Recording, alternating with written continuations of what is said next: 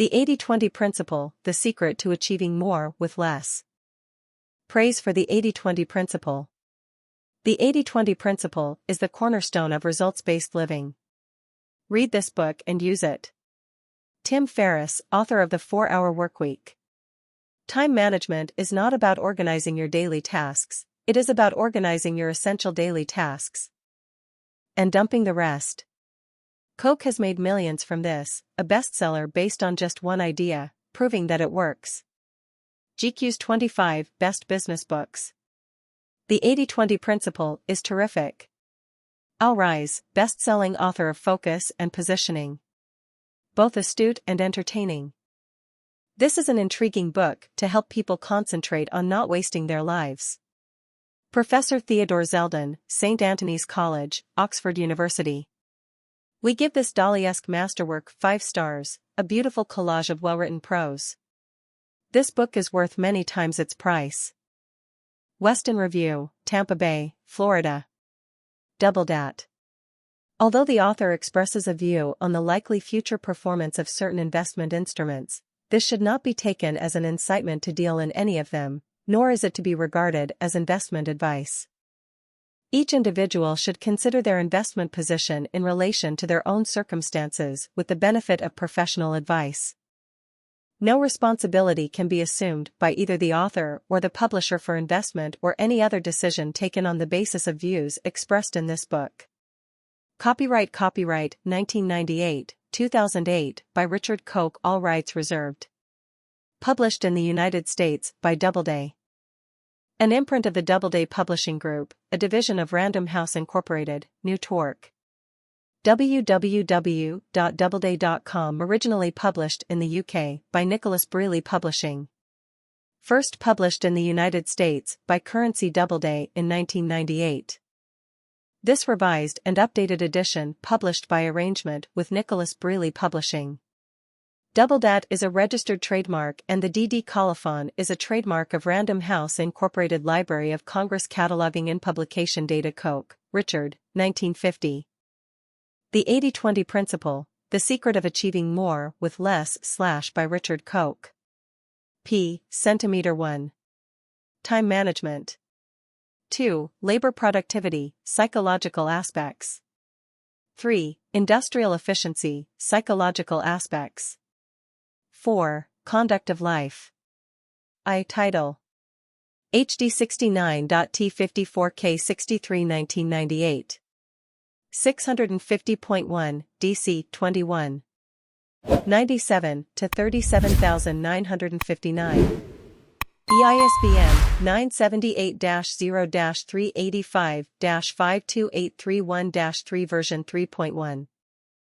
For a very long time, the Pareto Law, the 80-20 Principle, has lumbered the economic scene like an erratic block on the landscape, an empirical law which nobody can explain. Joseph Steindl. God plays dice with the universe. But they're loaded dice. And the main objective is to find out by what rules they were loaded and how we can use them for our own ends. Joseph Ford. We cannot be certain to what height the human species may aspire.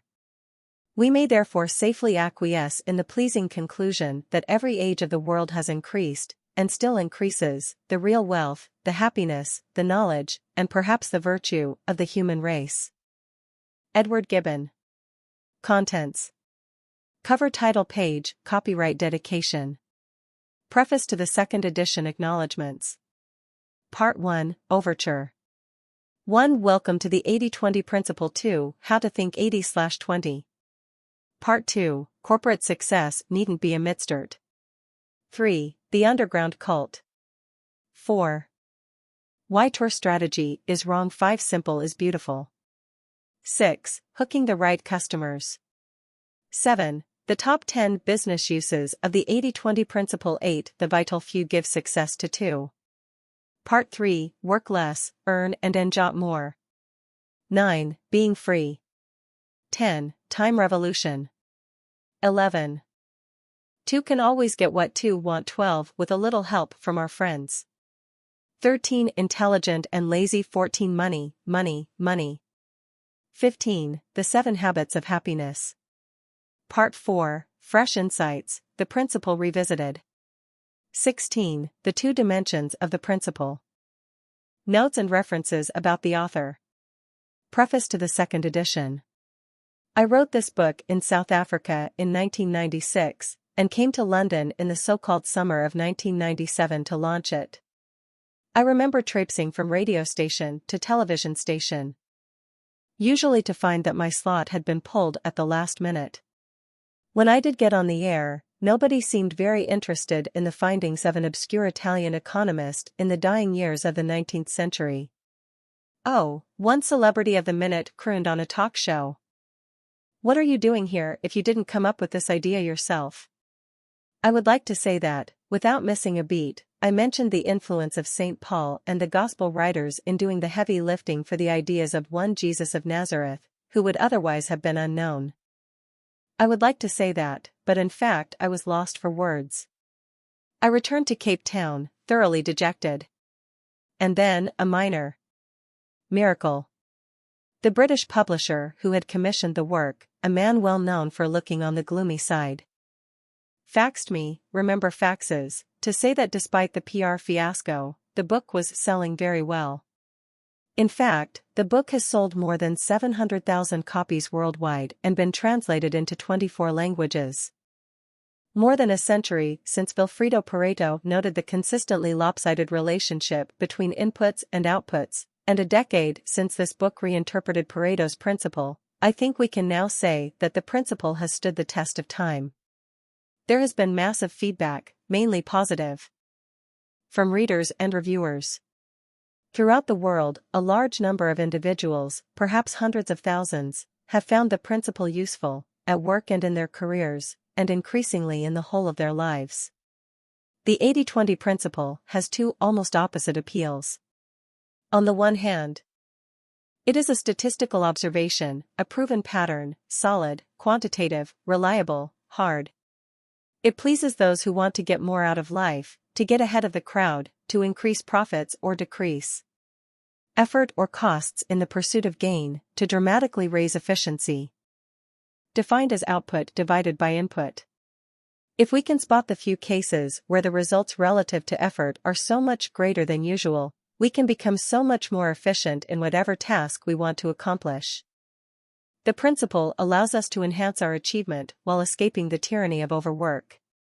On the other hand, the principle has a totally different side, soft, mystical, eerie, almost magic in the way that the same pattern of numbers crops up everywhere. And related not to efficiency at all, but to everything that makes our lives worthwhile. The sense that we are connected to each other and to the universe by a mysterious law, which we can tap into and which can change our lives, generates a sense of wonder and awe. Looking back, I think what was different about my book was that it extended the domain of the principle. It had previously been well known in the business arena to increase efficiency. As far as I know, it had never previously been deployed to enhance the quality and depth of our whole lives.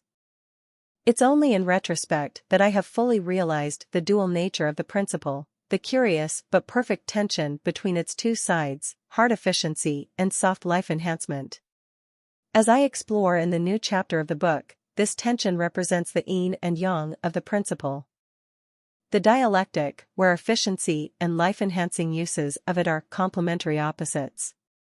Efficiency clears the space for life enhancement, while life enhancement requires us to be clear about the few things that are really important in our work, relationships, and all the other activities we do in our lives. Of course, not everyone accepted my reinterpretation of Pareto's principle.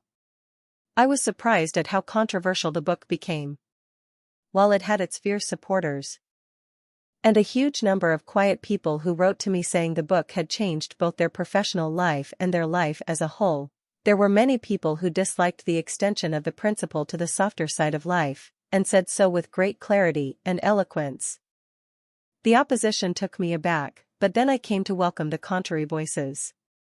They have made me think about the principle more deeply and, as I hope is demonstrated in the final chapter, reach a greater understanding of its dual nature. What is new about this edition? To start with, less is more. I have cut out the original final chapter, Progress Regained.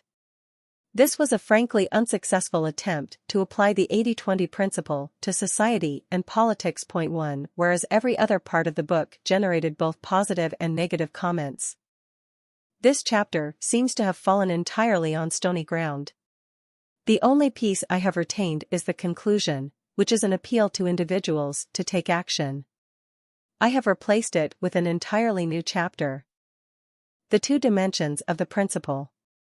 This covers the highlights generated by a decade of reviews, conversations, letters and emails, and amplifies and categorizes the best criticisms of the principle, before giving my response.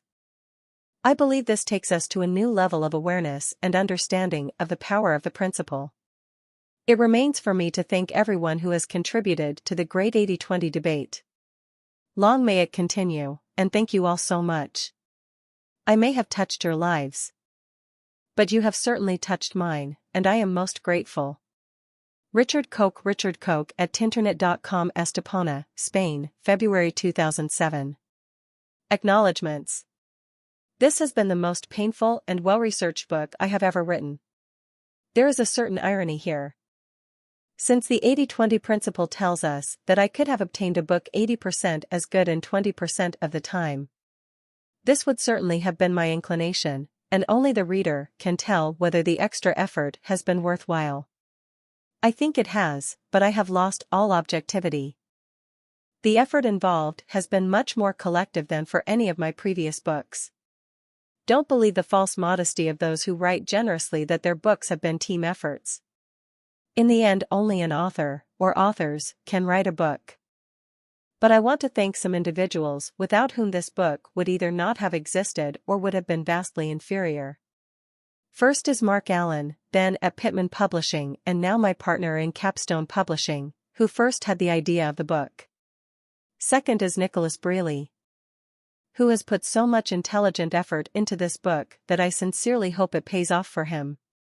According to the von Manstein principle, see Chapter 13, people like Nicholas who are smart and industrious will not be as successful as those who are smart and lazy. To become a real star, Nicholas must work a great deal less. I have a theory that if he published half the number of books, and put all his effort into these, he'd make even more money. I hope my next book will not be one to get the axe. I am very grateful for his persistence on this book. Sally Lansdell-Tung has been the third person collaborating to get the structure and text right. She is clearly a gifted publisher in her own right. Next, my researcher on the book, Nick Osterlink, did a terrific job of reconstructing the history of the 80-20 principle from 1897 to 1997. He has now disappeared from my radar screen, but if he would like to get in touch, I would be delighted to dispense some champagne his way. I should also thank not only Mr. Pareto for originating the 80-20 principle, but also Mr. Uran, Mr. Zip, Mr. Krugman, and the unsung heroes at IBM in the 1960s for elaborating it. And also the hundreds of people from all walks of life and disciplines who have written magazine articles about the 80-20 principle, many of whom I have quoted extensively as evidence of the way in which the principle can be used.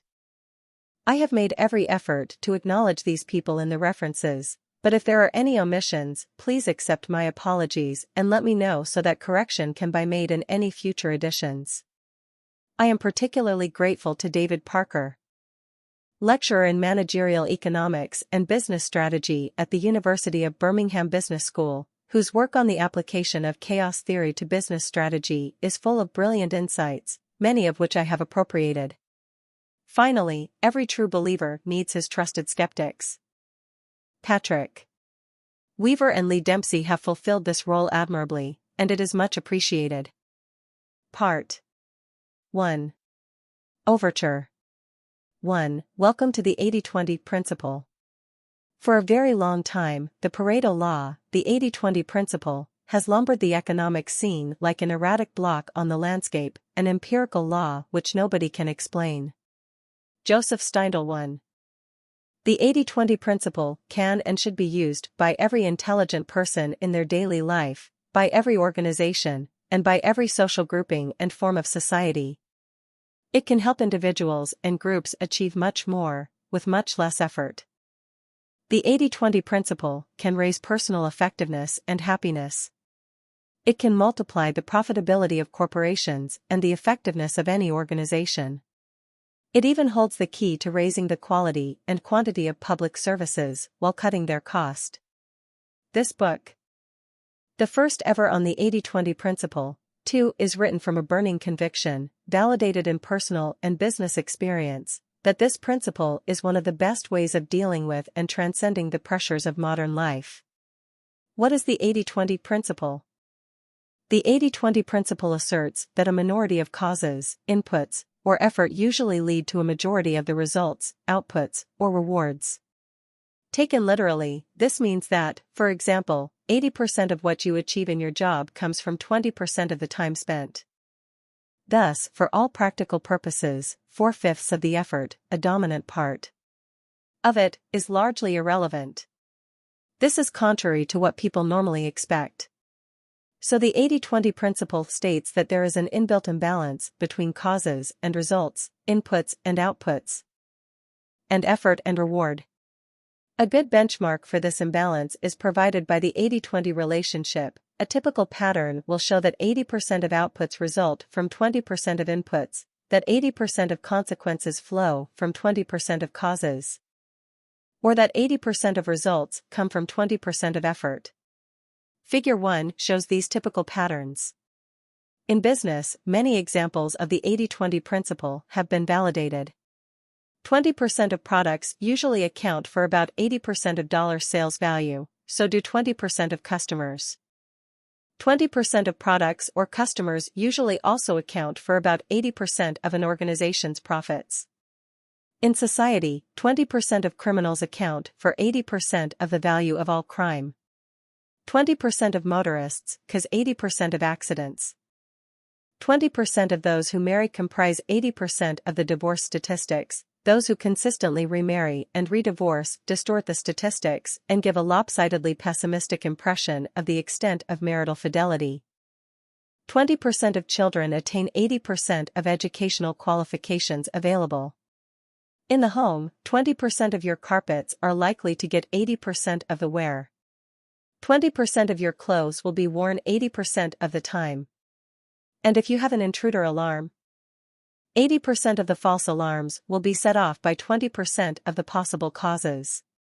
The internal combustion engine is a great tribute to the 80-20 principle. 80% of the energy is wasted in combustion and only 20% gets to the wheels. This 20% of the input generates 100% of the output. 3. Figure 1, the 80-20th principle. Pareto's discovery, systematic and predictable lack of balance. The pattern underlying the 80-20 principle was discovered in 1897, about 100 years ago, by Italian economist Vilfredo Pareto, 1848. 1923, his discovery has since been called many names, including the Pareto principle, the Pareto law, the 80-20 rule, the principle of least effort, and the principle of imbalance. Throughout this book we will call it the 80-20 principle. By a subterranean process of influence on many important achievers, especially business people, computer enthusiasts and quality engineers, the 80-20 principle has helped to shape the modern world. It has remained one of the great secrets of our time, and even the select band of cognoscenti who know and use the 80-20 principle only exploit a tiny proportion of its power. So what did Vilfredo Pareto discover? He happened to be looking at patterns of wealth and income in 19th century England. He found that most income and wealth went to a minority of the people in his samples. Perhaps there was nothing very surprising in this. But he also discovered two other facts that he thought highly significant. One was that there was a consistent mathematical relationship between the proportion of people, as a percentage of the total relevant population, and the amount of income or wealth that this group enjoyed. Point 4 to simplify. If 20% of the population enjoyed 80% of the wealth, 5 then you could reliably predict that 10% would have, say, 65% of the wealth, and 5% would have 50%. The key point is not the percentages, but the fact that the distribution of wealth across the population was predictably unbalanced. Pareto's other finding, one that really excited him, was that this pattern of imbalance was repeated consistently whenever he looked at data referring to different time periods or different countries. Whether he looked at England in earlier times, or whatever data were available from other countries in his own time or earlier, he found the same pattern repeating itself over and over again with mathematical precision. Was this a freak coincidence? Or something that had great importance for economics and society? Would it work if applied to sets of data relating to things other than wealth or income? Pareto was a terrific innovator, because before him no one had looked at two related sets of data, in this case, the distribution of incomes or wealth, compared to the number of income earners or property owners, and compared percentages between the two sets of data. Nowadays this method is commonplace and has led to major breakthroughs in business and economics. Sadly, although Pareto realized the importance and wide range of his discovery, he was very bad at explaining it. He moved on to a series of fascinating but rambling sociological theories, centering on the role of elites, which were hijacked at the end of his life by Mussolini's fascists. The significance of the 80-20 principle lay dormant for a generation. While a few economists, especially in the U.S. realized its importance, it was not until after the Second World War that two parallel yet completely different pioneers began to make waves with the 80-20 principle. 1949, Zipf's principle of least effort. One of these pioneers was the Harvard professor of philology, George K. Zipf.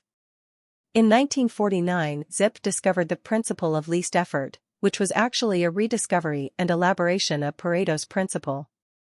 Zipf's principle said that resources, people, goods, time, skills, or anything else that is productive, tended to arrange themselves so as to minimize work, so that approximately 20 to 30% of any resource accounted for 70 to 80% of the activity related to that resource. 7. Professor Zipf used population statistics, books, philology, and industrial behavior to show the consistent recurrence of this unbalanced pattern. For example, he analyzed all the Philadelphia marriage licenses granted in 1931 in a 20-block area, demonstrating that 70% of the marriages occurred between people who lived within 30% of the distance.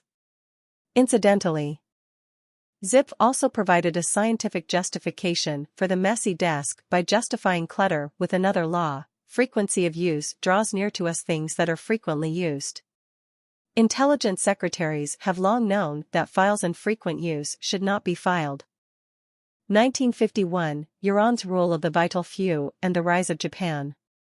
The other pioneer of the 80-20 principle was the great quality guru, Romanian-born U.S. engineer Joseph Moses Uran, born 1904, the man behind the quality revolution of 1950-90. He made what he alternately called the Pareto principle and the rule of the vital few virtually synonymous with the search for high product quality. In 1924, Uran joined Western Electric, the manufacturing division of Bell Telephone System, starting as a corporate industrial engineer and later setting up as one of the world's first quality consultants.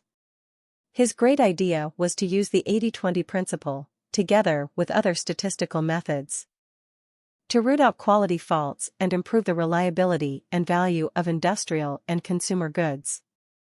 Uran's path-breaking quality control handbook was first published in 1951 and extolled the 80-20 principle in very broad terms.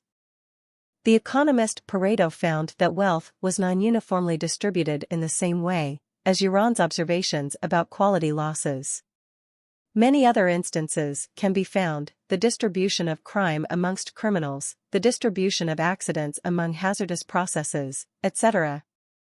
Pareto's principle of unequal distribution applied to distribution of wealth and to distribution of quality losses. 8. No major U.S. industrialist was interested in Uran's theories.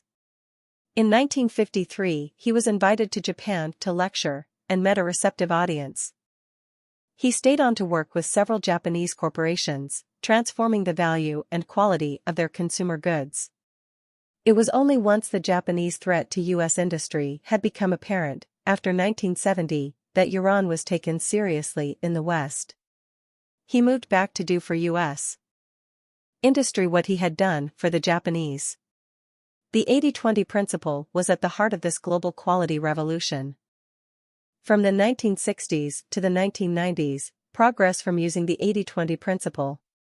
IBM was one of the earliest and most successful corporations to spot and use the 80-20 principle, which helps to explain why most computer systems specialists trained in the 1960s and 1970s are familiar with the idea. In 1963, IBM discovered that about 80% of a computer's time is spent executing about 20% of the operating code.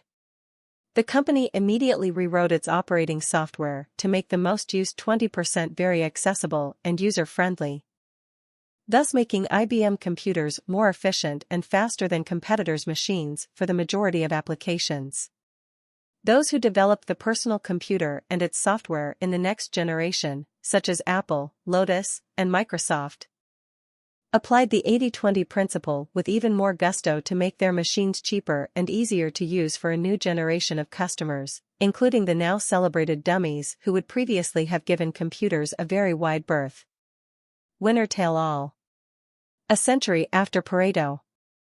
The implications of the 80-20 principle have surfaced in a recent controversy over the astronomic and ever-rising incomes going to superstars and those very few people at the top of a growing number of professions. Film director Steven Spielberg earned $165 million in 1994. Joseph Jameel, the most highly paid trial lawyer, was paid $90 million.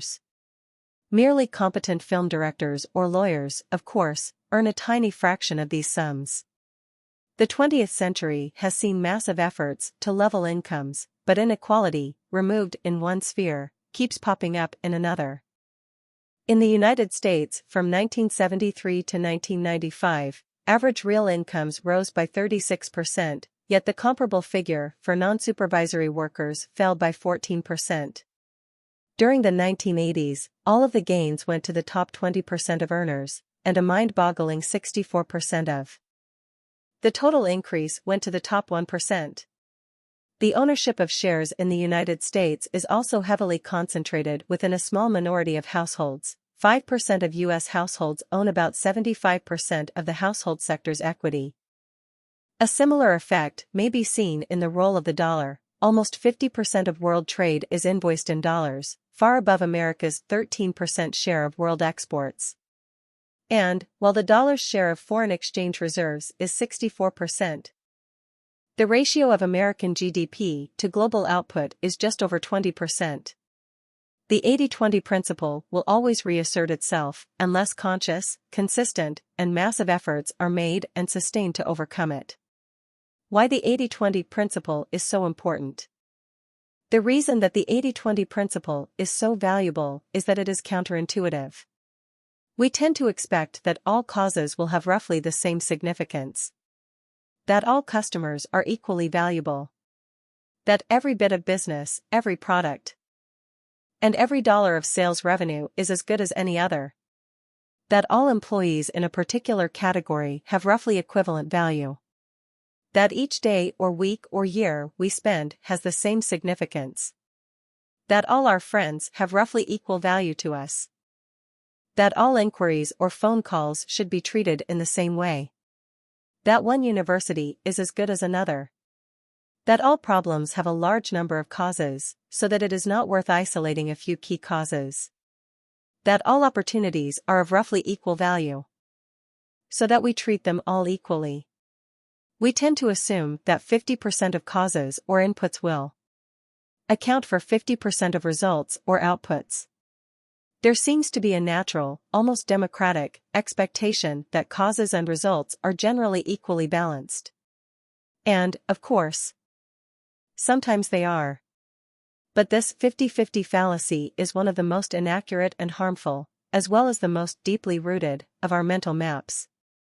The 80-20 principle asserts that when two sets of data, relating to causes and results, can be examined and analyzed, The most likely result is that there will be a pattern of imbalance. The imbalance may be 65/35, 70/30, 75/25, 80/20, 95/5, or 99.9/0.1, or any set of numbers in between. However, the two numbers in the comparison don't have to add up to 100, see this page. The 80-20 principle also asserts that when we know the true relationship, we are likely to be surprised at how unbalanced it is. Whatever the actual level of imbalance, it is likely to exceed our prior estimate. Executives may suspect that some customers and some products are more profitable than others, but when the extent of the difference is proved, they are likely to be surprised and sometimes dumbfounded. Teachers may know that the majority of their disciplinary troubles or most truancy arises from a minority of pupils, but if records are analyzed, the extent of the imbalance will probably be larger than expected. We may feel that some of our time is more valuable than the rest. But if we measure inputs and outputs, the disparity can still stun us. Why should you care about the 80-20 principle? Whether you realize it or not, the principle applies to your life, to your social world, and to the place where you work. Understanding the 80-20 principle gives you great insight into what is really happening in the world around you. The overriding message of this book is that our daily lives can be greatly improved by using the 80-20 principle. Each individual can be more effective and happier. Each profit-seeking corporation can become very much more profitable. Each nonprofit organization can also deliver much more useful outputs. Every government can ensure that its citizens benefit much more from its existence. For everyone and every institution, it is possible to obtain much more that is of value and avoid what has negative value, with much less input of effort, expense, or investment. At the heart of this progress is a process of substitution. Resources that have weak effects in any particular use are not used, or are used sparingly. Resources that have powerful effects are used as much as possible. Every resource is ideally used where it has the greatest value. Wherever possible, weak resources are developed so that they can mimic the behavior of the stronger resources. Business and markets have used this process, to great effect, for hundreds of years. The French economist J.B. Say coined the word entrepreneur around 1800, saying that the entrepreneur shifts economic resources out of an area of lower productivity into an area of higher productivity and yield. But one fascinating implication of the 80-20 principle is how far businesses and markets still are from producing optimal solutions. For example, the 80-20 principle asserts that 20% of products, or customers or employees, are really responsible for about 80% of profits. If this is true, and detailed investigations usually confirm that some such very unbalanced pattern exists, the state of affairs implied is very far from being efficient or optimal. The implication is that 80% of products, or customers or employees, are only contributing 20% of profits, that there is great waste, that the most powerful resources of the company are being held back by a majority of much less effective resources, that profits could be multiplied if more of the best sort of products could be sold, employees hired, or customers attracted, or convinced to buy more from the firm. In this kind of situation, one might well ask, why continue to make the 80% of products that only generate 20% of profits? Companies rarely ask these questions. Perhaps because to answer them would mean very radical action. To stop doing 4/5 of what you are doing is not a trivial change.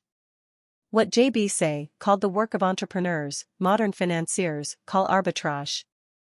International financial markets are very quick to correct anomalies in valuation, for example, between exchange rates. But business organizations and individuals are generally very poor at this sort of entrepreneurship or arbitrage. At shifting resources from where they have weak results to where they have powerful results, or at cutting off low-value resources and buying more high-value resources. Most of the time, we do not realize the extent to which some resources, but only a small minority, are superproductive, what Joseph Euron called the vital few, while the majority, the trivial many, exhibit little productivity or else actually have negative value. If we did realize the difference between the vital few and the trivial many in all aspects of our lives, and if we did something about it, we could multiply anything that we valued. The 80-20 principle and chaos theory. Probability theory tells us that it is virtually impossible for all the applications of the 80-20 principle to occur randomly, as a freak of chance. We can only explain the principle by positing some deeper meaning or cause that lurks behind it. Pareto himself grappled with this issue, trying to apply a consistent methodology to the study of society. He searched for theories that picture facts of experience and observation, for regular patterns, social laws, or uniformities that explain the behavior of individuals and society. Pareto's sociology failed to find a persuasive key. He died long before the emergence of chaos theory, which has great parallels with the 80-20 principle and helps to explain it. The last third of the 20th century has seen a revolution in the way that scientists think about the universe, overturning the prevailing wisdom of the past 350 years. That prevailing wisdom was a machine-based and rational view, which itself was a great advance on the mystical and random view of the world held in the Middle Ages. The machine-based view converted God from being an irrational and unpredictable force into a more user-friendly clockmaker-engineer. The view of the world held from the 17th century and still prevalent today, except in advanced scientific circles, was immensely comforting and useful. All phenomena were reduced to regular, predictable, linear relationships. For example, A causes B causes C, and A plus C cause D. This worldview enabled any individual part of the universe, the operation of the human heart, for example, or of any individual market, to be analyzed separately, because the whole was the sum of the parts and vice versa.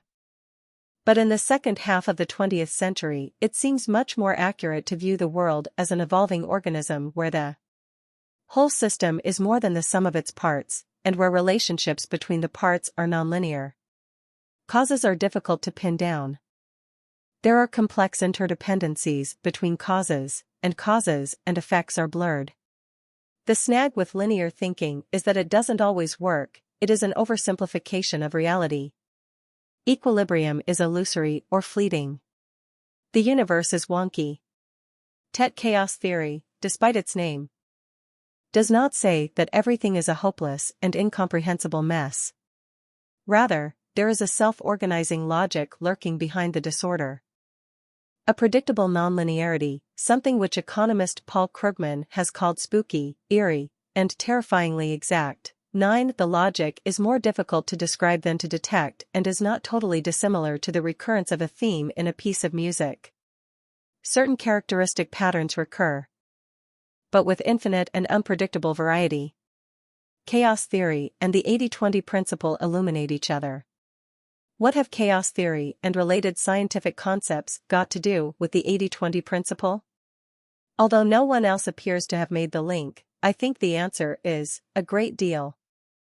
The principle of imbalance. The common thread between chaos theory and the 80-20 principle is the issue of balance, or, more precisely, imbalance. Both chaos theory and the 80-20 principle assert, with a great deal of empirical backing, that the universe is unbalanced. They both say that the world is not linear, cause and effect are rarely linked in an equal way. Both also place great store by self-organization. Some forces are always more forceful than others and will try to grab more than their fair share of resources. Chaos theory helps to explain why and how this imbalance happens by tracing a number of developments over time. The universe is not a straight line. The 80-20 principle, like chaos theory, is based around the idea of nonlinearity. A great deal of what happens is unimportant and can be disregarded. There are always a few forces that have an influence weighed beyond their numbers. These are the forces that must be identified and watched. If they are forces for good, we should multiply them. If they are forces we don't like, we need to think very carefully about how to neutralize them. The 80-20 principle supplies a very powerful empirical test of nonlinearity in any system, we can ask, do 20% of causes lead to 80% of results?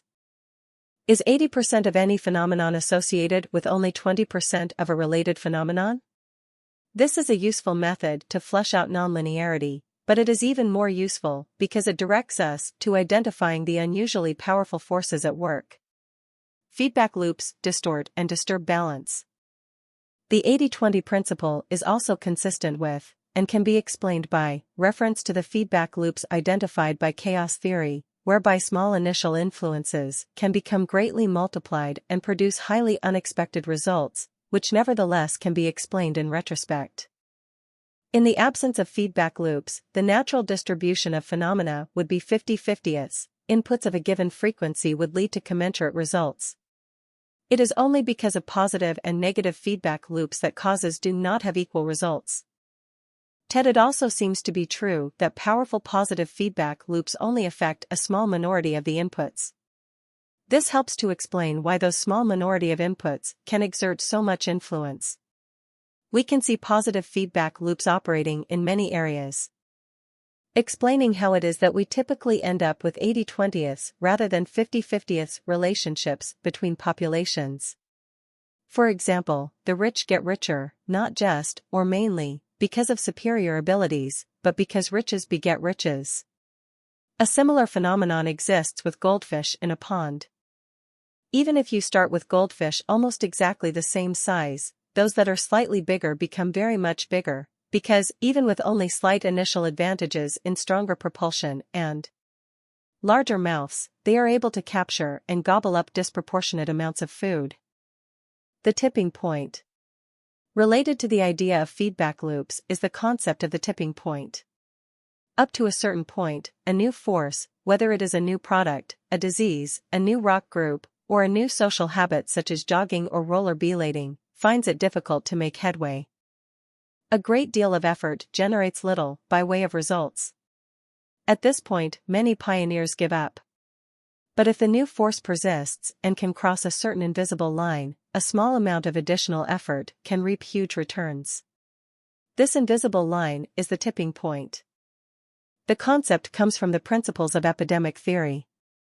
The tipping point is the point at which an ordinary and stable phenomenon, a low-level flu outbreak, can turn into a public health crisis, 10 because of the number of people who are infected and can therefore infect others.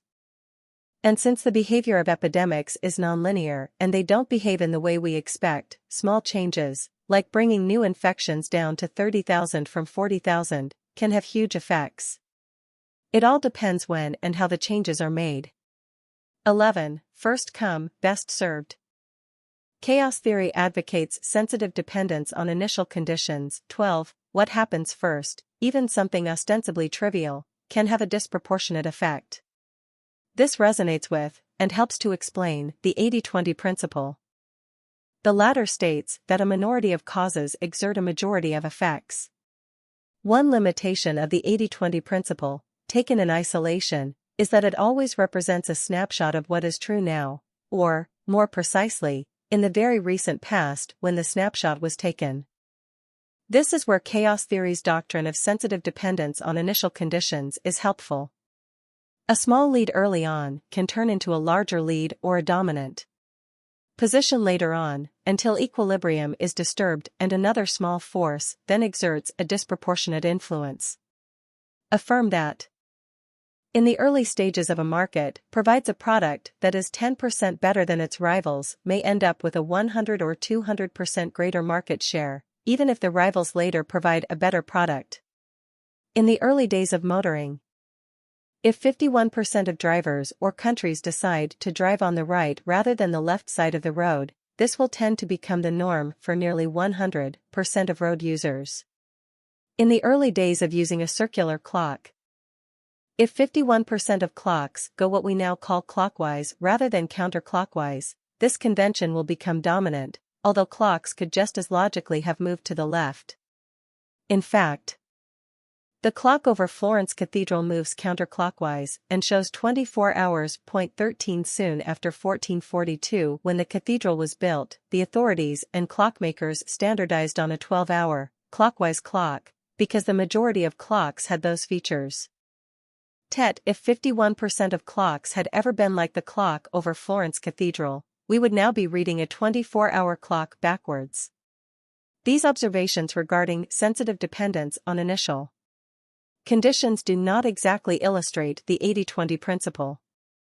The examples given involve change over time, whereas the 80-20 principle involves a static breakdown of causes at any one time. There is an important link between the two. Both phenomena help to show how the universe abhors balance. In the former case, we see a natural flight away from a 50-50 split of competing phenomena. A 51/49 split is inherently unstable and tends to gravitate towards a 95/5, 99/1, or even 100/0 split. Equality ends in dominance, that is one of the messages of chaos theory. The 80-20 principle's message is different yet complementary. It tells us that, at any one point, a majority of any phenomenon will be explained or caused by a minority of the actors participating in the phenomenon. 80% of the results come from 20% of the causes. A few things are important, most are not. The 80-20 principle sorts good movies from bad. One of the most dramatic examples of the 80-20 principle at work is with movies. Two economists have just made a study of the revenues and lifespans of 300 movies released over an 18-month period. 14. They found that 4 movies, just 1.3% of the total, earned 80% of box office revenues, the other 296 movies, or 98.7%, earned only 20% of the gross. So movies, which are a good example of unrestricted markets at work, produce virtually an 80-1 rule, a very clear demonstration of the principle of imbalance. Even more intriguing is why. It transpires that moviegoers behave just like gas particles in random motion. As identified by chaos theory, gas particles, ping-pong balls, or moviegoers all behave at random but produce a predictably unbalanced result. Word of mouth, from reviews and the first audiences, determines whether the second set of audiences will be large or small, which determines the next set, and so on. Movies like Independence Day or Mission Impossible continue to play to packed houses, while other star-studded and expensive movies, like Waterworld or Daylight, very quickly play to smaller and smaller houses, and then none at all. This is the 80-20 principle working with a vengeance. A guide to this guidebook. Chapter 2 explains how you can put the 80-20 principle into practice and explores the distinction between 80-20 analysis and 80-20 thinking, both of which are useful methods derived from the 80-20 principle. 80-20 analysis is a systematic, quantitative method of comparing causes and effects. 80-20 thinking is a broader, less precise, and more intuitive procedure, comprising the mental models and habits that enable us to hypothesize what are the important causes of anything important in our lives, to identify these causes, and to make sharp improvements in our position by redeploying our resources accordingly. Part 2, Corporate Success Needn't Be a Mystery, summarizes the most powerful business uses of the 80-20 principle.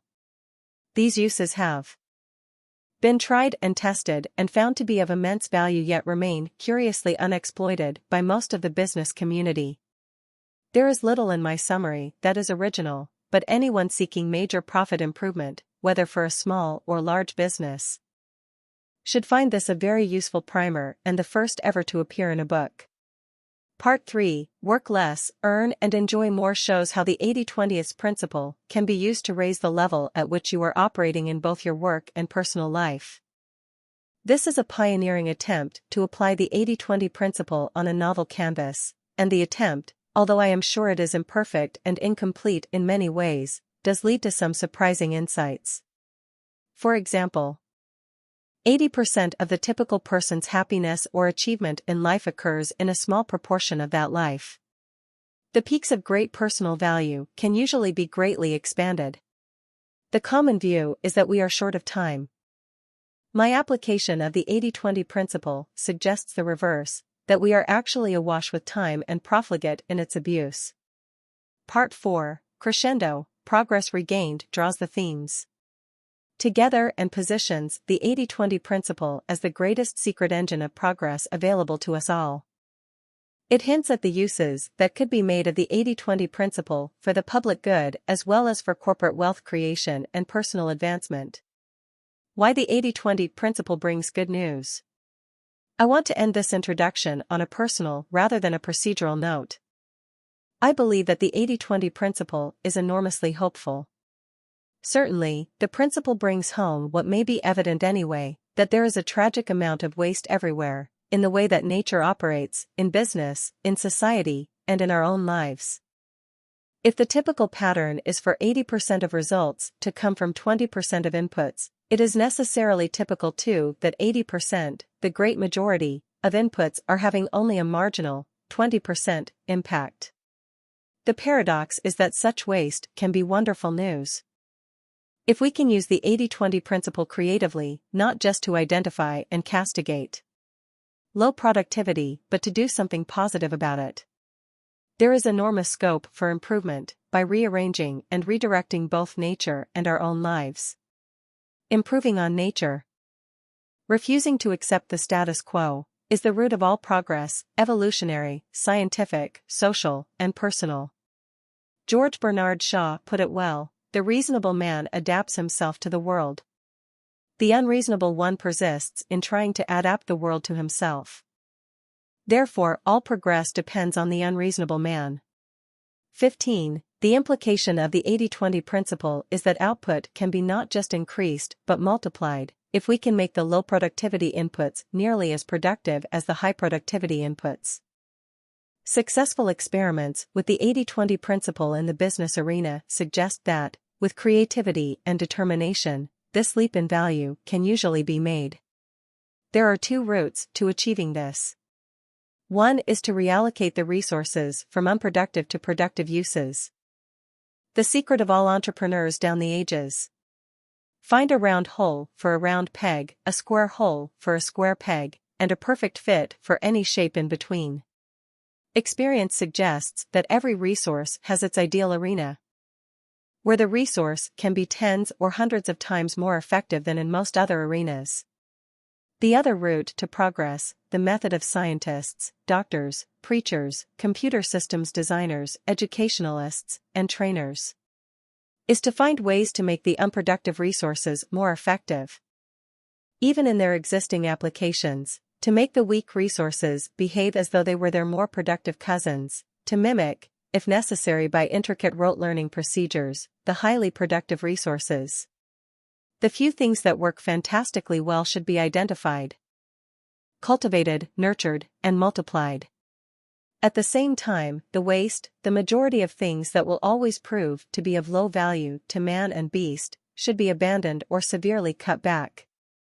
As I have been writing this book and observed thousands of examples of the 80-20 principle, I have had my faith reinforced, faith in progress, in great leaps forward, and in mankind's ability, individually and collectively, to improve the hand that nature has dealt. Joseph Ford comments, God plays dice with the universe, but they're loaded dice.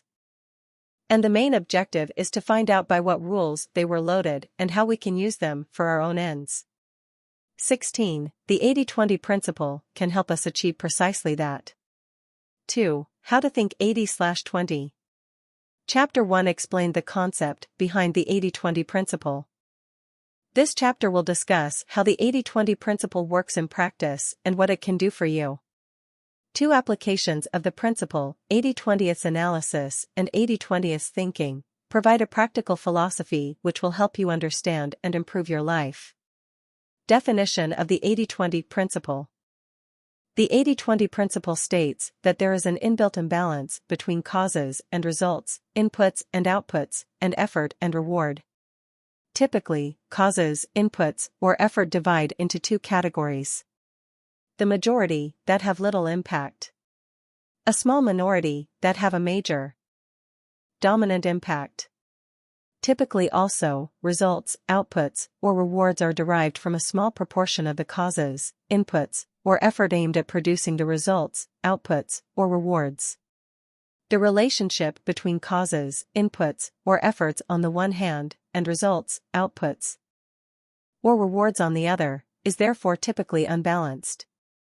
When this imbalance can be measured arithmetically, a good benchmark for the imbalance is the 80-20 relationship. 80% of results, outputs, or rewards are derived from only 20% of the causes, inputs, or effort. About 80% of the world's energy is consumed by 15% of the world's population, for example, 0.1. 80% of the world's wealth is possessed by 25% of the world's people. 0.2 in healthcare. 20% of your population base and/or 20% of its disease elements will consume 80% of your resources. 3. Figures 2 and 3 show this 80-20 pattern. Let us imagine that a company has 100 products and has found out that the most profitable 20 products account for 80% of all profits. In Figure 2, the bar on the left comprises the 100 products, each occupying an equal hundredth of the space. In the bar on the right are the total profits of the company from the 100 products. Imagine that the profits from the one most profitable product are filled in from the top of the right-hand bar downwards. Let us say that the most profitable product makes 20% of total profits. Figure 2 therefore shows that one product, or 1% of the products, occupying 1/100th of the space on the left, makes 20% of the profits. The shaded areas represent this relationship. Figure 2 shows a 20-to-1 pattern. If we continue counting the next most profitable product and so on down the bar, until we have the profits from the top 20 products. We can then shade in the right-hand bar according to how much of the total profit these top 20 products make. We show this in Figure 3, where we see, in our fictitious example, that these 20 products, 20% of the number of products, comprise 80% of the total profits in the shaded area. Conversely, in the white area, we can see the flip side of this relationship. 80% of the products only make, in total, 20% of the profits. The 80-20 numbers are only a benchmark, and the real relationship may be more or less unbalanced than 80-20. The 80-20 principle asserts, however, that in most cases the relationship is much more likely to be closer to 80-20 than to 50-50. If all of the products in our example made the same profit, then the relationship would be as shown in Figure 4. The curious but crucial point is that, when such investigations are conducted, Figure 3 turns out to be a much more typical pattern than Figure 4. Nearly always, a small proportion of total products produces a large proportion of profits. Figure 3, a typical 80-20 pattern. Figure 4, an unusual 50-50 pattern. Of course, the exact relationship may not be 80 out of 20. 80-20 is both a convenient metaphor and a useful hypothesis. But it is not the only pattern. Sometimes, 80% of the profits come from 30% of the products. Sometimes 80% of the profits come from 15% or even 10% of the products. The numbers compared do not have to add up to 100, but the picture usually looks unbalanced. Much more like Figure 3 than Figure 4. It is perhaps unfortunate that the numbers 80 and 20 add up to 100. This makes the result look elegant, as, indeed, would a result of 50-50, 70-30, 99-1, or many other combinations, and it is certainly memorable, but it makes many people think that we are dealing with just one set of data. 100%. This is not so. If 80% of people are right-handed and 20% are left-handed, this is not an 80-20 observation. To apply the 80-20 principle, you have to have two sets of data, both adding up to 100%, and one measuring a variable quantity owned, exhibited, or caused by the people or things making up the other 100%. What the 80-20 principle can do for you. Every person I have known who has taken the 80-20 principle seriously has emerged with useful, and in some cases life-changing, insights. To have to work out your own uses for the principle, they will be there if you look creatively. Part 3, Chapters 9-15, will guide you on your odyssey, but I can illustrate with some examples from my own life how the 80-20 principle has helped me. When I was a raw student at Oxford, my tutor told me never to go to lectures. Books can be read far faster, he explained. But never read a book from cover to cover, except for pleasure. When you are working, find out what the book is saying much faster than you would by reading it through. Read the conclusion, then the introduction, then the conclusion again, then dip lightly into any interesting bits. What he was really saying was that 80% of the value of a book can be found in 20% or fewer of its pages and absorbed in 20% of the time most people would take to read it through. I took to this study method and extended it.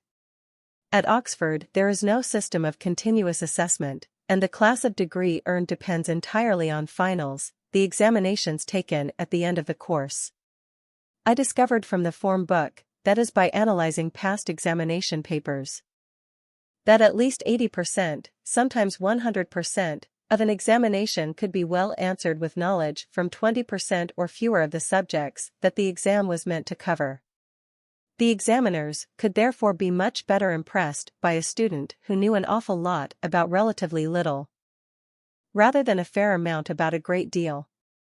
This insight enabled me to study very efficiently. Somehow, without working very hard, I ended up with a congratulatory first-class degree. I used to think this proved that Oxford dons were gullible.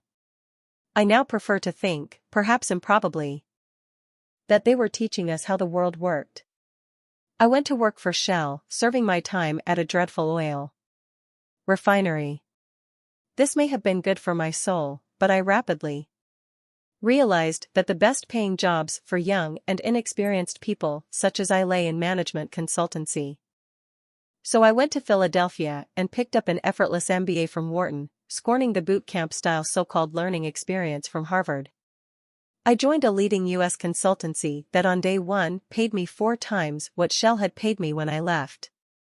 No doubt 80% of the money to be had by people of my tender age was concentrated in 20% of the jobs. Since there were too many colleagues in the consultancy who were smarter than me, I moved to another U.S. strategy boutique. I identified it because it was growing faster than the firm I had joined, yet had a much smaller proportion of really smart people. Who you work for is more important than what you do. Here I stumbled across many paradoxes of the 80-20 principle. 80% of the growth in the strategy consultancy industry, then, as now, growing like gangbusters, was being appropriated by firms that then had, in total, fewer than 20% of the industry's professional staff. 80% of rapid promotions were also available in just a handful of firms. Believe me, talent had very little to do with it. When I left the first strategy firm and joined the second, I raised the average level of intelligence in both. The puzzling thing was that my new colleagues were more effective than my old ones. Why? They didn't work any harder. But they followed the 80-20 principle in 2 key ways. First, they realized that for most firms, 80% of profits come from 20% of clients. In the consulting industry, that means 2 things: large clients and long-term clients. Large clients give large assignments, which means you can use a higher proportion of lower-cost, younger consultants. Long-term client relationships create trust and raise the cost to the client of switching to another consulting firm. Long-term clients tend not to be price-sensitive. In most consulting firms, the real excitement comes from winning new clients. In my new firm, the real heroes were those who worked on the largest existing clients for the longest possible time. They did this by cultivating the top bosses of those client corporations. The second key insight the consulting firm had was that in any client, 80% of the results available would flow from concentrating on the 20% of most important issues. These were not necessarily the most interesting ones from a curious consultant's viewpoint. But whereas our competitors would look superficially at a whole range of issues and then leave them for the client to act, or not, on the recommendations, we kept plugging away at the most important issues until we had bludgeoned the client into successful action. The client's profits often soared as a result, as did our consulting budgets. Are you whirling to mail others rich, or is it the reverse? I soon became convinced that, for both consultants and their clients, effort and reward were at best only loosely linked. It was better to be in the right place than to be smart and work hard. It was best to be cunning and focus on results rather than inputs. Acting on a few key insights produced the goods. Being intelligent and hardworking did not. Sadly, for many years, guilt and conformity to peer group pressure kept me from fully acting on this lesson. I worked far too hard. By this time, the consulting firm had several hundred professional staff and about 30 people, including myself, who were called partners. But 80% of the profits went to one man. The founder, even though numerically he constituted less than 4% of the partnership and a fraction of 1% of the consulting force. Instead of continuing to enrich the founder, 2 other junior partners and I spun off to set up our own firm doing exactly the same thing. We in turn grew to have hundreds of consultants. Before long, although the 3 of us, on any measure, did less than 20% of the firm's valuable work, we enjoyed over 80% of the profits. This, too, caused me guilt. After 6 years I quit, selling my shares to the other partners. At this time, we had doubled our revenues and profits every year, and I was able to secure a good price for my shares. Shortly after, the recession of 1990 hit the consulting industry. Although I will counsel you later to give up guilt, I was lucky with my guilt. Even those who follow the 80-20 principle need a bit of luck, and I have always enjoyed far more than my share. Wealth from investment can dwarf wealth from whirling. With 20% of the money received, I made a large investment in the shares of one corporation. Filofax. Investment advisors were horrified. At the time I owned about 20 shares in quoted public companies, but this one stock, 5% of the number of shares I owned, accounted for about 80% of my portfolio. Fortunately, the proportion proceeded to grow still further. As over the next 3 years, Filofax shares multiplied several times in value. When I sold some shares in 1995, it was at nearly 18 times the price I had paid for my first stake. I made 2 other large investments, one in a startup restaurant called Belgo and the other in MSI, a hotel company that at the time owned no hotels. Together, these 3 investments at cost comprised about 20% of my net worth. But they have accounted for more than 80% of my subsequent investment gains and now comprise over 80% of a much larger net worth.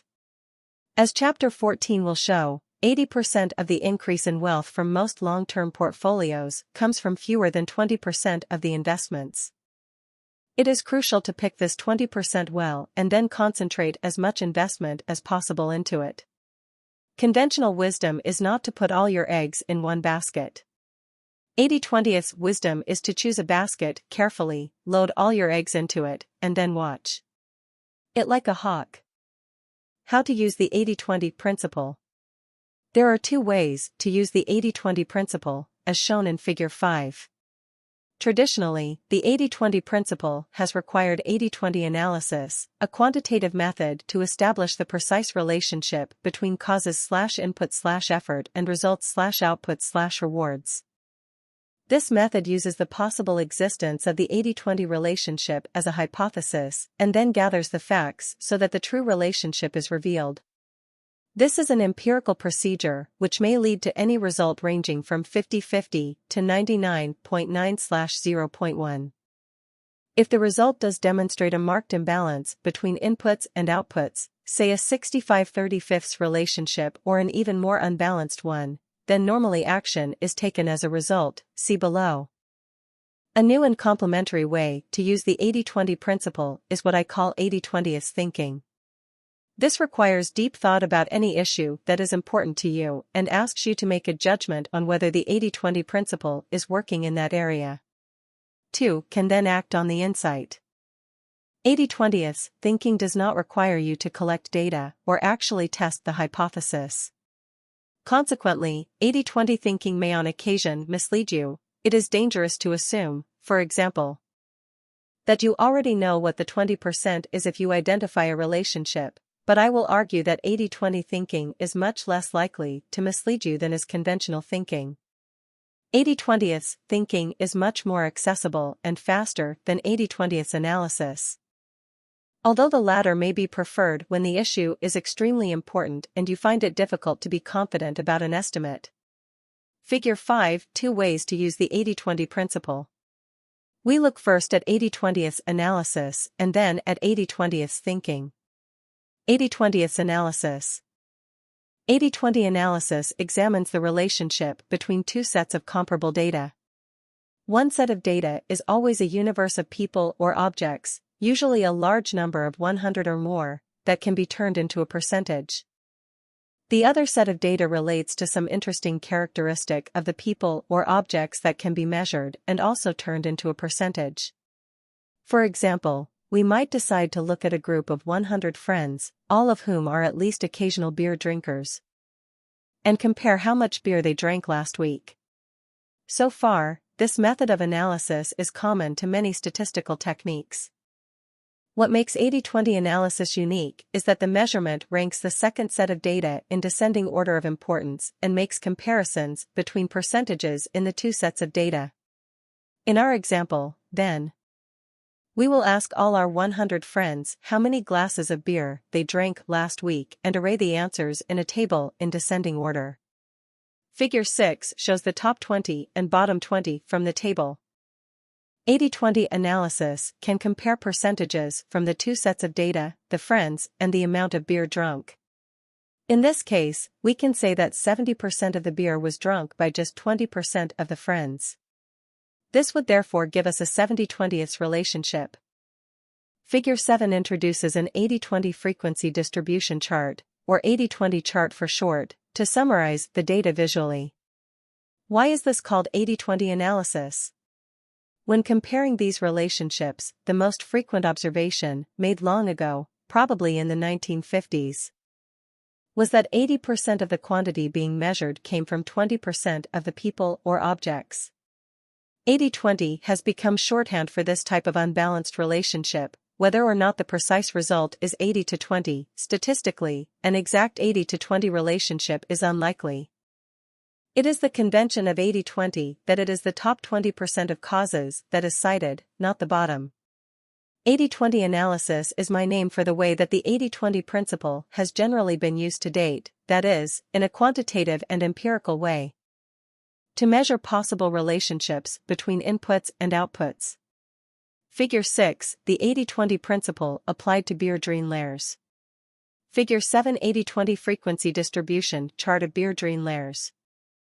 We could equally well observe from the data on our beer-drinking friends that the bottom 20% of people only consumed 30 glasses, or 3% of the total. It would also be perfectly legitimate to call this a 3/20 relationship, although this is rarely done. The emphasis is nearly always on the heavy users or causes. If a brewery was conducting a promotion or wanted to find out what beer drinkers thought about their range of beers, it would be most useful to go to the top 20. We might also want to know what percentage of our friends combine to account for 80% of total beer consumption. In this case, inspection of the part of the table not displayed, the middle part, would show that Mike G., the 28th biggest drinker with 10 glasses, took the cumulative total to 800 glasses. We could express this relationship, therefore, as 80/28, 80% of total beer was drunk by just 28% of our friends. It should be clear from this example that 80/20 analysis may result in any set of findings. Clearly, individual findings are more interesting and potentially more useful where there is an imbalance. If, for example, we had found that all of our friends had drunk exactly 8 glasses each, the brewery would not have been very interested in using our group for a promotion or research. In this case, we would have had a 20/20 relationship. 20% of beer was drunk by the top 20% of friends, or an 80-80 relationship, 80% of beer was drunk by 80% of friends. Bar charts show 80-20 relationships best. An 80-20 analysis is best displayed pictorially, by looking at two bars, as is particularly appropriate for our example. Figures 2-4 above were bar charts. The first bar in Figure 8 contains our 100 beer-drinking friends, each filling 1% of the space. Starting with the biggest beer drinker at the top and ending with the smallest beer drinkers at the bottom. The second bar contains the total amount of beer drunk by each, and all, of our friends. At any point, we can see for a given percentage of our friends how much beer they accounted for. Figure 8 Beer/Beer Drinking Ratios. Figure 9 Beer/Beer Drinking Ratios. Figure 8 shows what we discovered from the table, and could also see from Figure 7, the top 20% of beer drinkers accounted for 70% of the beer drunk. The simple bars in Figure 8 take the data from Figure 7 and display them from top to bottom instead of from left to right. It doesn't matter which display you prefer.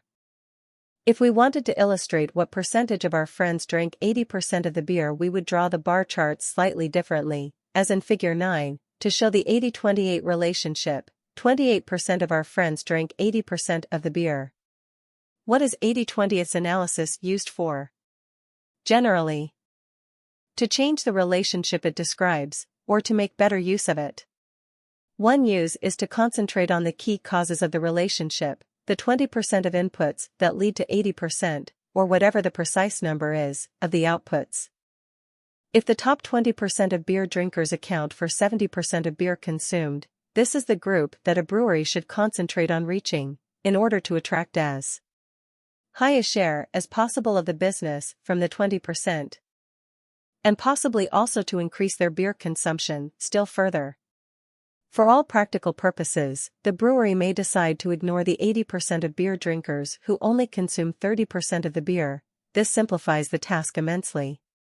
Similarly, a firm that finds that 80% of its profits come from 20% of its customers should use this information to concentrate on keeping that 20% happy and increasing the business carried out with them. This is much easier, as well as more rewarding, than paying equal attention to the whole customer group. Or, if the firm finds that 80% of its profits come from 20% of its products, it should put most of its efforts behind selling more of those products. The same idea applies to non-business applications of 80-20 analysis. If you analyzed the enjoyment you derived from all your leisure activities and found that 80% of the enjoyment derived from 20% of the activities, which currently took only 20% of your leisure time, it would make sense to increase the time allocation from 20 to at least 80%. Take transport as another example. 80% of traffic jams occur on 20% of roads. If you drive on the same route to work each day, you will know that roughly 80% of delays usually occur at 20% of the intersections. A sensible reaction would be for traffic authorities to pay particular attention to traffic phasing on those 20% of jam-creating intersections. While the expense of such phasing might be too much for 100% of junctions 100% of the time, it would be money well spent in the key 20% of locations for 20% of the day. The second main use of 80-20 analysis is to do something about the underperforming 80% of inputs that contribute only 20% of the output. Perhaps the occasional beer drinkers can be persuaded to drink more, for example, by providing a blander product. Perhaps you could work out ways to get greater enjoyment out of the underperforming leisure activities. In education, interactive teaching systems now replicate the technique used by college professors, where questions are addressed randomly to any student. In order to combat the 80-20 rule, where 80% of classroom participation comes from 20% of the trainees. In U.S. shopping malls, it has been found that women, some 50% of the population, account for 70% of the dollar value of all purchases. 41 way to increase the 30% of sales to men might be to build stores specifically designed for them. Although this second application of 80-20 analysis is sometimes very useful and has been put to great effect in industry in improving the productivity of underperforming factories, it is generally harder work and less rewarding than the first use. Control Handbook, the Bible of the Quality Movement, in 1951, but it received a very flat reception. The only serious interest came from Japan, and both Uran and Deming moved there in the early 1950s. Their pioneering work took an economy known at the time for shoddy imitations and transformed it into a powerhouse of high quality and productivity. It was only when Japanese goods, such as motorcycles and photocopiers, began to invade the U.S. market that most American, and other Western, corporations began to take the quality movement seriously. From 1970, and especially after 1980, Uran, Deming, and their disciples undertook an equally successful transformation of Western quality standards, leading to huge improvements in the level and consistency of quality, dramatic reductions in fault rates, and large falls in manufacturing costs. The 80-20 principle was one of the key building blocks of the quality movement. Joseph Uran was the most enthusiastic messiah of the principle, although he called it the Pareto principle or the rule of the vital few. In the first edition of the Quality Control Handbook, Uran commented that losses, that is, manufactured goods that have to be rejected because of poor quality, do not arise from a large number of causes. Rather, the losses are always maldistributed in such a way that a small percentage of the quality characteristics always contributes a high percentage of the quality loss. The footnote to the text commented that the economist Pareto found that wealth was non-uniformly distributed in the same way. Many other instances can be found: the distribution of crime amongst criminals, the distribution of accidents among hazardous processes, etc. Pareto's principle of unequal distribution applied to distribution of wealth and to distribution of quality losses. Point 1. Uran applied the 80-20 principle to statistical quality control. The approach is to identify the problems causing lack of quality and to rank them from the most important, the 20% of defects causing 80% of quality problems, to the least important. Both Uran and Deming came to use the phrase 80-20 increasingly, encouraging diagnosis of the few defects causing most of the problems. Once the vital few sources of off-quality product have been identified, effort is focused on dealing with these issues, rather than trying to tackle all the problems at once.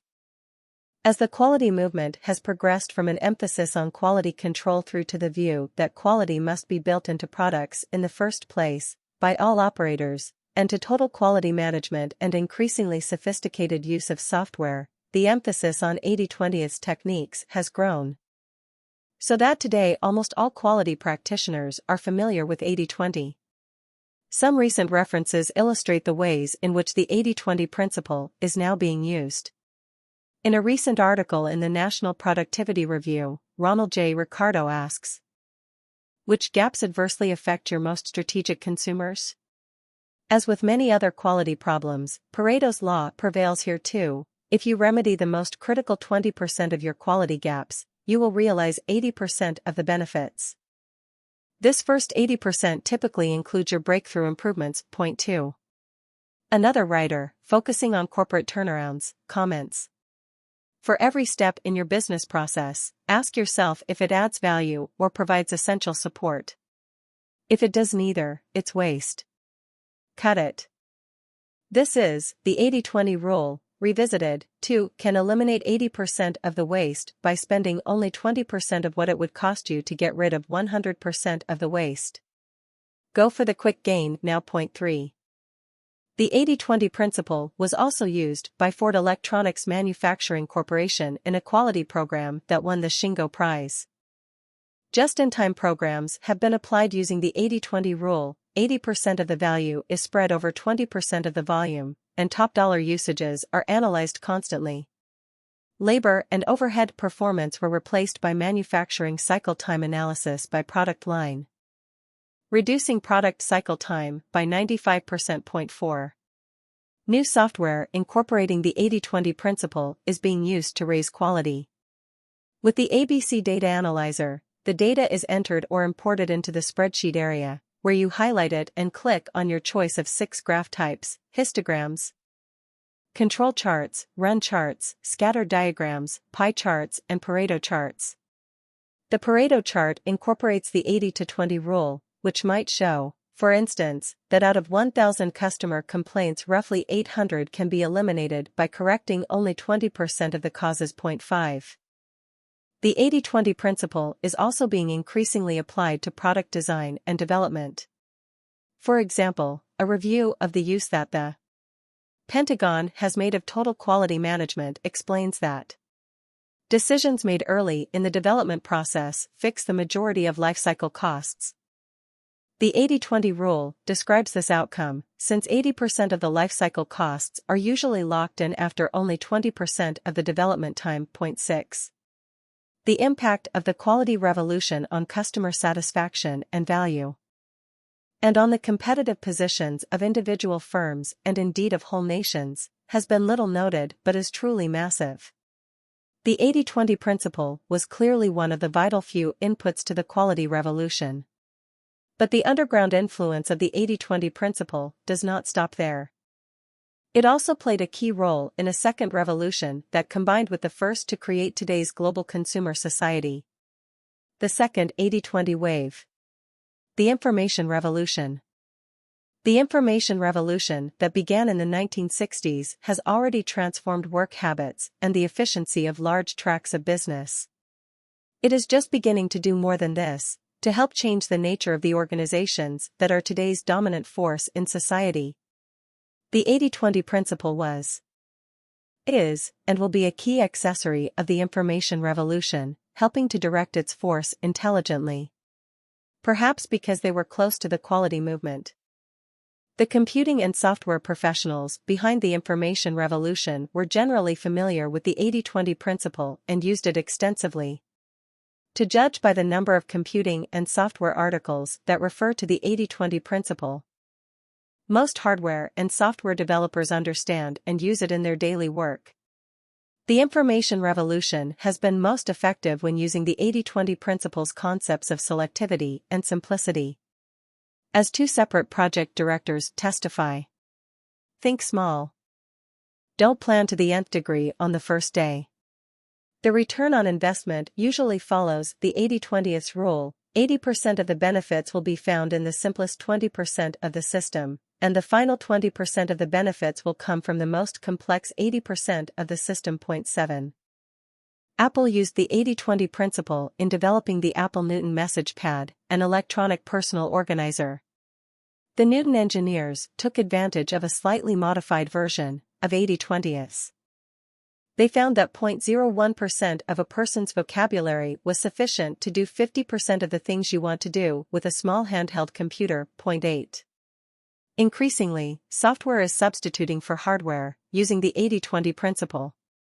An example is the RISC software invented in 1994. RISC is based on a variation of the 80-20 rule. This rule assumes that most software spends 80% of its time executing only 20% of the available instructions. RISC processors optimize the performance of that 20%. And keep chip size and cost down by eliminating the other 80%. RISC does in software what CISC, the previously dominant system, does in silicon. 9. Those who apply software know that, even though it is incredibly efficient, usage follows 80-20 patterns. As one developer states, the business world has long abided by the 80-20 rule. It's especially true for software, where 80% of a product's uses take advantage of only 20% of its capabilities. That means that most of us pay for what we don't want or need. Software developers finally seem to understand this.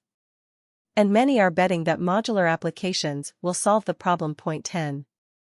Design of software is crucial, so that the most used functions are the easiest to use. The same approach is being used for new database services. How do WordPerfect and other software developers do it? First, they identify what customers want most of the time and how they want to do it. The old 80-20 rule: people use 20% of a program's functions 80% of the time. Good software developers make high-use functions as simple and automatic and inevitable as possible. Translating such an approach to today's database services would mean looking at key customer use all the time. How many times do customers call search service support desks to ask which file to pick or where a file can be found? Good design could eliminate such calls. Point 11. Wherever one turns. Effective innovations in information, in data storage, retrieval, and processing, focus heavily on the 20% or fewer of key needs. The information revolution has a long way to run. The information revolution is the most subversive force business has ever known. Already the phenomenon of information power to the people has given knowledge and authority to frontline workers and technicians, destroying the power and often the jobs of middle management who were previously protected by proprietary knowledge. The information revolution has also decentralized corporations physically. The phone, the fax, the PC, the modem, and the increasing miniaturization and mobility of these technologies have already begun to destroy the power of corporate palaces and those who sit, or increasingly sat, in them.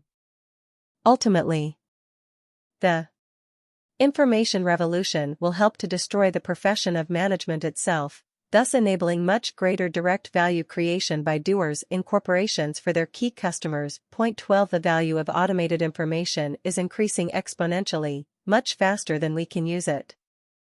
The key to using this power effectively, now and in the future, lies in selectivity, in applying the 80-20 principle. Peter Drucker points the way. A database, no matter how copious, is not information. It is information's ore. The information a business most depends on is available, if at all, only in a primitive and disorganized form. For what a business needs the most for its decisions, especially its strategic ones, are data about what goes on outside of it. It is only outside the business where there are results, opportunities, and threats. Point 13. Drucker argues that we need new ways of measuring wealth creation. Ian Gaunt and I call these new tools automated performance measures. 14. They are just beginning to be created by some corporations. But well over 80%, probably around 99%, of the information revolution's resources are still being applied to counting better what we used to count, paving over the cowpaths, rather than creating and simplifying measures of genuine corporate wealth creation. The tiny proportion of effort that uses the information revolution to create a different sort of corporation will have an explosive impact. The 80-20 principle is still the best-kept business secret. Considering the importance of the 80-20 principle and the extent to which it is known by managers, it remains extremely discreet. Even the 80-20 term itself caught on very slowly and without any visible landmarks. Given the piecemeal use and gradual spread of the 80-20 principle, it remains underexploited even by those who recognize the idea. It is extremely versatile. It can be profitably applied to any industry and any organization, any function within an organization and any individual job. The 80-20 principle can help the chief executive, line managers, functional specialists, and any knowledge worker, down to the lowest level or the newest trainee. And although its uses are manifold, there is an underlying, unifying logic that explains why the 80-20 principle works and is so valuable. Why the 80-20 principle works in business. The 80-20 principle applied to business has one key theme: to generate the most money with the least expenditure of assets and effort. The classical economists of the 19th and early 20th centuries developed a theory of economic equilibrium and of the firm that has dominated thinking ever since. The theory states that under perfect competition firms do not make excess returns, and profitability is either zero or the normal cost of capital, the latter usually being defined by a modest interest charge. The theory is internally consistent and has the sole flaw that it cannot be applied to real economic activity of any kind, and especially not to the operations of any individual firm. The 80-20 theory of the RM. In contrast to the theory of perfect competition, the 80-20 theory of the firm is both verifiable, and has, in fact, been verified many times, and helpful as a guide to action.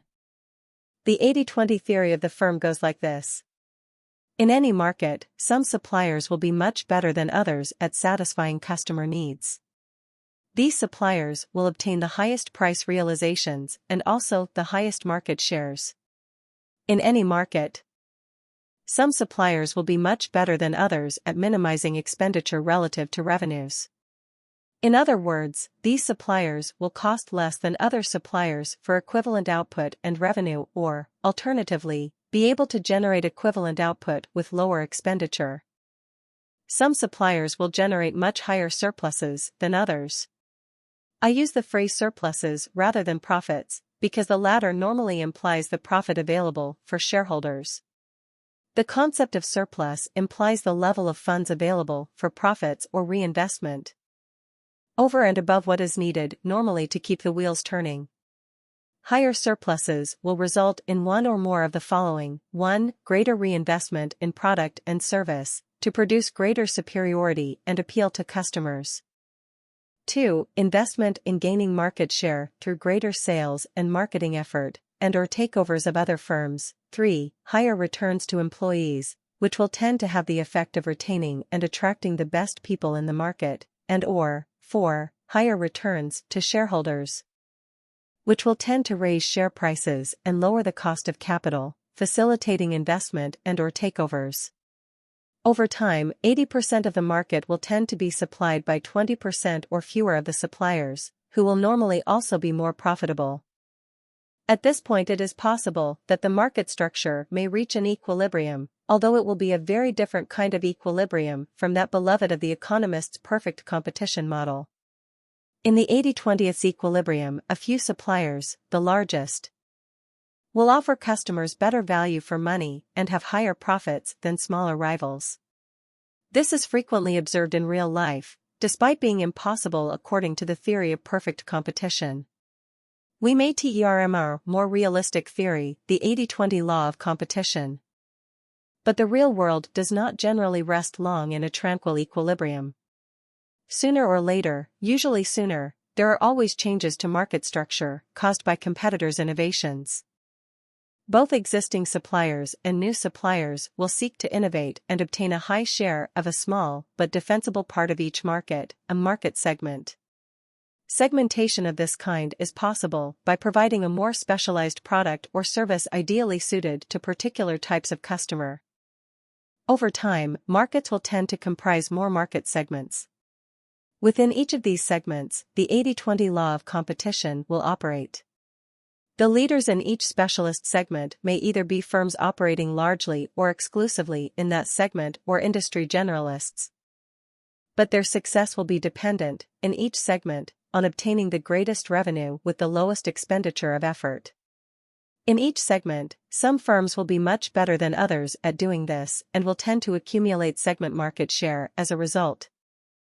Any large firm will operate in a large number of segments, that is, in a large number of customer/product combinations where a different formula is required to maximize revenue relative to effort and/or where different competitors are met. In some of these segments, the individual large firm will generate large surpluses, and in other segments much lower surpluses, or even deficits. It will tend to be true, therefore, that 80% of surpluses or profits are generated by 20% of segments and by 20% of customers and by 20% of products. The most profitable segments will tend to, but will not always, be where the firm enjoys the highest market shares and where the firm has the most loyal customers, loyalty being defined by being long-standing and least likely to defect to competitors. Within any firm, as with all entities dependent on nature and human endeavor, there is likely to be an inequality between inputs and outputs, an imbalance between effort and reward.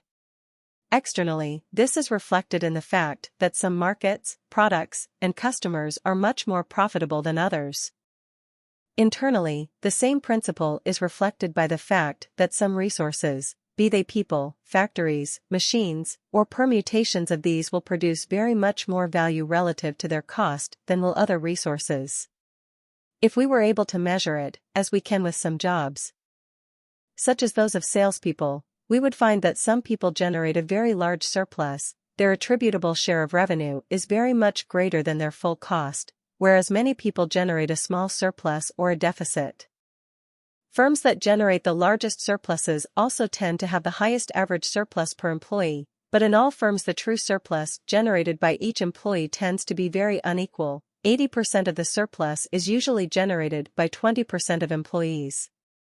At the lowest level of aggregation of resources within the firm, for example an individual employee, 80% of the value created is likely to be generated in a small part, approximately 20%, of the time when, through a combination of circumstances including personal characteristics and the exact nature of the task, the employee is operating at several times his or her normal level of effectiveness. The principles of unequal effort and return therefore operate at all levels of business, market segments, products, customers, departments, and employees. It is this lack of balance, rather than a notional equilibrium, that characterizes all economic activity. Apparently small differences create large consequences. A product has to be only 10% better value than that of a competing product to generate a sales difference of 50% and a profit difference of 100%. 3 Action implications. One implication of the 80-20 theory of firms is that successful firms operate in markets where it is possible for that firm to generate the highest revenues with the least effort. This will be true both absolutely, that is, relative to monetary profits, and relatively, that is, in relation to competition. A firm cannot be judged successful unless it has a high absolute surplus, in traditional terms, a high return on investment, and also a higher surplus than its competitors, higher margins. A second practical implication for all firms is that it is always possible to raise the economic surplus, usually by a large degree, by focusing only on those market and customer segments where the largest surpluses are currently being generated. This will always imply redeployment of resources into the most surplus-generating segments, and will normally also imply a reduction in the total level of resource and expenditure, in plain words, fewer employees and other costs. Firms rarely reach the highest level of surplus that they could attain, or anywhere near it, both because managers are often not aware of the potential for surplus and because they often prefer to run large firms rather than exceptionally profitable ones. A third corollary is that it is possible for every corporation to raise the level of surplus by reducing the inequality of output and reward within the firm. This can be done by identifying the parts of the firm, people, factories, sales offices, overhead units, countries, that generate the highest surpluses and reinforcing these, giving them more power and resources, and, conversely, identifying the resources generating low or negative surpluses, facilitating dramatic improvements and, if these are not forthcoming, stopping the expenditure on these resources. These principles constitute a useful 80-20 theory of the firm, but they must not be interpreted too rigidly or deterministically. The principles work because they are a reflection of relationships in nature, which are an intricate mixture of order and disorder, of regularity and irregularity. Look for irregular insights from the 80-20 principle. It is important to try to grasp the fluidity and force driving 80-20's relationships. Unless you appreciate this, you will interpret the 80-20 principle too rigidly and fail to exploit its full potential. The world is full of small causes that, when combined, can have momentous consequences. Think of a saucepan of milk that when heated above a certain temperature suddenly changes form, swelling up and bubbling over. One moment you have a nice, orderly pan of hot milk, the next moment you can either have a wonderful cappuccino or, if you are a second too late, a mess on top of your stove. Things take a little more time in business.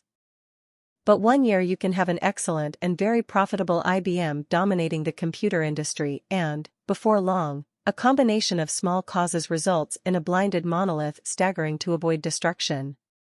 Creative systems operate away from equilibrium. Cause and effect, input and output, operate in a nonlinear way. Two do not usually get back what you put in. You may sometimes get very much less, and sometimes get very much more. Major alterations in a business system can flow from apparently insignificant causes. At any one time, people of equal intelligence, skill, and dedication can produce quite unequal results as a result of small structural differences. Events cannot be predicted, although predictable patterns tend to recur.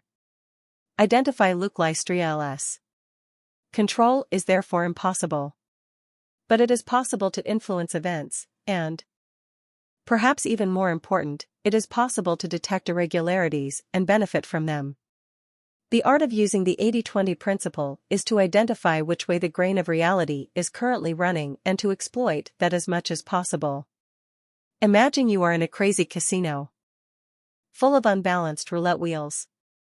All numbers pay odds of 35 to 1, but individual numbers come up more or less frequently at different tables. At one, number 5 comes up one time in 20, at another table it only comes up one time in 50. If you back the right number at the right table, you can make a fortune. If you stubbornly keep backing number 5 at a table where it comes up one time in 50, your money will all disappear, regardless of how high your starting bank. If you can identify where your firm is getting back more than it is putting in, you can up the stakes and make a killing. Similarly, if you can work out where your firm is getting back much less than it is investing, you can cut your losses. In this context, the where can be anything. It can be a product, a market, a customer or type of customer, a technology, a channel of distribution, a department or division, a country, a type of transaction or an employee, type of employee or team. The game is to spot the few places where you are making great surpluses, and to maximize them and to identify the places where you are losing and get out. We have been trained to think in terms of cause and effect, of regular relationships, of average levels of return, of perfect competition, and of predictable outcomes. This is not the real world. The real world comprises a mass of influences, where cause and effect are blurred, and where complex feedback loops distort inputs, where equilibrium is fleeting and often illusory. Where there are patterns of repeated but irregular performance, where firms never compete head-to-head and prosper by differentiation, and where a few favored souls are able to corner the market for high returns.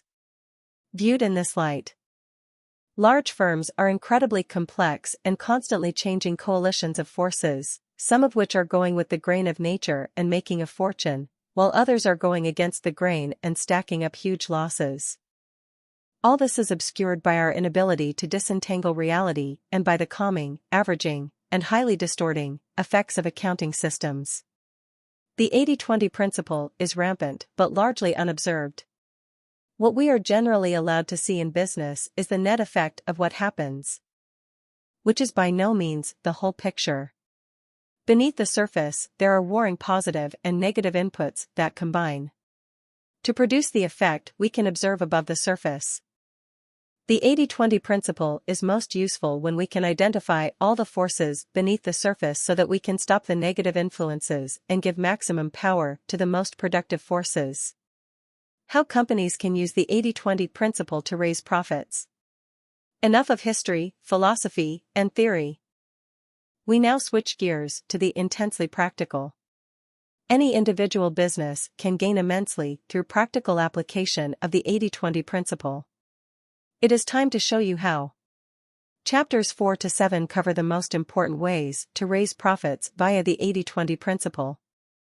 Chapter 8 closes Part 2 with hints on how to embed 80-20 thinking into your business life so that you can gain an unfair advantage over colleagues and competitors alike. We start in the next chapter with the most important use of the 80-20 principle in any firm, to isolate where you are really making the profits and, just as important, where you are really losing money.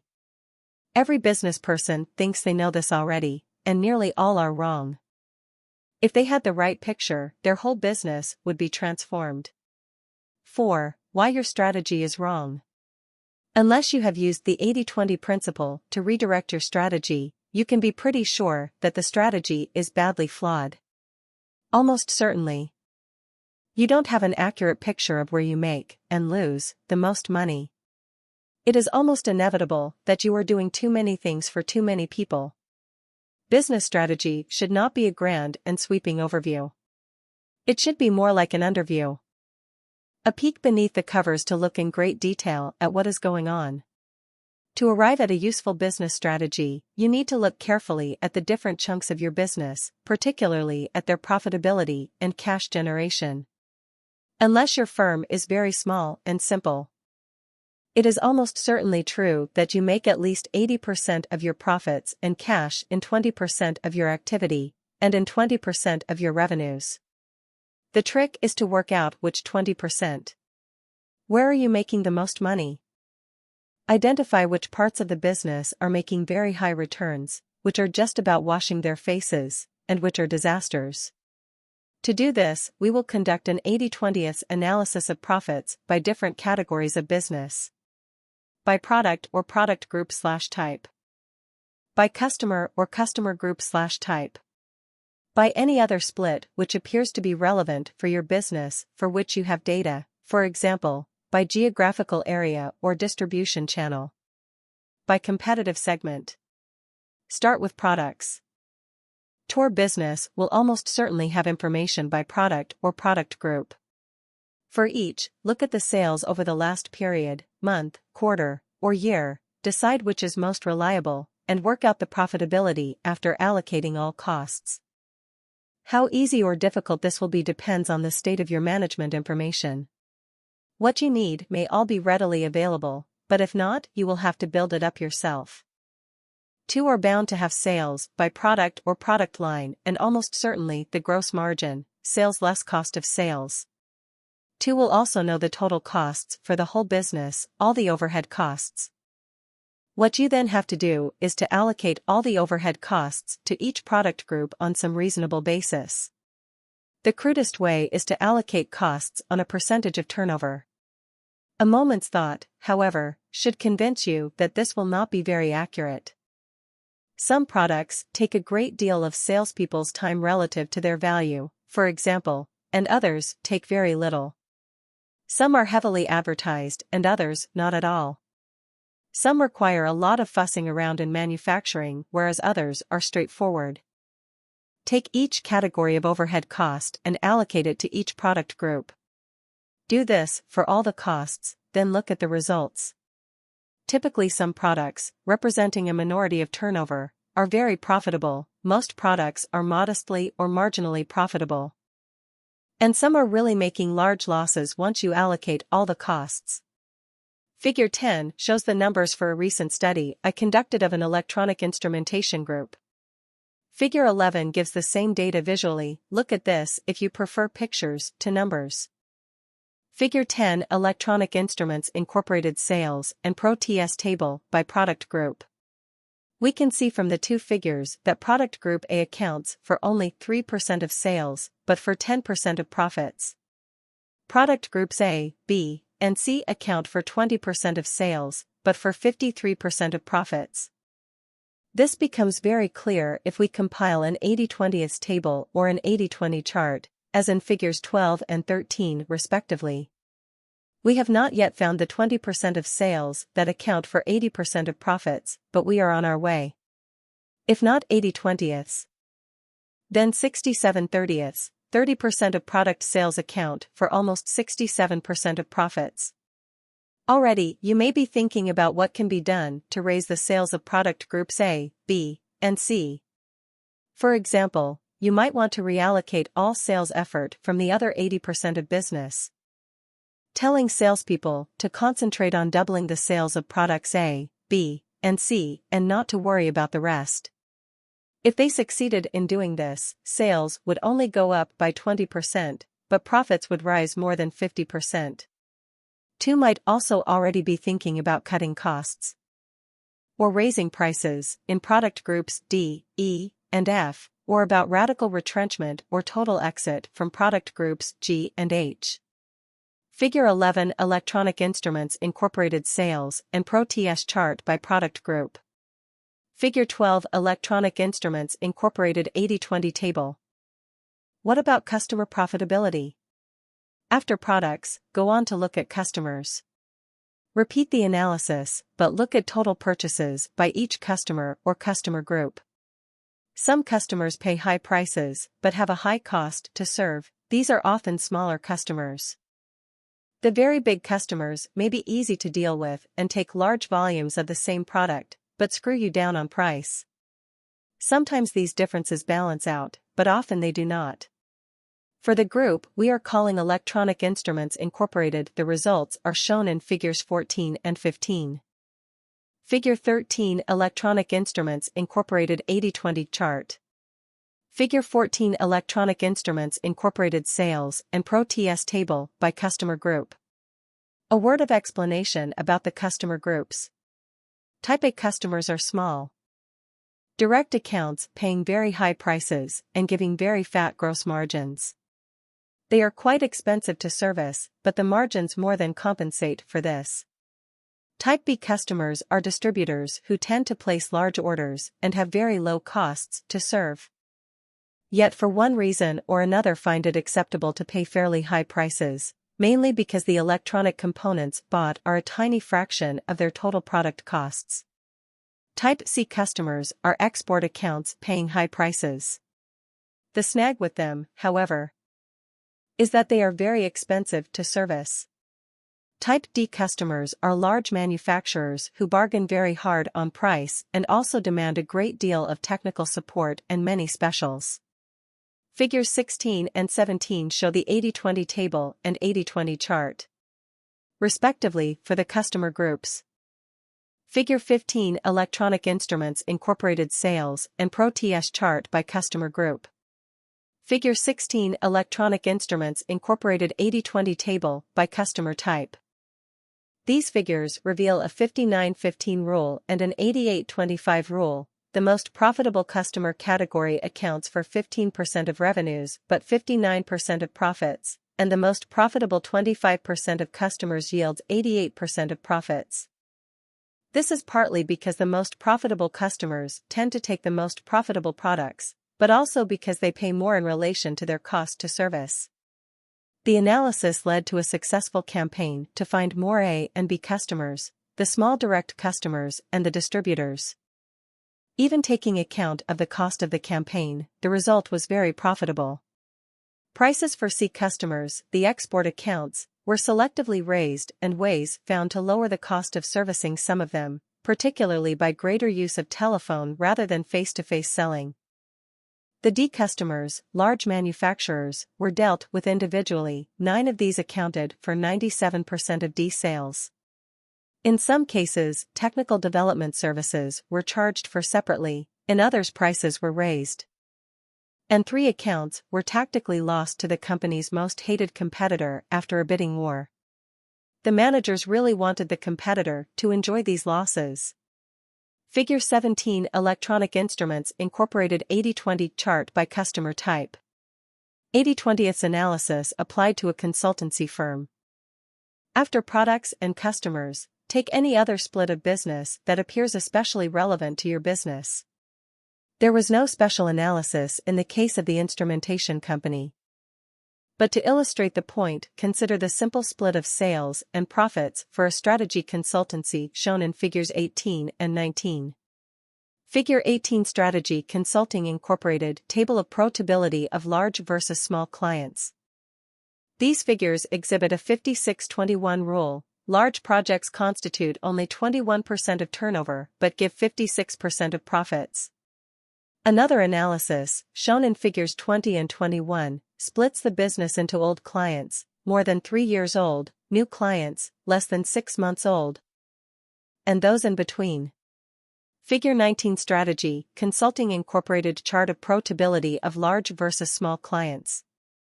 These figures tell us that 26% of the business, old clients, made up 84% of the profits, an 84-26 rule. The message here was to strive above all to keep and expand long-serving clients, who were the least price-sensitive and who could be served most cheaply.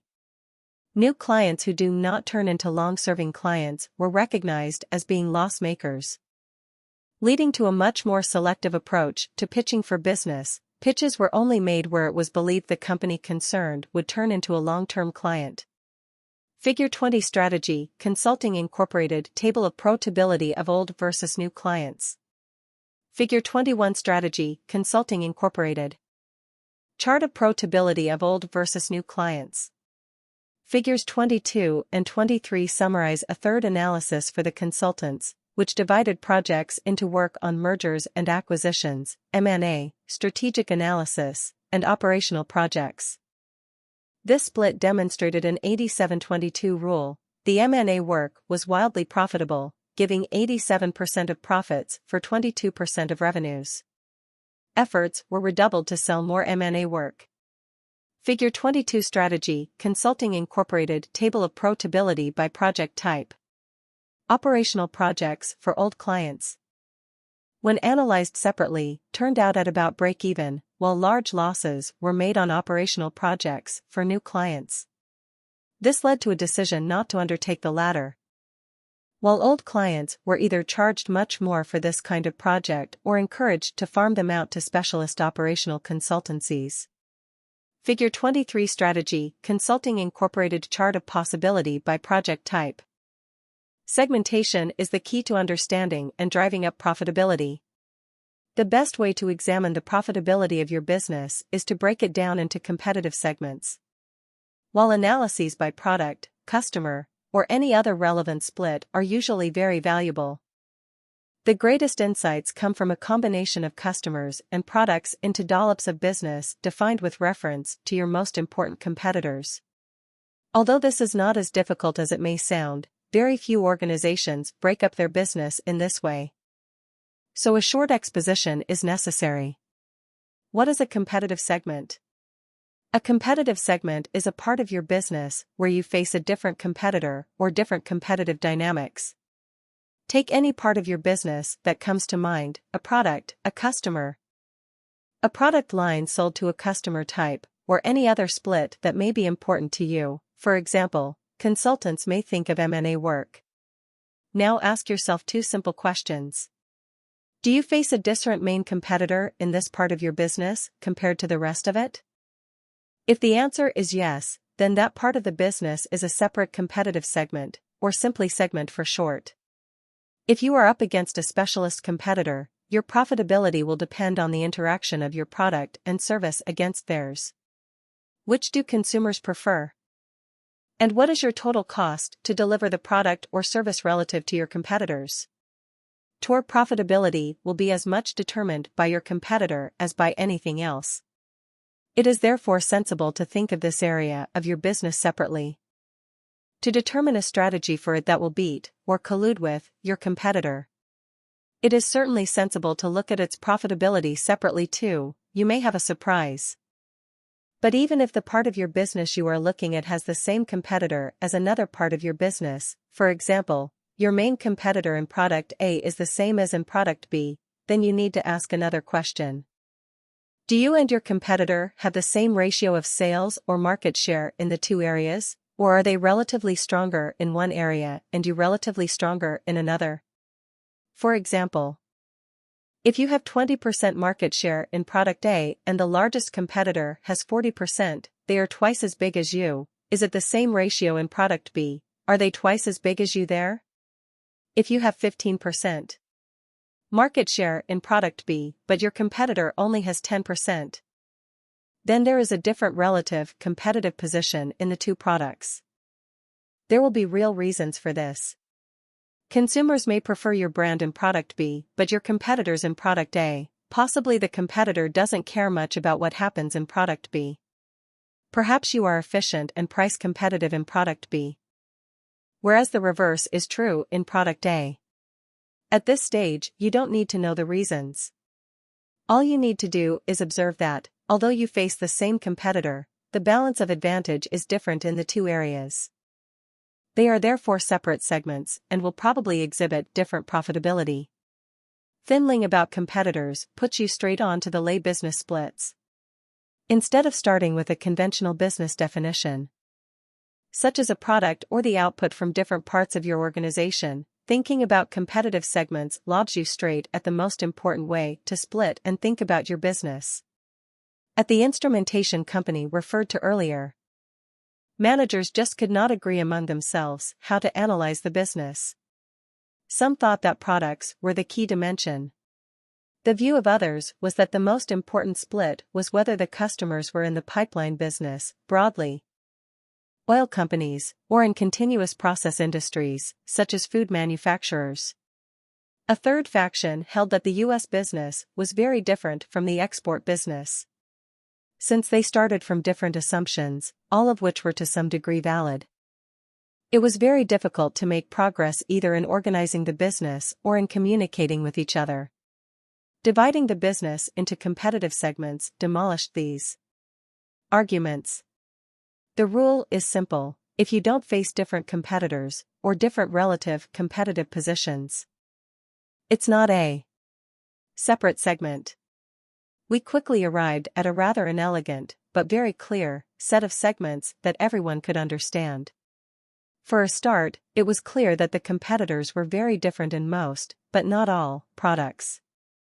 Where the competitors were the same, with similar relative competitive positions, we lumped the products together. In most other cases, we kept the products apart. Then we asked whether the competitive positions were different for pipeline customers as distinct from process customers. In all but one product, the answer was no. But in that one product, liquid density machines, the largest competitors were different. We therefore settled for two segments here: liquid density pipeline and liquid density process. Finally, we asked whether the competitors or competitive positions were different in each segment in the United States and in international business. In most cases, the answer was yes. If the international business was significant enough. We asked the same question for different countries: was it the same competitor in Great Britain as in France or Asia? Where the competitors were different, we subdivided the business into separate segments. We ended up with a patchwork quilt of 15 large segments. Very small ones we reaggregated to avoid unnecessary work, usually defined by product and geographic region, but in one case by product and customer type. This was liquid density, where the segments were liquid density pipeline worldwide and liquid density process worldwide. Each segment had a different competitor or different competitive positions. We then analyzed the split of sales and profits for each of the segments, and this is shown in figures 24 and 25. Figure 24: Electronic Instruments Incorporated Table of Profitability by segment. Figure 25: Electronic Instruments Incorporated Chart of Possibility by segment. To highlight the imbalance between the split of revenues and profits, we can again construct either an 80-20 table, figure 26, or an 80-20 chart, figure 27. We can see from these figures that the top 6 segments comprise only 26.3% of total sales, but 82.9% of profits, so here we have an 83-26 rule. What did Electronic Instruments do to boost Pro-TS? Figures 26 and 27 focused attention on 3 types of business. The most profitable quarter of the business, segments 1 to 6, was classified initially as top priority A businesses, to be grown most aggressively. More than 80% of profits came from these segments, yet they were receiving only an average amount of management time in line with their turnover. A decision was made to raise the amount of time spent on these businesses to 2/3 of the total. The sales force focused on trying to sell more of these products, both to existing customers and to new ones. It was realized that the group could afford to offer extra services or to cut prices slightly and still enjoy very good returns. Figure 26: Electronic Instruments Incorporated. 80/20 Table of Sales and Pro-TS by segment. The second set of businesses comprised segments 7 to 12. In total, these made up 57% of total sales and 49% of total profits. In other words, on average, slightly below average profitability. These segments were classified as B priority. Although clearly some segments in this category, such as 7 and 8, were more interesting than others, such as 11 and 12. The priority to be accorded to these segments also depended on the answers to the 2 questions posed at the start of the chapter, that is, on whether each segment was a good market to be in and on how well the company was positioned in each segment. The answers to these questions are described in the final part of this chapter. At this stage, a decision was made to cut the amount of Management time spent on the B segments from around 60% to about half this level. Prices on some of the less profitable segments were also raised. The third category, designated X priority, comprised the loss-making segments 13 to 15. A decision on what to do about these segments was deferred, as for the B category, until after analysis of market attractiveness and the strength of the company's position in each market. Figure 27 Electronic Instruments incorporated 80/20 chart of profitability by segment. Provisionally. However, it was possible to reset priorities as laid out in Figure 28.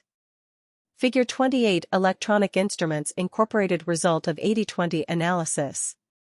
Before reaching final decisions on any segment, however, the instrumentation group's top management examined the two other questions. Besides profitability, that are key to strategy. Is the segment an attractive market to be in? How well is the firm positioned in each segment?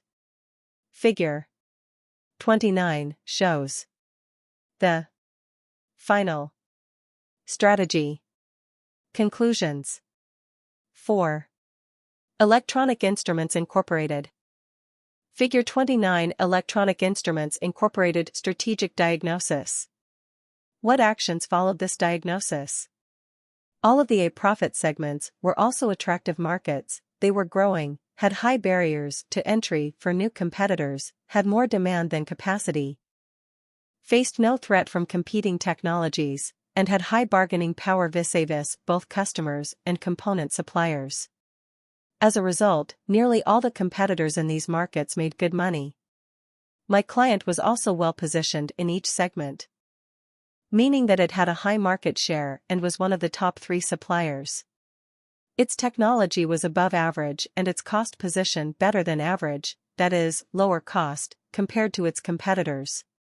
Since these were also the most profitable segments, the analysis confirmed the implications of the 80/20 profit comparison. Segments 1 to 6 therefore remained as segments, and effort was concentrated on keeping all existing business and gaining market share in these segments by increasing sales to current customers and converting new ones. The strategy could now be refined for some of the other segments in the B category. Segment 9 was interesting. Profitability was moderate, but this was not because the market was unattractive, on the contrary, it was highly attractive, with most of the other players making very good profits. But my client had a low market share and a high-cost position in this segment, largely because they were using old technology. To update the technology would have taken a terrific effort and would have been very expensive. A decision was made, therefore, to harvest the segment, which meant cutting the effort going to protect the business and raising prices. This was expected to lead to a loss in sales, but, for a time, to higher profits. In fact, cutting the effort and raising prices did raise margins, but led to very little loss of sales in the short term. It turned out that the customers were mainly locked into the old technology themselves and had little choice of alternative suppliers until they switched over to the new technology. For my client, profitability rose from 12.9% to over 20%, although it was recognized that this might be a temporary development. Segments 10 and 11 were ones where the instrumentation group had leading market shares, but they were structurally unattractive markets. Market size was declining, there was overcapacity, and the customers held all the cards and could negotiate very keen prices. Despite the fact that it was a market leader, my client decided to de-emphasize these segments and all new investment was cancelled. Although for different reasons, the same decision applied to segment 12. The market was even more unattractive and the firm had only a moderate market share.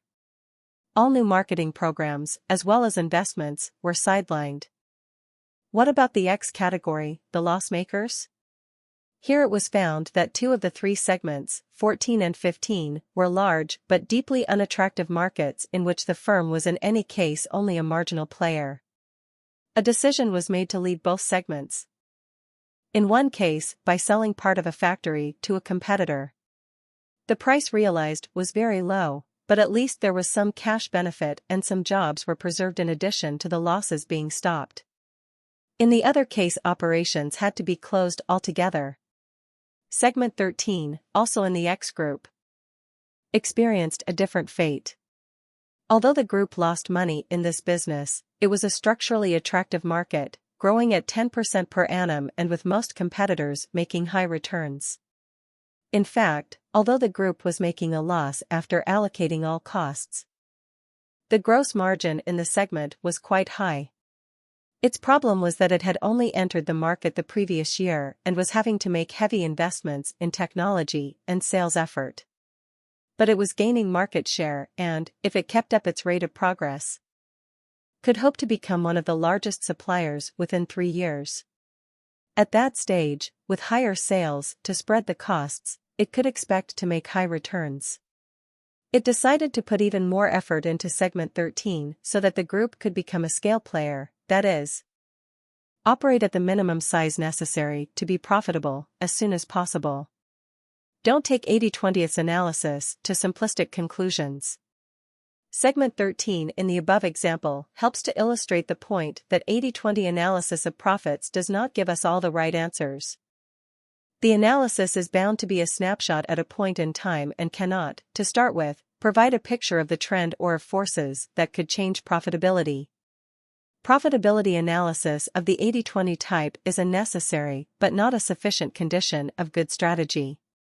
On the other hand, it is undoubtedly true that the best way to start making money is to stop losing money. Note that, with the exception of Segment 13, the simple 80/20 profit analysis would have given more or less the right result in 14 out of the 15 segments, comprising over 90% of revenues.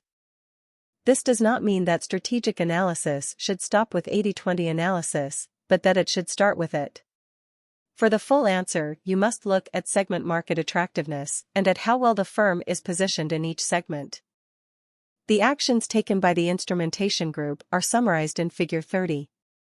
Figure 30 Electronic Instruments Incorporated Actions Talon after all 80/20 analyses. 80/20 as a guide to the future, developing your firm into a different animal.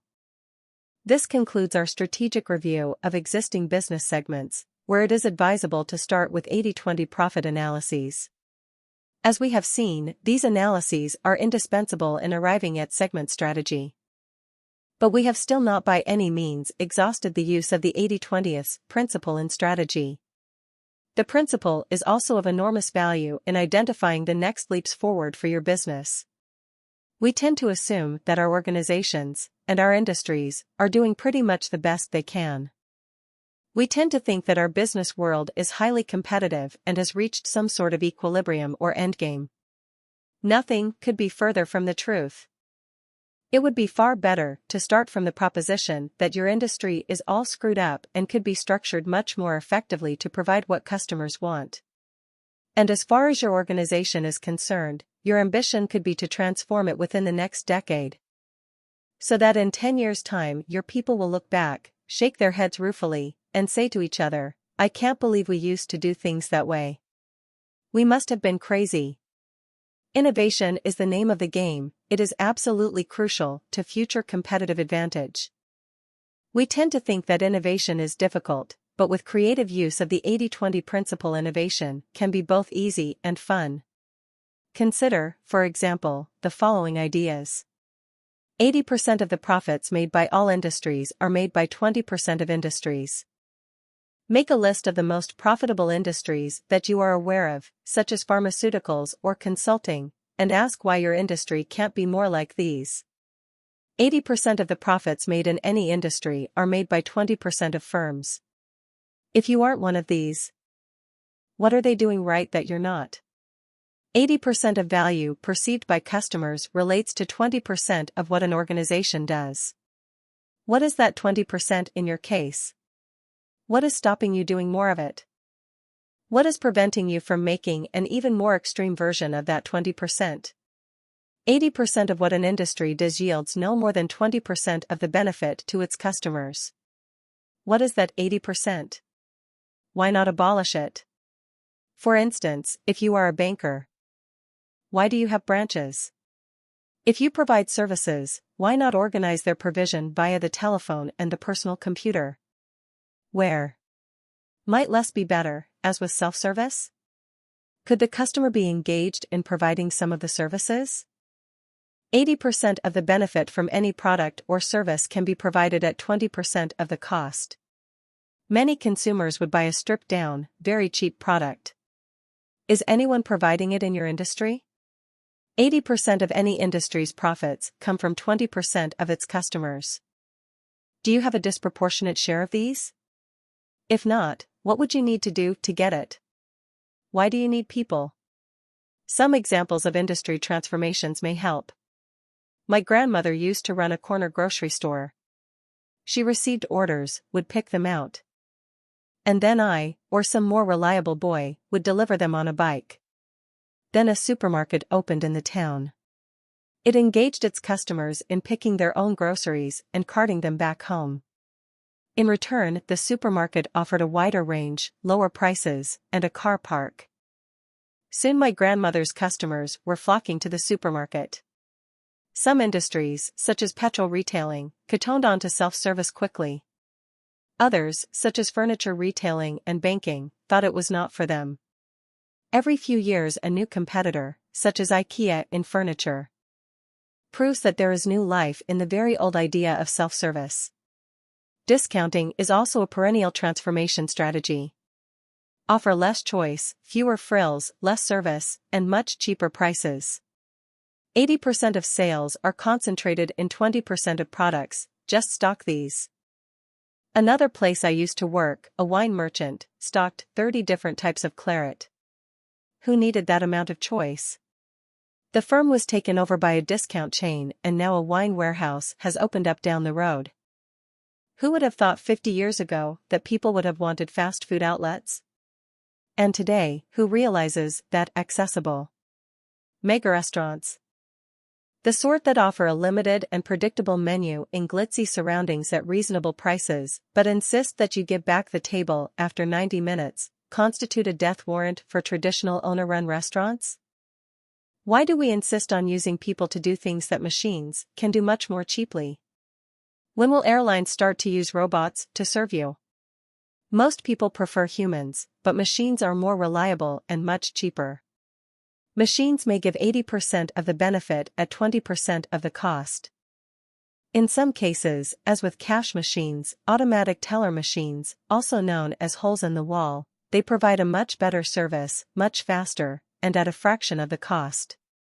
In the next century, only old fogies like me will prefer to deal with humans, and even I will have my doubts. Are carpets obsolete? I want to leave you to your own imagination.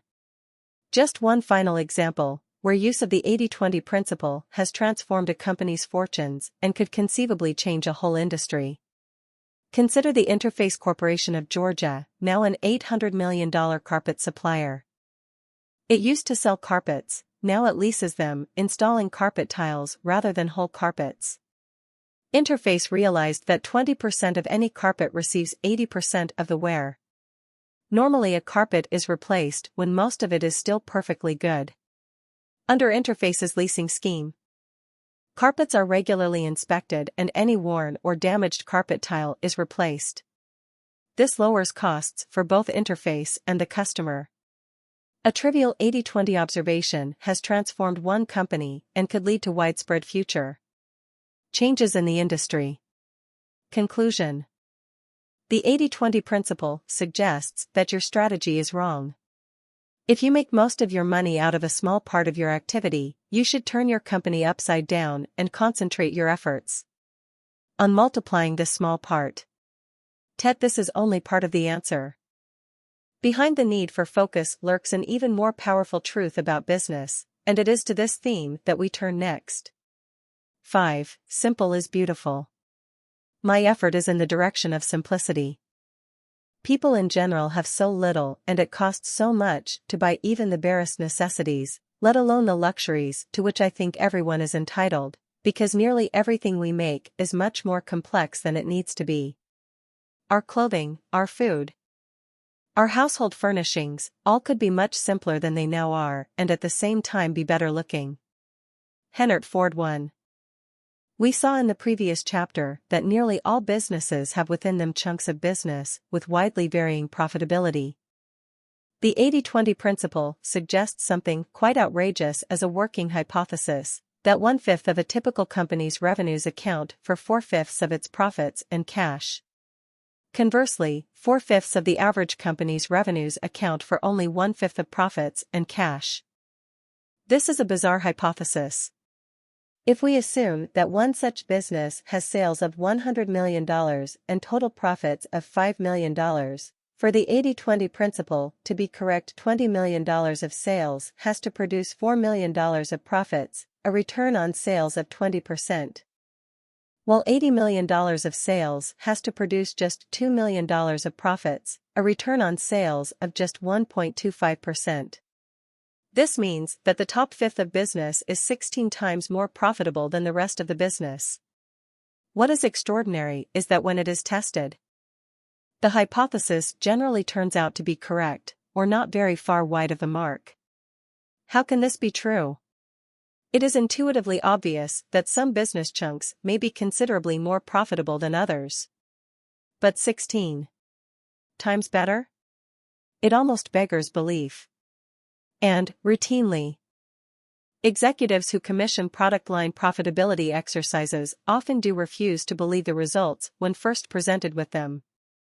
Even when they have checked the assumptions and verified them, they still end up bamed. The next stage is often for managers to refuse to get rid of the 80% of business that is unprofitable, on the apparently reasonable grounds that the 80% makes a very large contribution to overheads. Removing the 80%, they say, would clearly decrease profits. Because you simply couldn't remove 80% of your overhead in any sensible time frame. When faced with these objections, corporate analysts or consultants generally give way to the managers. Only the most horribly unprofitable business is removed. And only minor efforts are made to increase the extremely profitable business. All this is a dreadful compromise, based on a misunderstanding. Few people stop to ask why the unprofitable business is so bad. Even fewer stop to think whether you could in practice, as well as in theory, have a business solely composed of the most profitable chunks and get rid of 80% of the overhead. The truth is that the unprofitable business is so unprofitable because it requires the overheads, and because having so many different chunks of business makes the organization horrendously complicated. It is equally true that the very profitable business does not require the overheads, or only a very small portion of them.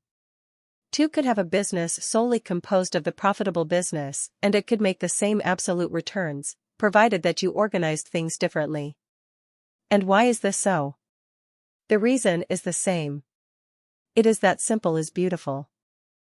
Business people seem to love complexity.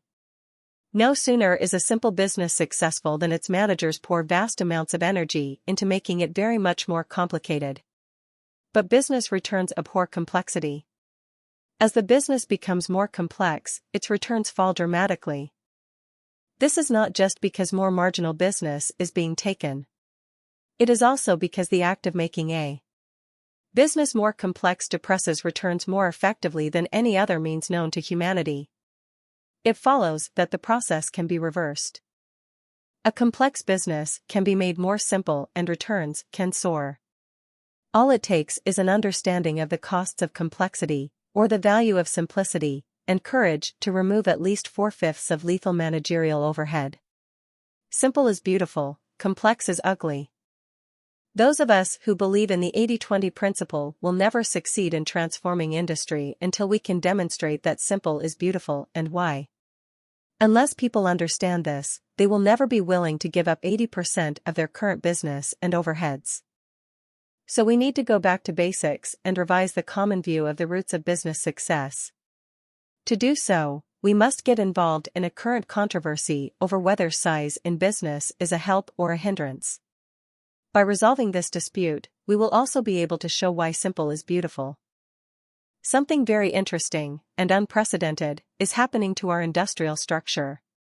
Since the Industrial Revolution, companies have become both bigger and more diversified. Until the end of the 19th century, nearly all companies were national or subnational. having the vast bulk of their revenues confined to their home country, and nearly all were in just one line of business. The 20th century has seen a series of transformations, changing the nature both of business and of our daily lives. First, thanks largely to Henry Ford's sensationally successful quest to democratize the automobile, there was the burgeoning power of the assembly line, multiplying the revenues of the average firm, creating mass-branded consumer goods for the first time in history, slashing the real cost of those goods, and giving more and more power to the largest enterprises. Then there was the emergence of so-called multinational enterprises, which initially took the Americas and Europe, and later the whole world, as their canvas.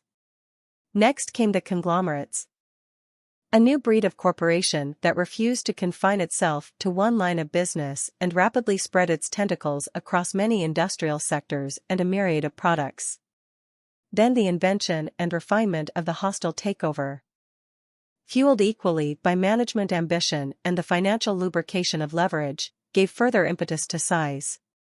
Finally, in the last 30 years of the century, the determination of industrial leaders, mainly from Japan, to seize global leadership in their priority markets and as much market share as feasible provided the final reinforcement to the cult of corporate size.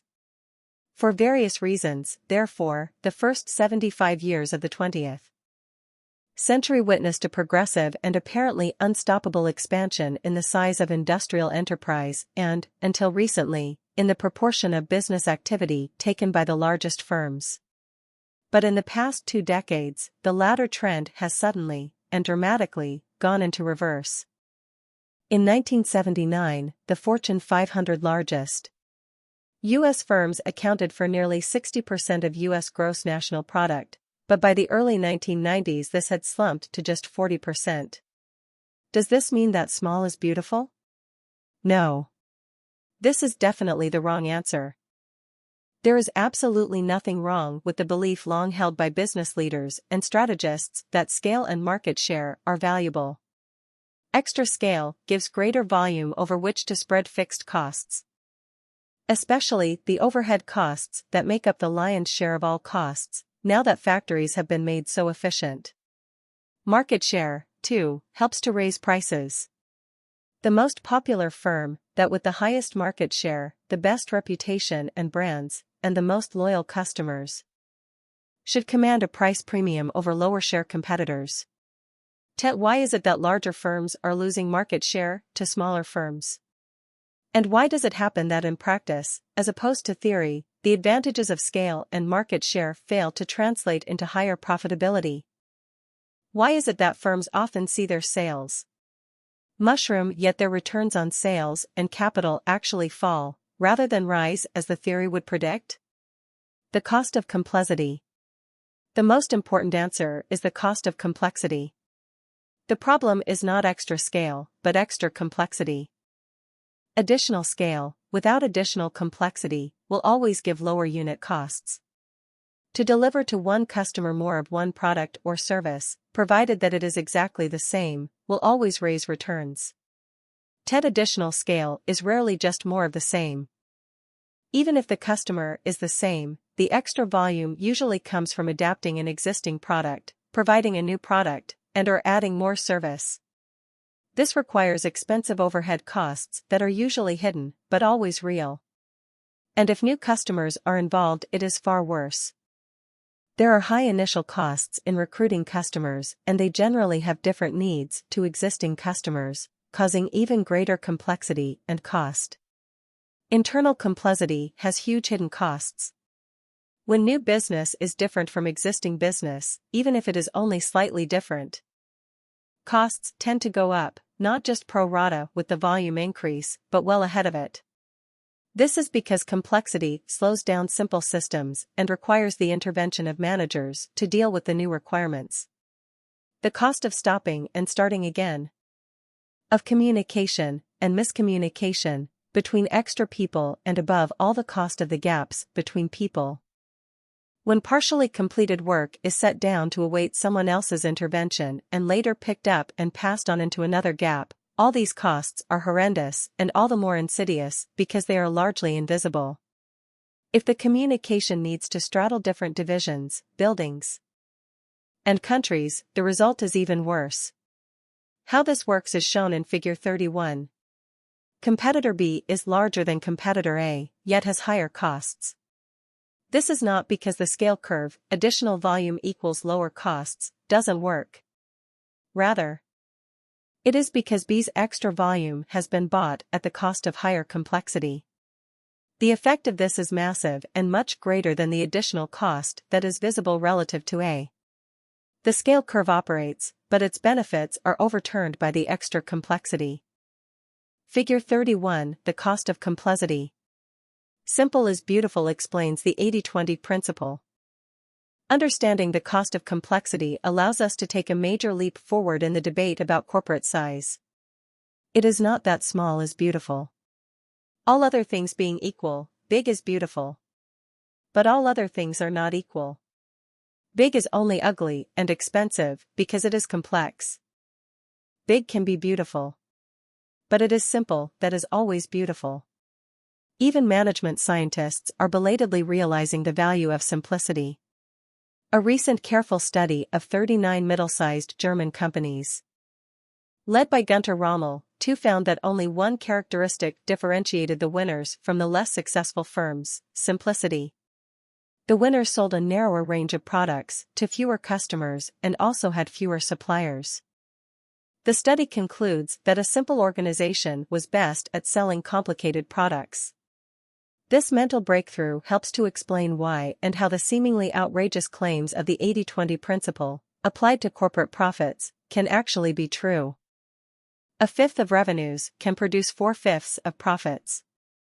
The top 20% of revenues can be 16 times more profitable than the bottom 20%, or, where the bottom 20% makes a loss, infinitely more profitable. Simple is beautiful explains a large part of why the 80-20 principle works. Simple and pure market share is much more valuable than has previously been recognized.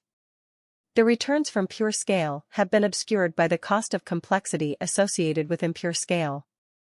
And different chunks of business have usually had different competitors and different relative strength vis-a-vis those competitors. Where a business is dominant in its narrowly defined niche, it is likely to make several times the returns earned in niches where one faces a dominant competitor, the mirror image. Parts of the business that are mature and simple can be amazingly profitable. Cutting the number of products, customers, and suppliers usually leads to higher profits. Partly because you can have the luxury of just focusing on the most profitable activities and customers, but partly also because the costs of complexity, in the form of overheads and management, can be slashed. In different products, firms often have differences in the extent to which they buy in goods and services from the outside, in the jargon, outsourcing. Outsourcing is a terrific way to cut complexity and costs. The best approach is to decide which is the part of the value-adding chain.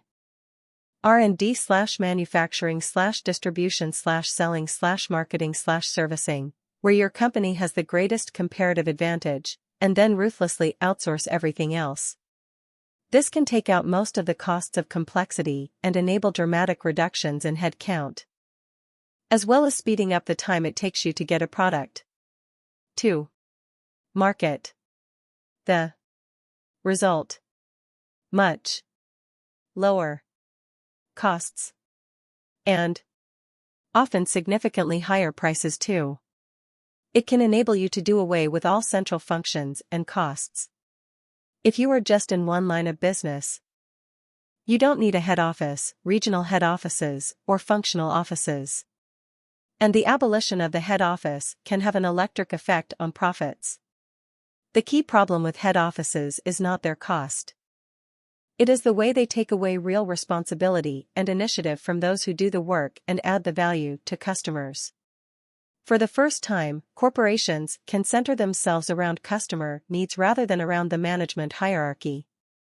Before the head office is abolished, different chunks of business attract different degrees of head office cost and interference.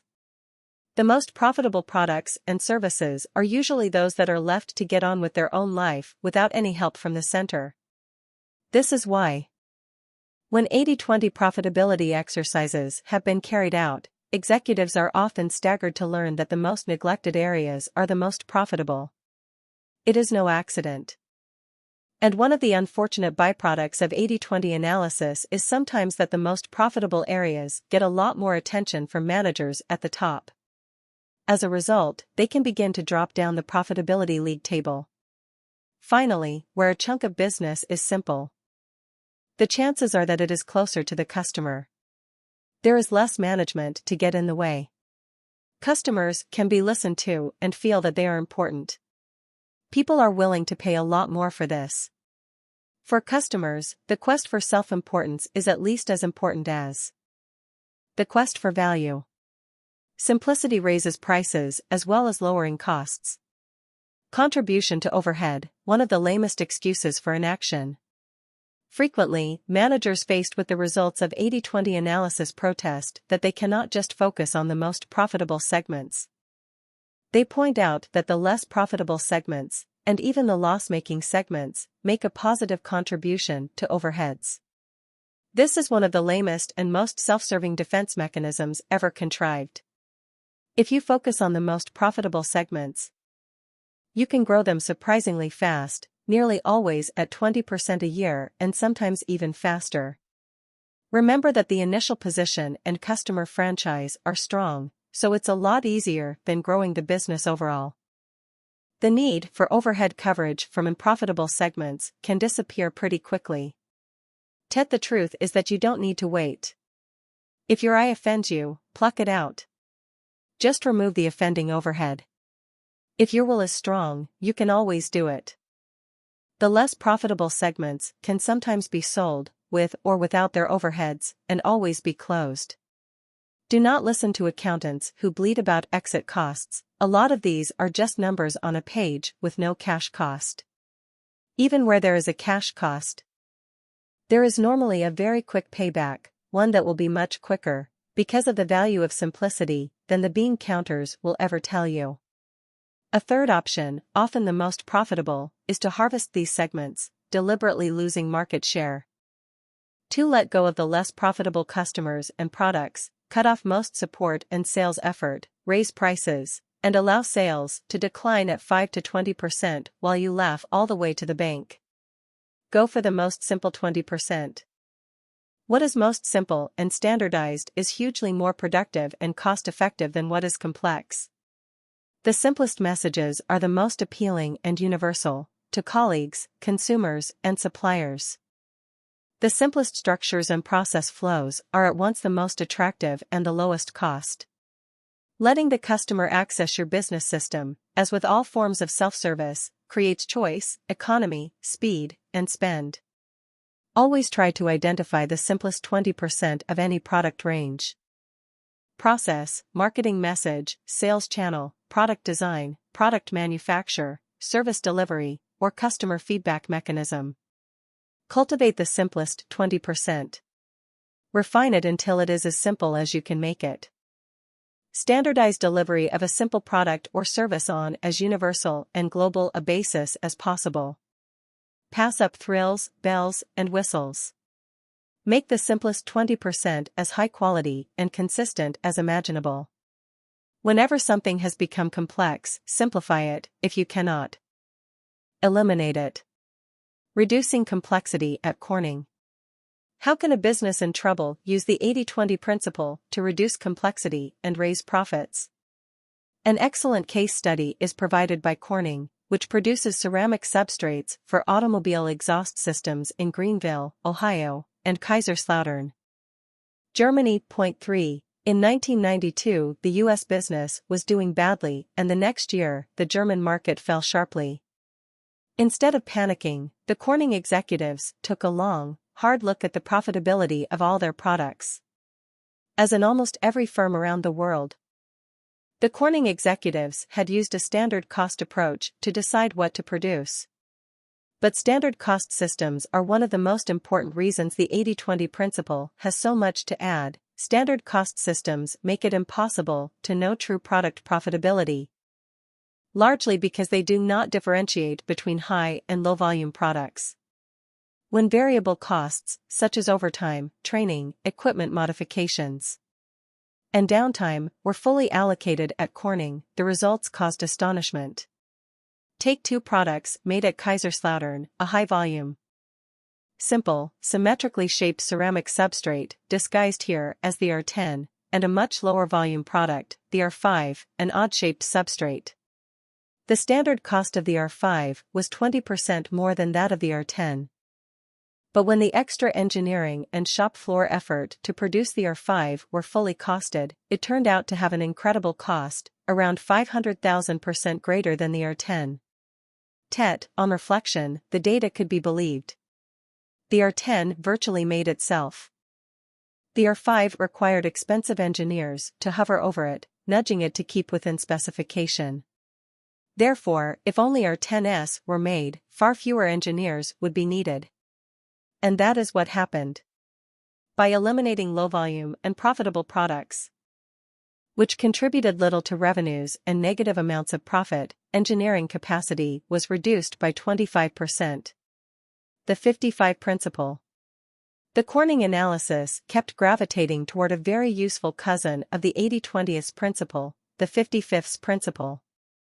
The 55 Principle asserts that, typically, 50% of a company's customers, products, components, and suppliers will add less than 5% to revenues and profits. Getting rid of the low volume and negative value, 50% of items is the key to reducing complexity. The 55 Principle worked at Corning. Out of 450 products produced at Greenville, half produced 96.3% of revenue, the other 50% yielded just 3.7%. Depending on the period analyzed, the German plant showed that the low-volume 50% of products produced only 2 to 5% of sales. In both locations, the bottom 50% made losses. More is worse. The road to hell is paved with the pursuit of volume. Volume leads to marginal products, marginal customers, and, at the heart of the market meltdown, Corning turned away business. This might seem perverse, but it worked. A simpler, smaller operation rapidly restored profits. Less was more. Managers love complexity. At this point it is worth asking, why do supposedly profit-maximizing organizations become complex, when this plainly destroys value? One important answer, alas, is that managers love complexity. Complexity is stimulating and intellectually challenging. It leavens boring routine. And it creates interesting jobs for managers.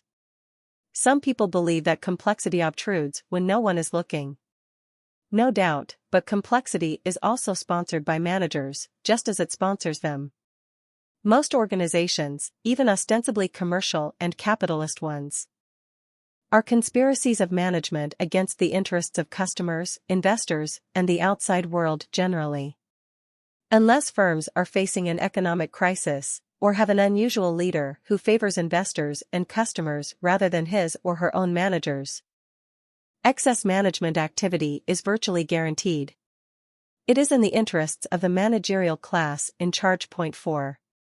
Cost reduction through simplicity. There is thus a natural tendency for business, like life in general, to become overcomplex. All organizations, especially large and complex ones, are inherently inefficient and wasteful. They do not focus on what they should be doing. They should be adding value to their customers and potential customers. Any activity that does not fulfill this goal is unproductive. Most large organizations engage in prodigious amounts of expensive, unproductive activity. Every person and every organization is the product of a coalition, and the forces within the coalition are always at war. The war is between the trivial many and the vital few. The trivial many comprise the prevalent inertia and ineffectiveness. The vital few are the breakthrough streaks of effectiveness, brilliance, and good fit. Most activity results in little value and little change. A few powerful interventions have massive impact. The war is difficult to observe. It is the same person, the same unit, and the same organization that produces both a mass of weak, or negative, output and a smattering of highly valuable output. All we can discern is the overall result. We miss both the garbage and the gems. It follows that any organization always has great potential for cost reduction and for delivering better value to customers, by simplifying what it does and by eliminating low or negative value activities. Be mindful that waste thrives on complexity. Effectiveness requires simplicity. The mass of activity will always be pointless, poorly conceived, badly directed, wastefully executed, and largely beside the point to customers. A small portion of activity will always be terrifically effective and valued by customers. It is probably not what you think it is opaque and buried within a basket of less effective activity. All organizations are a mix of productive and unproductive forces, people, relationships, and assets. Poor performance is always endemic, hiding behind and suckered by a smaller amount of excellent performance. Major improvements are always possible by doing things differently and by doing less.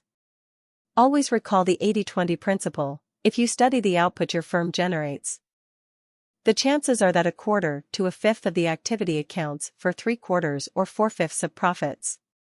Multiply that quarter or fifth. Multiply the effectiveness of the rest or cut it out. Reducing costs using the 80-20 principle. All effective techniques to reduce costs use 3 80-20 insights: simplification, through elimination of unprofitable activity, focus on a few key drivers of improvements, and comparison of performance. The last two deserve elaboration. Be selective. Do not tackle everything with equal effort. Cost reduction is an expensive business. Identify the areas, perhaps only 20% of the whole business, that have the greatest cost reduction potential. Concentrate 80% of your efforts here. 2. Don't want to get too bogged down in microanalysis. It can help to apply the 80-20 rule. Ask yourself, what are the major time sinks that you can cut out? Where are the 80% of the time delays and costs in your current processes that you could target? And understand how you would attack those. 5.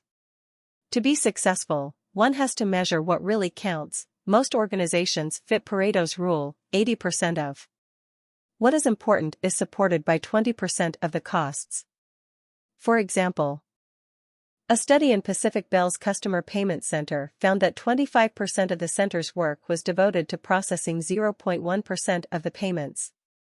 A third of the payments were processed twice, and occasionally several times. 6. In reducing cost or raising product and service quality. Remember above all that equal cost does not lead to equal customer satisfaction. A few parts of cost are tremendously productive, but most cost has little or no relationship to what customers value. Identify, treasure, and multiply the few productive costs, and get rid of the rest. Using 80-20 analysis to pinpoint improvement areas. 80-20 analysis can establish why particular problems arise and focus attention on the key areas for improvement. To take a simple example, let's imagine that you are running a book publishing firm and that your typesetting costs are 30% above budget. Your product manager tells you that there are 1001 reasons for the overrun. Sometimes the authors are late with the manuscript.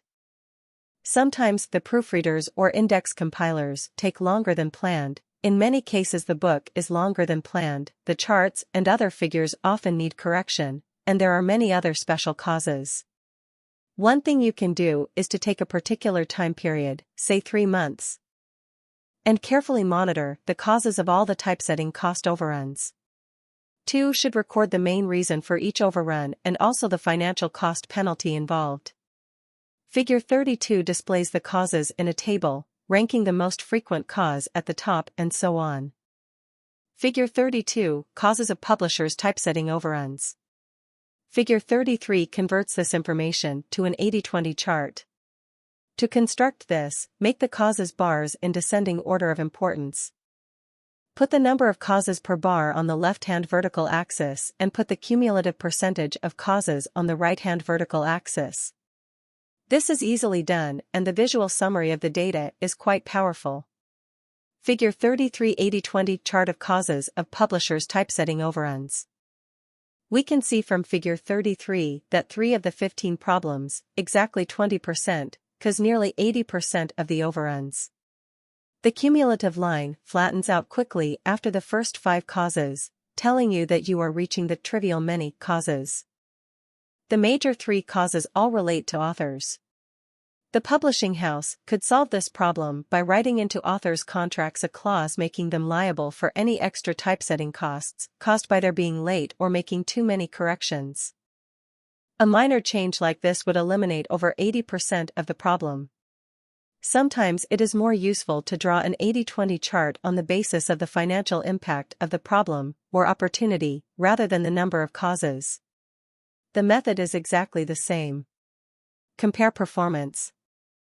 The 80/20 principle states that there always are a few high productivity areas and many low productivity ones.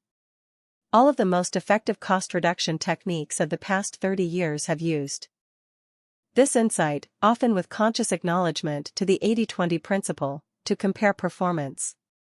The onus is placed on the majority of laggards to improve performance to the level of the best, sometimes taking the 90th percentile, sometimes the 75th. Usually within this range, or else to retire gracefully from the field. This is not the place to give chapter and verse on cost reduction/value improvement techniques such as benchmarking, best demonstrated practice, or re-engineering.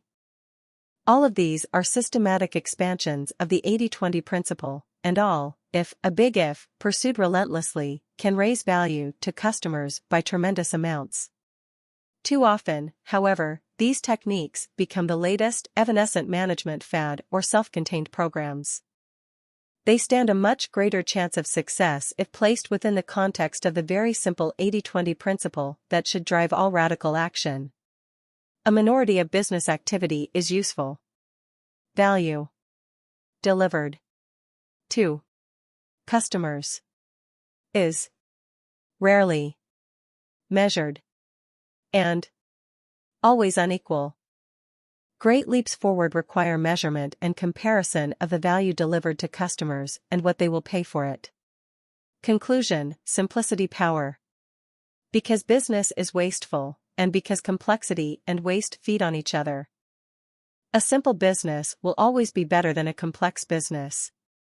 Because scale is normally valuable, for any given level of complexity, it is better to have a larger business. The large and simple business is the best. The way to create something great is to create something simple. Anyone who is serious about delivering better value to customers can easily do so by reducing complexity. Any large business is stuffed full of passengers and profitable products, processes, suppliers, customers, and, heaviest of all, managers. The passengers obstruct the evolution of commerce. Progress requires simplicity. And simplicity requires ruthlessness. This helps to explain why simple is as rare as it is beautiful. 6. Hooking the right customers. Those who analyze the reasons for their success know the 80/20 rule applies. 80% of their growth, profitability, and satisfaction comes from 20% of the clients. At a minimum, firms should identify the top 20% to get a clear picture of desirable prospects for future growth. Vin Manakdala 1.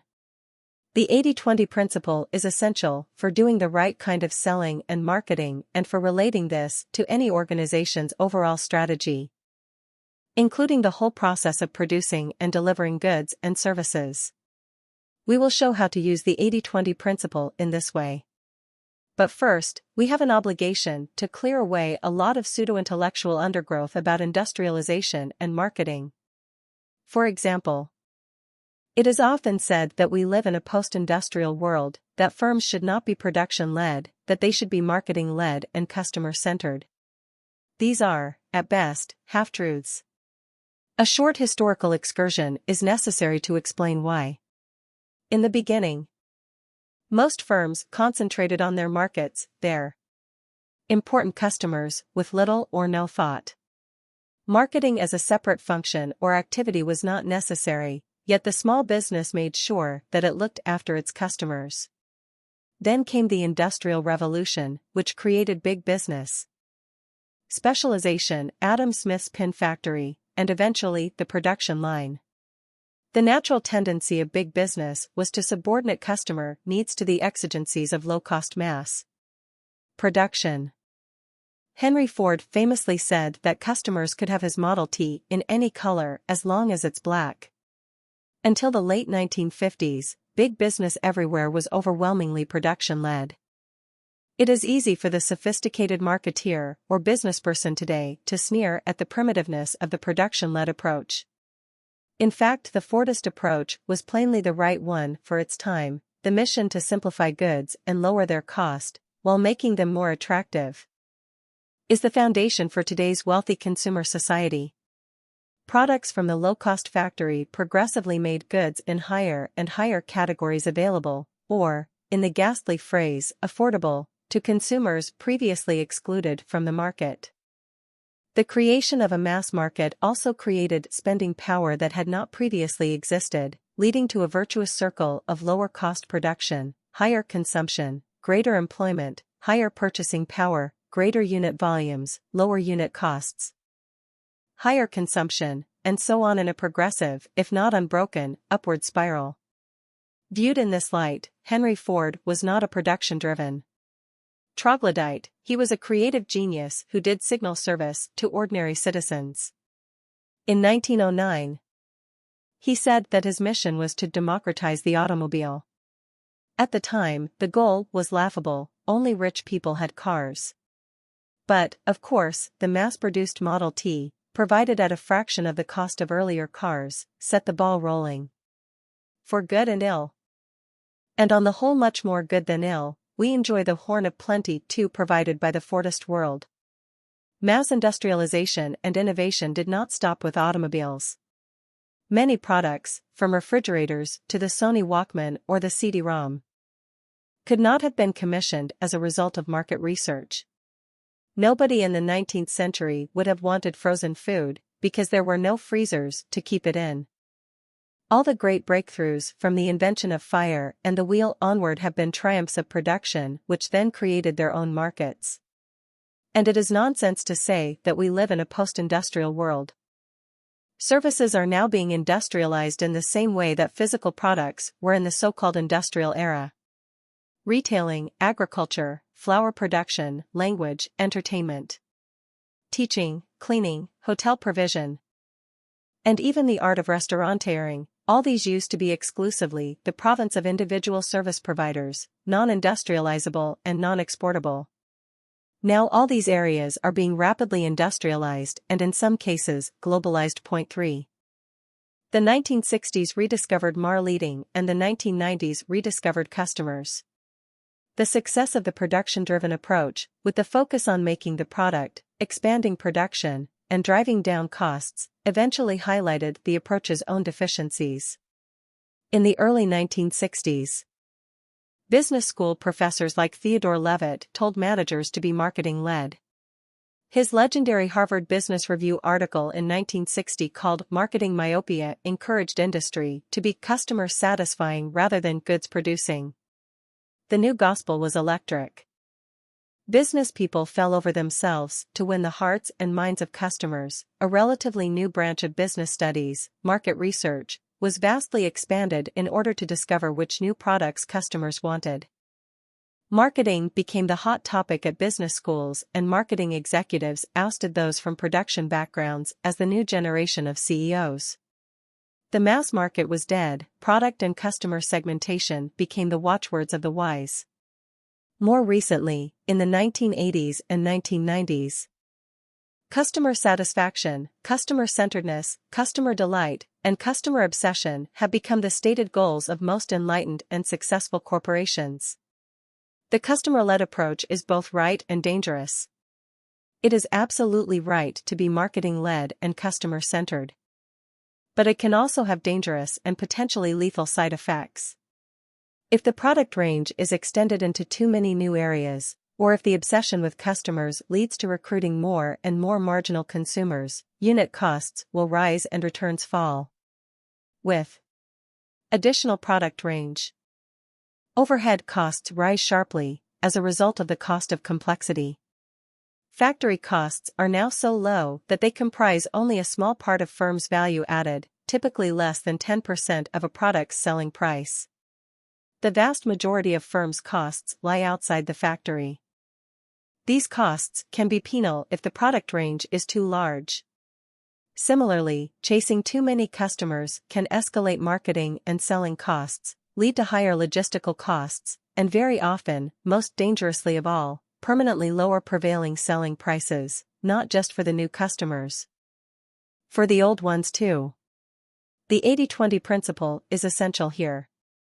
It can provide a synthesis of the production-led and marketing-led approaches, so that you concentrate only on profitable marketing and profitable customer-centeredness, as opposed to the unprofitable customer-centeredness very evident today. The 80-20 marketing gospel. The markets and customers on which any firm should be centered must be the right ones. Typically a small minority of those that the company currently owns. The conventional wisdom on being marketing-led and customer-centered is typically only 20% correct. There are 3 golden rules. Marketing, and the whole firm, should focus on providing a stunning product and service in 20% of the existing product line, that small part generating 80% of fully costed profits. Marketing, and the whole firm, should devote extraordinary endeavor toward delighting, keeping forever, and expanding the sales to the 20% of customers who provide 80% of the firm's sales and/or profits. There is no real conflict between production and marketing. 2 will only be successful in marketing if what you are marketing is different and, for your target customers, either unobtainable elsewhere, or provided by you in a product/service/price package that is much better value than is obtainable elsewhere.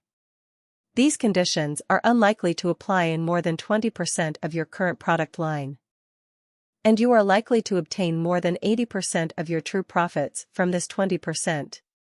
And if these conditions apply in almost none of your product lines, your only hope is to innovate. At this stage, the creative marketeer must become product-led. All innovation is necessarily product-led. 2 cannot innovate without a new product or service. Be marketing led in the few right product/marlet segments. Products accounting for 20% of your revenues are likely to comprise 80% of your profits. Once you take into account all the costs, including overheads, associated with each product, it is even more likely that 20% of your products account for 80% of your profits. Bill Roach, the cosmetics buyer for Raley's, a retailer in Sacramento, California, comments, 80% of your profit comes from 20% of the products. The question, for a retailer, is, how much of the 80% can you afford to eliminate, without the risk of losing stature in cosmetics? Ask the cosmetics franchisors, and they say it'll hurt.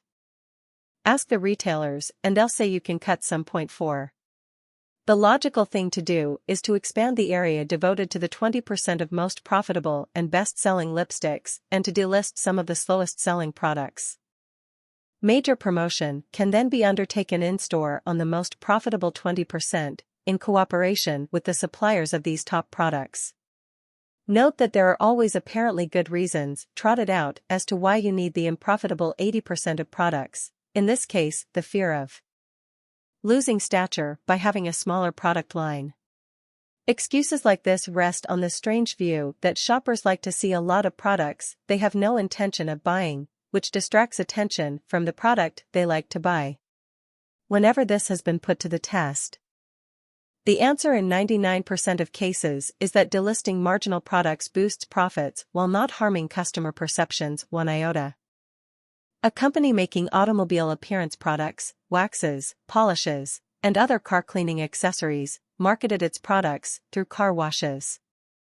In theory, this was logical, since car wash owners would make incremental profits through each sale of appearance products simply by putting them on display in space that would otherwise serve no useful function. The idea was that they would give the products premium floor space and make an effort to sell them. But when the auto appearance product business was sold and new management conducted a comprehensive sales analysis, they found that the classic 80-20 rule applied, meaning 80% of the company's revenues were generated at 20% of its retail sites. 5. When the new CEO turned up at 50 car washes generating minimal sales, he found his display hidden away in corners or other poor locations, allowing them to be mistreated and often badly understocked. The CEO harangued the owners of the car washes not selling many of his products. He told them to pull their socks up and manage their point-of-sale displays properly. This didn't work. Instead, he should have concentrated on the best 20% of car washes. What were they doing right? Could they do more of it? What did they have in common? How could more such outlets be found? As the successful outlets were owned by large, professionally run chains, he should have cultivated these outlets rather than trying to improve the performance of the sole proprietor sites. Be customer-centered for the few right customers. Important as focus on the few best products is, it is much less important than focusing on the few best customers. Many successful marketing professionals have learned this lesson. A few cases may be cited. In telecoms, direct your attention where the real threat of competition exists. In most instances, the 80-20 rule still applies. 80% of the revenue comes from 20% of the customers. Know who the top revenue-producing customers are and make sure you meet their needs. Point 6. In contract management, remember the old 80-20 rule. Keep in closest contact with the 20% of your clients who give you 80% of your business. Every Sunday evening, go through contract management files and jot a note, send a card, or make a note to call anyone you haven't had contact with for too long. Point 7. Since 1994, American Express has conducted many campaigns to strengthen its franchise with the merchants and their customers who generate the highest volume of Amex sales. Carlos Vieira, Director of Sales for American Express in South Florida, explains. It's the old 80-20 rule. The bulk of your business comes from 20% of your market. This campaign is more of a PR campaign to get people to dine out more. Point 8. Successful marketing is all about a focus on the relatively small number of customers who are the most active in consuming your product or service. A few customers buy a great deal while a great number buy very little. The latter can be ignored. It is the core customer group that matters, those that consume heavily and frequently. For example, MS Broadcasting, which owns WQHT and WRKS radio stations, has conducted successful marketing campaigns focused exclusively on its core audiences to increase the time they spend listening. Instead of spending 12 hours a week with their favorite radio station, they are now spending 25 hours a week with it. We focus on the 80-20 rule of consumption with all of our stations. We get every single one of the listeners in our target audience and milk every single quarter hour we can out of them. Point 9. Focusing on 20% of your customers is a great deal easier than focusing on 100% of them. Being customer-centered on all of your customers is pretty nigh impossible. But cherishing the core 20% is both feasible and highly rewarding. 4 steps to lock in your core customers. 2. Cannot target the key 20% until you know who they are. Firms with a finite customer base can work this out individual customer by individual customer. Firms selling to tens of thousands or millions of consumers need to know who their key customers are. These might be channels of distribution, and also the profile of the heavy and frequent consumer. Second, you need to provide quite exceptional or even outrageous service to them. To create a super insurance agency of the future, advises consultant Dan Sullivan, you'd build 20 relationships and cover them like a run with service. Not regular service, not good service. Outrageous service. 2. Anticipate their needs when you could, and you'd rush like a SWAT team when they asked you for anything else. 10. The real key is to provide surprising service, above and beyond the call of duty, and quite out of line with prevailing industry standards. This may have a short-term cost, but it will have a long-term reward. Third, target new products and services at the core 20% of customers, developing them solely for and with this group. In seeking to gain market share, try above all to sell more to your existing core customers. This is not, generally, a matter of sheer selling skills. Nor is it largely a matter of selling more of existing products to them, although frequent buyer programs nearly always give a high return and raise both short and long-term profits. But much more important still is developing improvements to existing products, or developing totally new products that are wanted by, and if possible developed in liaison with, your core customers. Innovation should be grounded in the relationship with this group. Finally, you should aim to keep your core customers forever. Core customers are money in the bank. If any of them drops out, your profitability will suffer. It follows that quite extraordinary efforts to keep your core customers, that look as though they are depressing profitability, are bound to enhance it substantially over any meaningful time period. Exceptional service may even help short-term profits by encouraging core customers to buy more. But profitability is only a scorecard providing an after-the-fact measure of a business's health. The real measure of a healthy business lies in the strength, depth, and length of its relationship with its core customers. Customer loyalty is the basic fact that drives profitability in any case. If you start to lose core customers, the business is crumbling beneath your feet. Whatever you do to dress up short-term earnings. If core customers are deserting, sell the business as fast as you can, or fire the management, fire yourself if you are the boss, and take whatever drastic steps are necessary to win the core customers back or at least stop the attrition. Conversely, if the core customers are happy, the long-term expansion of the business is assured. Serving the core 20% of customers must be a company-wide obsession. Only a focus on the key 20% of customers can make marketing a firm's central process. We started this section by looking at the shift from being production-led to being marketing-led. We then observed that the so-called excesses of the marketing approach were a result of focusing on 100% rather than 20% of customers. For the key 20% of customers, no excess can possibly be excessive enough. 2. Can spend up to the limits of your cash and your energy and know that you will obtain an excellent return. Tour organization cannot be centered on 100% of its customers, it can be centered on 20%.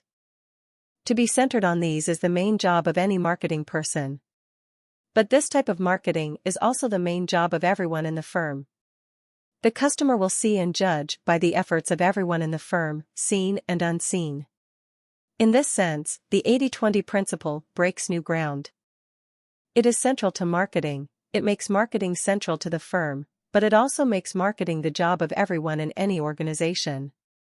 And marketing, for all the organization's members, must mean providing ever higher levels of delight for the key 20% of its customers.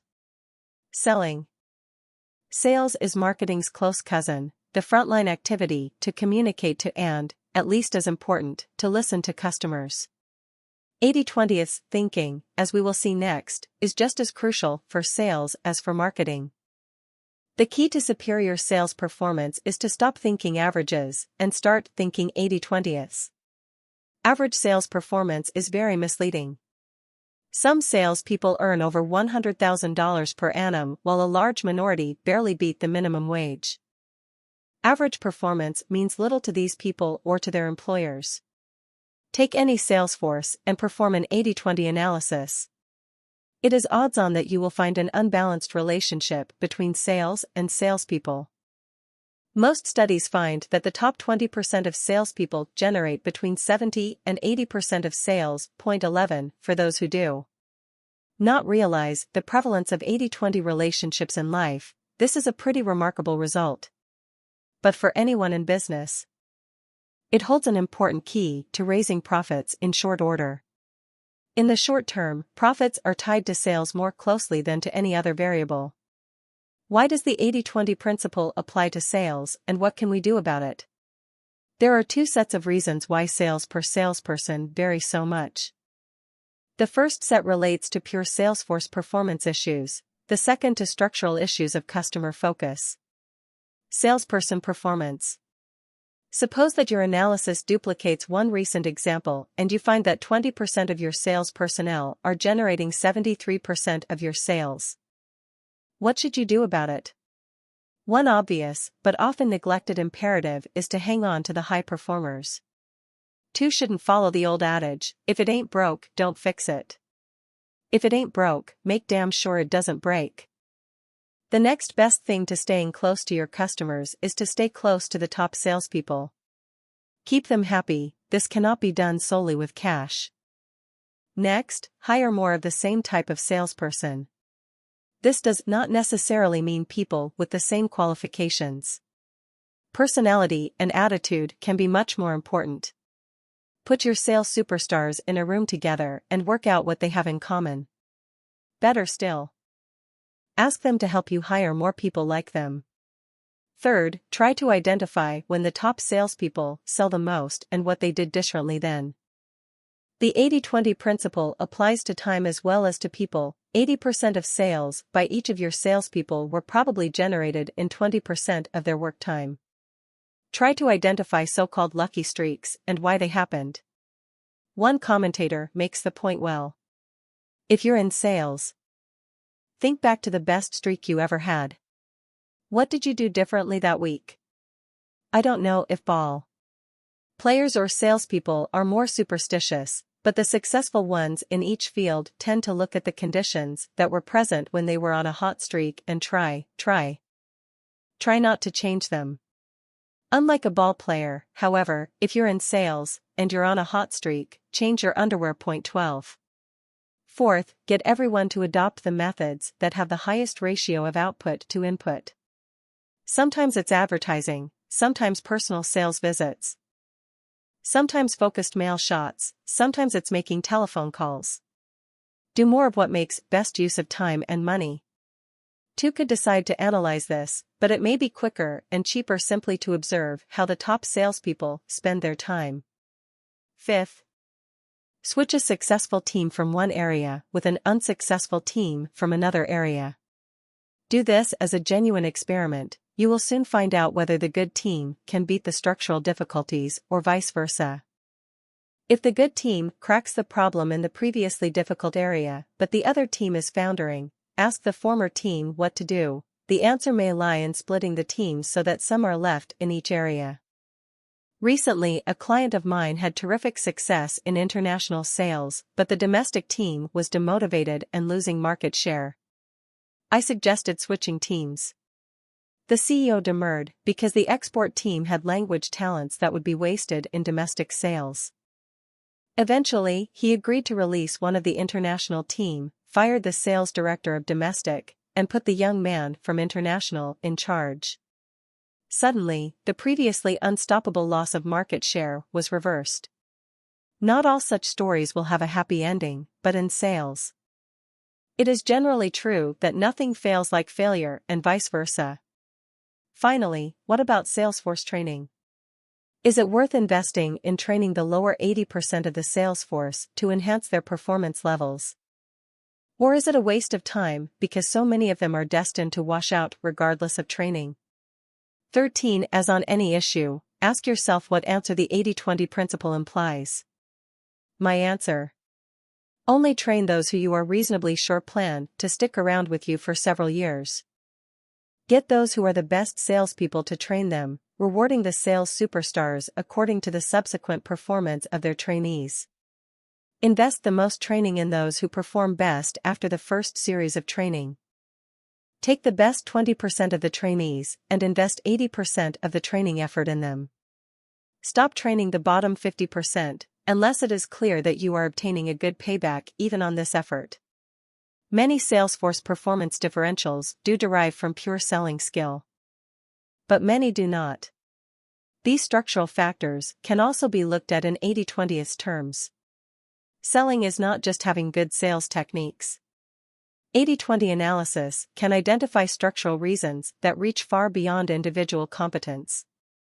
These structural factors are often much easier to address. and even more rewarding than dealing with individual merit. A great deal often depends on the products being sold and the customers being served. Look at the sales force. We find, for example, that 20% of our salespeople are generating 73% of our sales. We find that 16% of our products are accounting for 80% of sales. Also, 22% of our customers are producing 77% of our sales. Looking further at our sales force, we find that Black has 100 active accounts. 20 of these produce about 80% of Black's sales. Green covers 100 counties, and we find that 80% of her customers are concentrated in only 24 counties. White sells 30 different products. 6 account for 81% of her sales. 14. We have already highlighted the 80-20 principles application to products and customers in the section on marketing. Those in charge of sales forces should therefore focus every salesperson's efforts on the 20% of products that generate 80% of sales. Make sure that the most profitable products attract 4 times the credit that an equivalent dollar of less profitable products does. The sales force should be rewarded for selling the most profitable products, not the least profitable. Focus salespeople on the 20% of customers who generate 80% of sales and 80% of profits. Teach the sales force to rank their customers by sales and profits.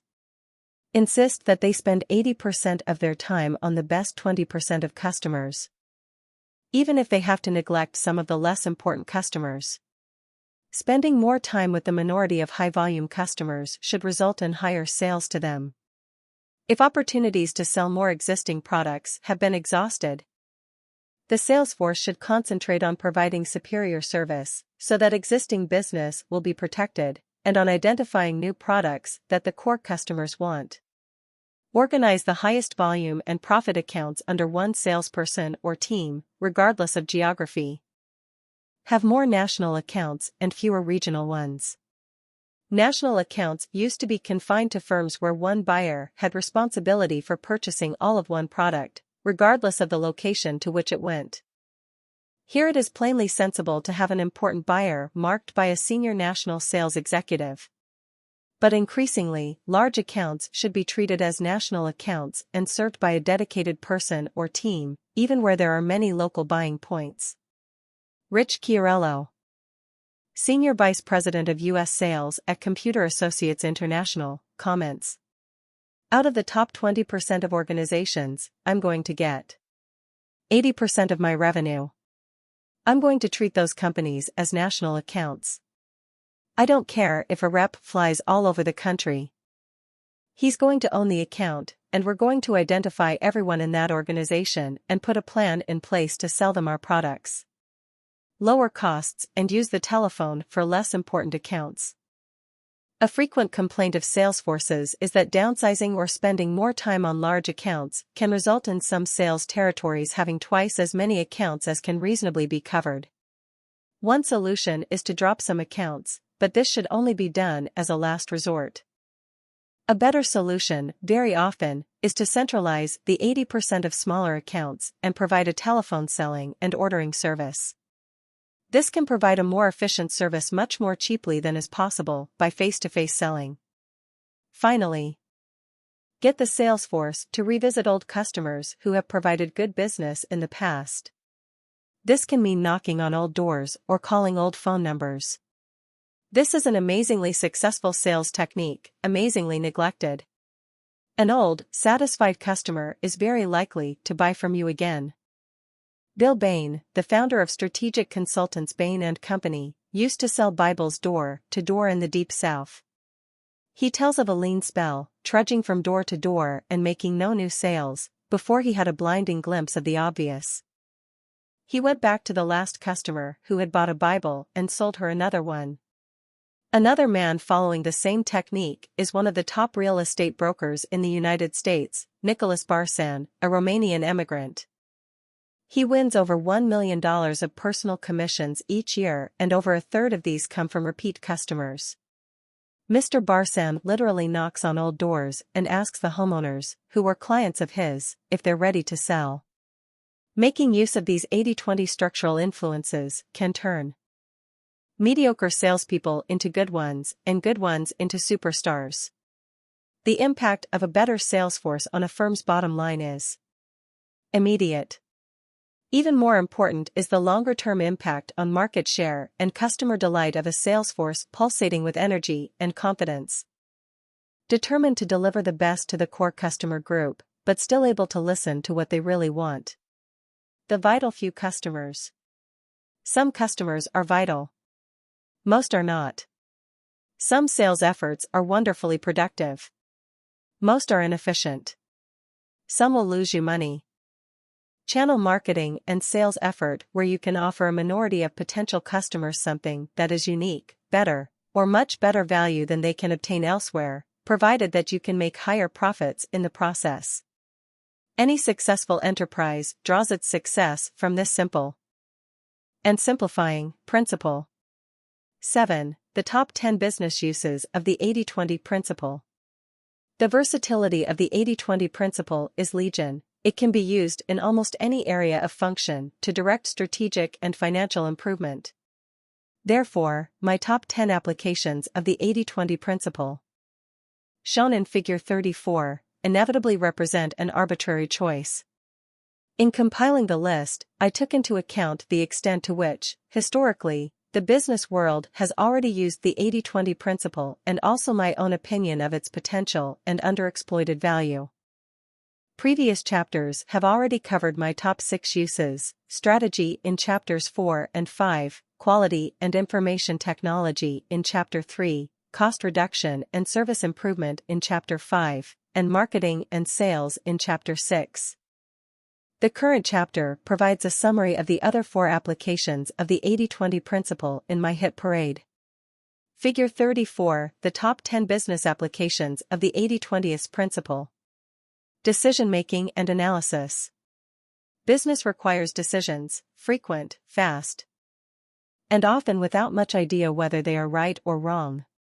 Since 1950, business has increasingly been blessed, or if you prefer plagued, by management scientists and analytical managers incubated in business schools, accounting firms, and consultancies, who can bring analysis, usually linked to extensive and expensive data gathering, to bear on any issue.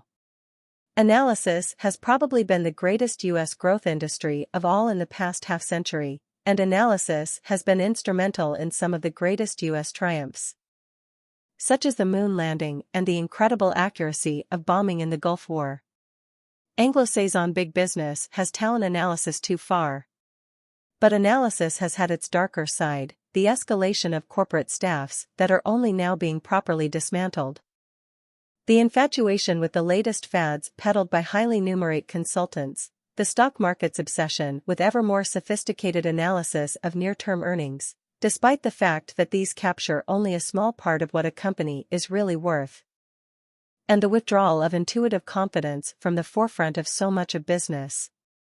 The latter has led not just to the pervasive reality behind the cliché of analysis paralysis, but also to a change for the worse in those who head the West's great corporations.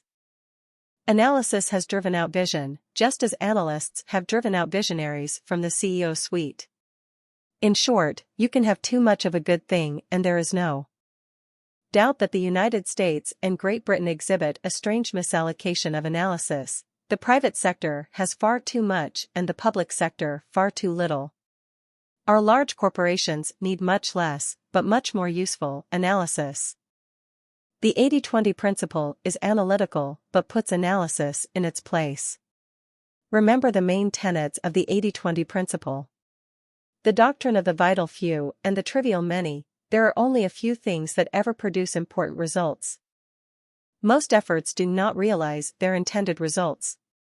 What you see is generally not what you get. There are subterranean forces at work.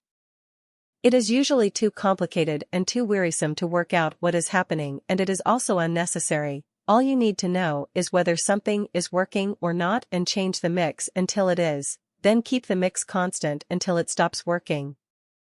Most good events happen because of a small minority of highly productive forces. Most bad things happen because of a small minority of highly destructive forces. Most activity, en masse and individually, is a waste of time. It will not contribute materially to desired results. 5 rules for decision mailing with the 80-20 principle. Rule 1 says that not many decisions are very important.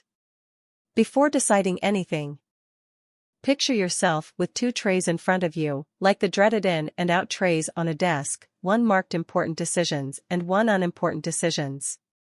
Mentally sort the decisions, remembering that only 1 in 20 is likely to fall into the important decision box. Do not agonize over the unimportant decisions, and above all, don't conduct expensive and time-consuming analysis.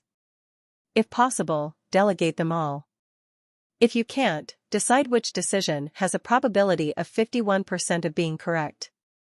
If you can't decide that quickly, toss a coin. Rule 2 affirms that the most important decisions are often those made only by default, because turning points have come and gone without being recognized. For example, your chief money makers leave because you have not been close enough to them to notice their disaffection or correct it. Or your competitors develop a new product, as competitors to IBM did with the PC, that you think is wrongly conceived and will never catch on. Or you lose a leading market share position without realizing it, because the channels of distribution change. Or you invent a great new product and enjoy a modest success with it, but someone else comes along and makes billions out of a lookalike rolled out like crazy. Or the nerd working for you in R&D UPS and founds Microsoft. When this happens, no amount of data gathering and analysis will help you realize the problem or opportunity. What you need are intuition and insight to ask the right questions rather than getting the right answers to the wrong questions. The only way to stand a reasonable chance of noticing critical turning points is to stand above all your data and analysis for 1 day a month and ask questions like, what uncharted problems and opportunities that could potentially have tremendous consequences are mounting up without my noticing? What is working well when it shouldn't or at least was not intended to? What are we unintentionally providing to customers that for some reason they seem to appreciate greatly? Is there something going badly astray? Where we think we know why, but where we might be totally wrong. Since something important is always happening underneath the surface, without anyone noticing it, what could it be this time? The third rule of 80-20 decision-making is for important decisions. Gather 80% of the data and perform 80% of the relevant analyses in the first 20% of the time available. Then make a decision 100% of the time and act decisively as if you were 100% confident that the decision is right. If it helps you to remember, call this the 80/20/100/100 rule of decision-making. Fourth, if what you have decided isn't working, change your mind early rather than late. The market in its broadest sense, what works in practice, is a much more reliable indicator than tons of analysis. So don't be afraid to experiment and don't persevere with losing solutions. Do not fight the market. Finally, when something is working well, double and redouble your bets. 2 may not know why it's working so well, but push as hard as you can while the forces of the universe are bending your way. Venture capitalists know this. Most of the investments in their portfolio fail to meet their expectations, but they are redeemed by a few superstar investments that succeed beyond everyone's wildest dreams. When a business keeps performing below its budgets, you may be sure you have a dog. When a business consistently outperforms expectations, there is at least a good chance that it can be multiplied by 10 or 100 times. In these circumstances, most people settle for modest growth. Those who seize the day become seriously rich. Inventory management. We saw in Chapter 5 that simplicity requires few products. Managing stock is another key discipline flowing from the 80-20 principle. Good stock keeping, following the 80-20 principle, is vital to profits and cash. It is also an excellent check on whether a business is pursuing simplicity or complexity. Nearly all businesses have far too much stock, partly because they have too many products and partly because they have too many variants of each product. Stock is measured in stock keeping units, SKUs. with 1 unit for each variant.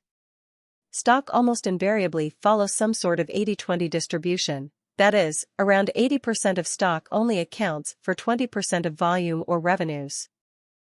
This means that slow-moving stock is very expensive and cash-guzzling to keep and probably involves product that is inherently unprofitable in any case. I can cite 2 recent examples of stock review. In one of them, upon analyzing the data, Pareto's 80-20 rule held close to true. 20% of the SKUs picked represented 75% of the daily volume. These picks were primarily full cases and typically required multiple cases per SKU. The remaining 80% of the SKUs represented only 25% of the daily volume. These picks amounted to only a few pieces per SKU per day. Point 1. The 20% was very profitable and the 80% unprofitable. Another case comes from a warehouse introducing an electronic system. Before doing so, it decided to see if it had the right stock in the first place. A preliminary study showed that the 80-20 rule didn't fit. Rather than 20% of the SKUs accounting for 80% of warehouse activity, only 0.5%, just 144 SKUs, account for 70% of the activity. Point 2. Again, while I know nothing at all about the product, it is a safe bet that the top 0.5% of SKUs by volume are a great deal more profitable than the other 99.5%. An example which is very important to me, because correcting it made me a lot of money, is that of Filofax. My partner at the time, Robin Field, takes up the story. While Filofax design and features had remained static, in the late 1980s, the product line width had expanded beyond all control. The same basic binder was available in a bewildering variety of sizes and a huge assortment of, mainly exotic, skins. Name a creature and Filofax would have ordered several thousand binders made of its hide and proudly placed them in its catalog and in stock. I don't know what a karung is, but I inherited an awful lot of its skin in 1990. Similarly, name a subject: bridge, chess, photography, bird watching, windsurfing, and Filofax would have commissioned several specialist inserts, had tens of thousands of them printed and put them in inventory. The result was, of course, not only a huge overhang of worthless stock, not only an administrative burden of vast complexity, but total confusion among our retailers. Point 3. Although good stock management is vital, there are only 4 key points to it. The most strategic point, cut down radically on your unprofitable product, has already been covered in Chapter 3. For any given number of products, you should cut down on the number of variants. Starting with the slowest movers. Simply cut them out of the product range, as Filofax did. Do not listen to anyone who tells you that the slow movers are really needed. If this was so, they'd move much faster. Try to export the problem and cost of inventory management to other parts of the value-added chain, to your suppliers or to your customers. The ideal solution is for your stock never to come near your facilities. With modern information technology, this is increasingly possible and can raise service standards while simultaneously cutting costs. Finally, if you must hold a certain amount of stock, there are many tactical ways to use the 80-20 principle to cut costs and speed up picking and packing. The 80-20 rule is reliable in many applications, meaning that about 80% of the activity involves only about 20% of the inventory. The areas divided by size and weight can now also be divided by part number into areas of high or low activity. In general, fast-moving items should be located as close to the shoulder-hip zone as possible, to minimize operator movement and reduce fatigue. Point 4. Inventory management in the future. Despite its historical overtones of the brown coat and the dusty store, inventory management is a fast-moving and exciting area. Virtual inventory, with online order processing, is becoming widespread, lowering costs, but also improving service to distributors and customers. Innovators such as Baxter International's hospital supply business are having great success with customer intimate inventory systems. In all cases, progress is being driven by focus, focus on the most important customers, focus on a simple product line, simply tracked and simply delivered. The 80-20 principle is also alive and well in another increasingly important component of corporate value creation, project management. Pro 5 ECT management. Management structures are being exposed as inadequate and worse. They usually destroy more value than they add. One way of destroying or circumventing structures, so as to create value for valuable customers, is the project. Many of the most energetic people in business, from chief executives down, do not really have a job, rather, they pursue a number of projects. Project management is an odd task. On the one hand, a project involves a team, it is a cooperative and not a hierarchical arrangement. But on the other hand, the team members usually do not know fully what to do, because the project requires innovation and ad hoc arrangements. The art of the project manager is to focus all team members on the few things that really matter. Simplify the objective. First, simplify the task. A project is not a project. Almost invariably, a project is several projects. There may be a central theme in the project and a series of satellite concerns. Alternatively, there may be 3 or 4 themes wrapped up in the same project. Think of any project with which you are familiar and you will see the point. Projects obey the law of organizational complexity. The greater the number of a project's aims, the effort to accomplish the project satisfactorily increases, not in proportion, but geometrically. 80% of the value of any project will come from 20% of its activities. And the other 80% will arise because of needless complexity. Therefore, do not start your project until you have stripped it down to one simple aim. Jettison the baggage. Impose an impossible timescale. This will ensure that the project team does only the really high-value tasks. Faced with an impossible timescale, project members will identify and implement the 20% of the requirement that delivers 80% of the benefit. Again, it is the inclusion of the nice-to-have features that turn potentially sound projects into looming catastrophes. Point 5. Impose stretch targets. Desperate situations inspire creative solutions. Ask for a prototype in 4 weeks. Demand a live pilot in 3 months. This will force the development team to apply the 80-20 rule and really make it work. Take calculated risks. Point 6. Plan before you act.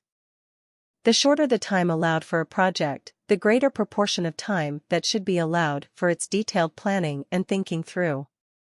When I was a partner at management consultants Bain & Company, we proved conclusively that the best managed projects we undertook, those that had the highest client and consultant satisfaction, the least wasted time, and the highest margins, were those where there was the greatest ratio of planning time to execution time. In the planning phase, write down all the critical issues that you are trying to resolve. If there are more than 7 of these, bump off the least important. Construct hypotheses on what the answers are, even if these are pure guesswork, but take your best guesses. Work out what information needs to be gathered or processes need to be completed to resolve whether you are right or not with your guesses. Decide who is to do what and when. Replan after short intervals, based on your new knowledge and any divergences from your previous guesses. Design before you implement. Particularly if the project involves designing a product or service, ensure you have the best possible answer in the design phase before you start implementation. Another 80-20 rule says that 20% of the problems with any design project cause 80% of the costs or overruns, and that 80% of these critical problems arise in the design phase and are hugely expensive to correct later, requiring massive rework and in some cases retooling. Negotiation. Negotiation completes my top 10 applications of the 80-20 principle in business. Not surprisingly, negotiation has been much studied. The 80-20 principle adds just 2 points, but they can be crucial. Few points in a negotiation really matter. 20% or fewer of the points at issue will comprise over 80% of the value of the disputed territory. 2 may think this will be obvious to both sides, but people like to win points, even completely unimportant ones. Similarly, they respond to concessions, even trivial ones. Therefore, build up a long list of spurious concerns and requirements early in a negotiation, making them seem as important to you as possible. These points must, however, be inherently unreasonable, or at least incapable of concession by the other party without real hurt, otherwise they will gain credit for being flexible and conceding the points. Then, in the closing stages of the negotiation, you can concede the points that are unimportant to you in exchange for more than a fair share of the really important points. For instance, imagine that you are negotiating with a sole supplier for the prices on 100 parts of a key product you make. 80% of the cost of any product rests in 20% of the parts. Two should only really be concerned about the prices of these 20 parts. But if you concede the asking price on the other 80 parts too early in the negotiation, you lose valuable bargaining chips. Two should therefore construct reasons for the prices on some of the unimportant 80 parts being important to you, perhaps by exaggerating the number of units you are likely to consume. Don't peel too early. Second, it has often been observed that most negotiations go through a phony war and only get going in earnest when the deadline looms. It also seems true that on account of the incredible pressure that time can put on a negotiation, 80% of the concessions will occur in the last 20% of the time available. If demands are presented early on, neither side may be willing to yield, and the entire transaction can fall apart. But if additional demands or problems surface in the final 20% of the time available for the negotiation, both sides will be more flexible. Point 7. Impatient people don't make good negotiators. How to secure a pay raise. Wharton Skinner gives an intriguing example of how to exploit the 80-20 principle. 80% of concessions will be made in the last 20% of negotiating time. If your appointment to ask for a long overdue raise is scheduled for 9 a.m., and you know your supervisor has another appointment at 10 o'clock, expect the critical moments to occur around 9:50. Pace yourself accordingly. Don't make your request too early to permit a gracious compromise on your supervisor's part. Point 8. Beyond the top 10. By now you will have realized that the 80-20 principle cuts across whatever boxes we create. The insights derive from the living reality behind people, behind business, and behind the world in which business operates.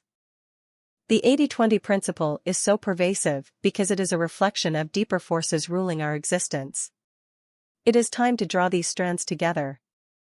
8. The vital few give success to you. The 80-20 principle comprises radar and autopilot.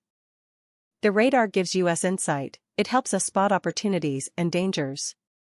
The autopilot allows us to stroll around our business arena and talk to customers and anyone else who might matter, knowing that we are still in control of our destiny. The logic of the 80-20 principle requires us to grasp and internalize a few simple points. We can then easily think 80-20 and act 80-20 whatever we are doing. A few things are always much more important than most things. This is invariably true, yet difficult at first to credit. Unless we have numbers or 80-20ths thinking to guide us, most things always appear more important than the few things that are actually more important.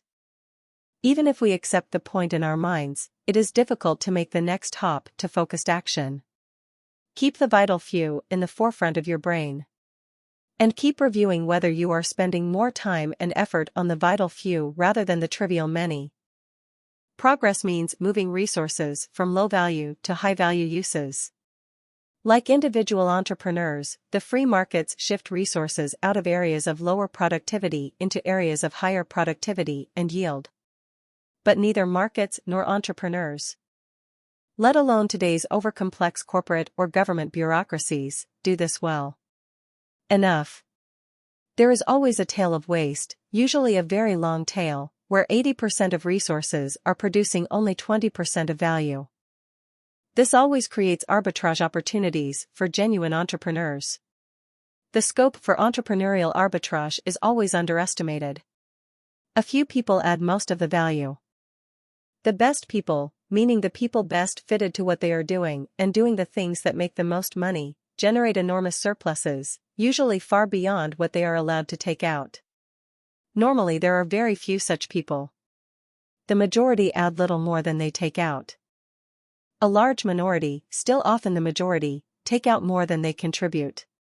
This misallocation of resources is greatest in larger and more diversified corporations. Any large, managed corporation is an organized conspiracy to misallocate rewards. The larger and more complex the firm, the greater the extent and success of the conspiracy. Those who work in corporations, or have extensive dealings with them, know that a few employees are priceless. They add value far beyond their cost. Many employees are passengers adding much less value than they cost.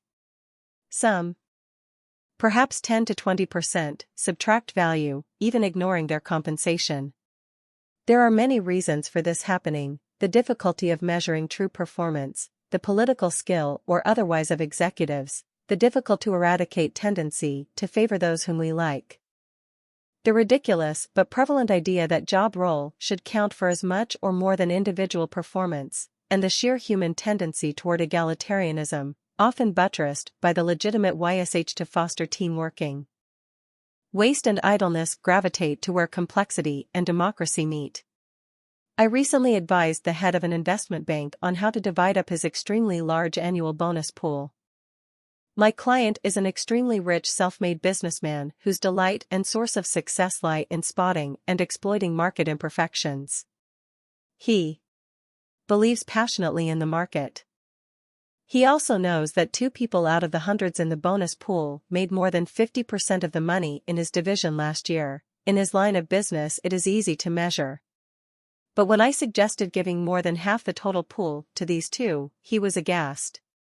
Later on, we came to the case of one executive who we both knew was subtracting more value than he added, but who was both likable and an extremely astute politician within the bank.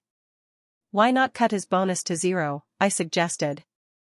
Again, my friend hadn't thought of that. Gee, Richard, I've already cut it to a quarter of what it was last year and I daren't go any further.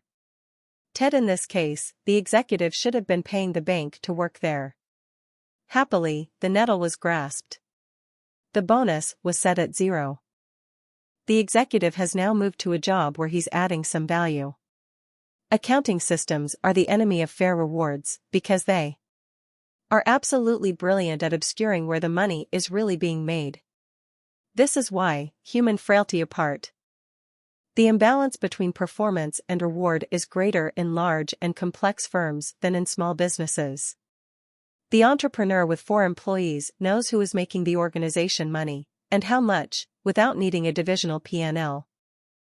The CEO of a large corporation needs to rely on misleading accounting data and the filter provided by the head of human resources. Dread phrase. It is not surprising that in large firms the top performers get less than they should and the mass of mediocre managers end up with more than they deserve. Margins vary wildly. Margins, between value and cost, between effort and reward, are always highly variable.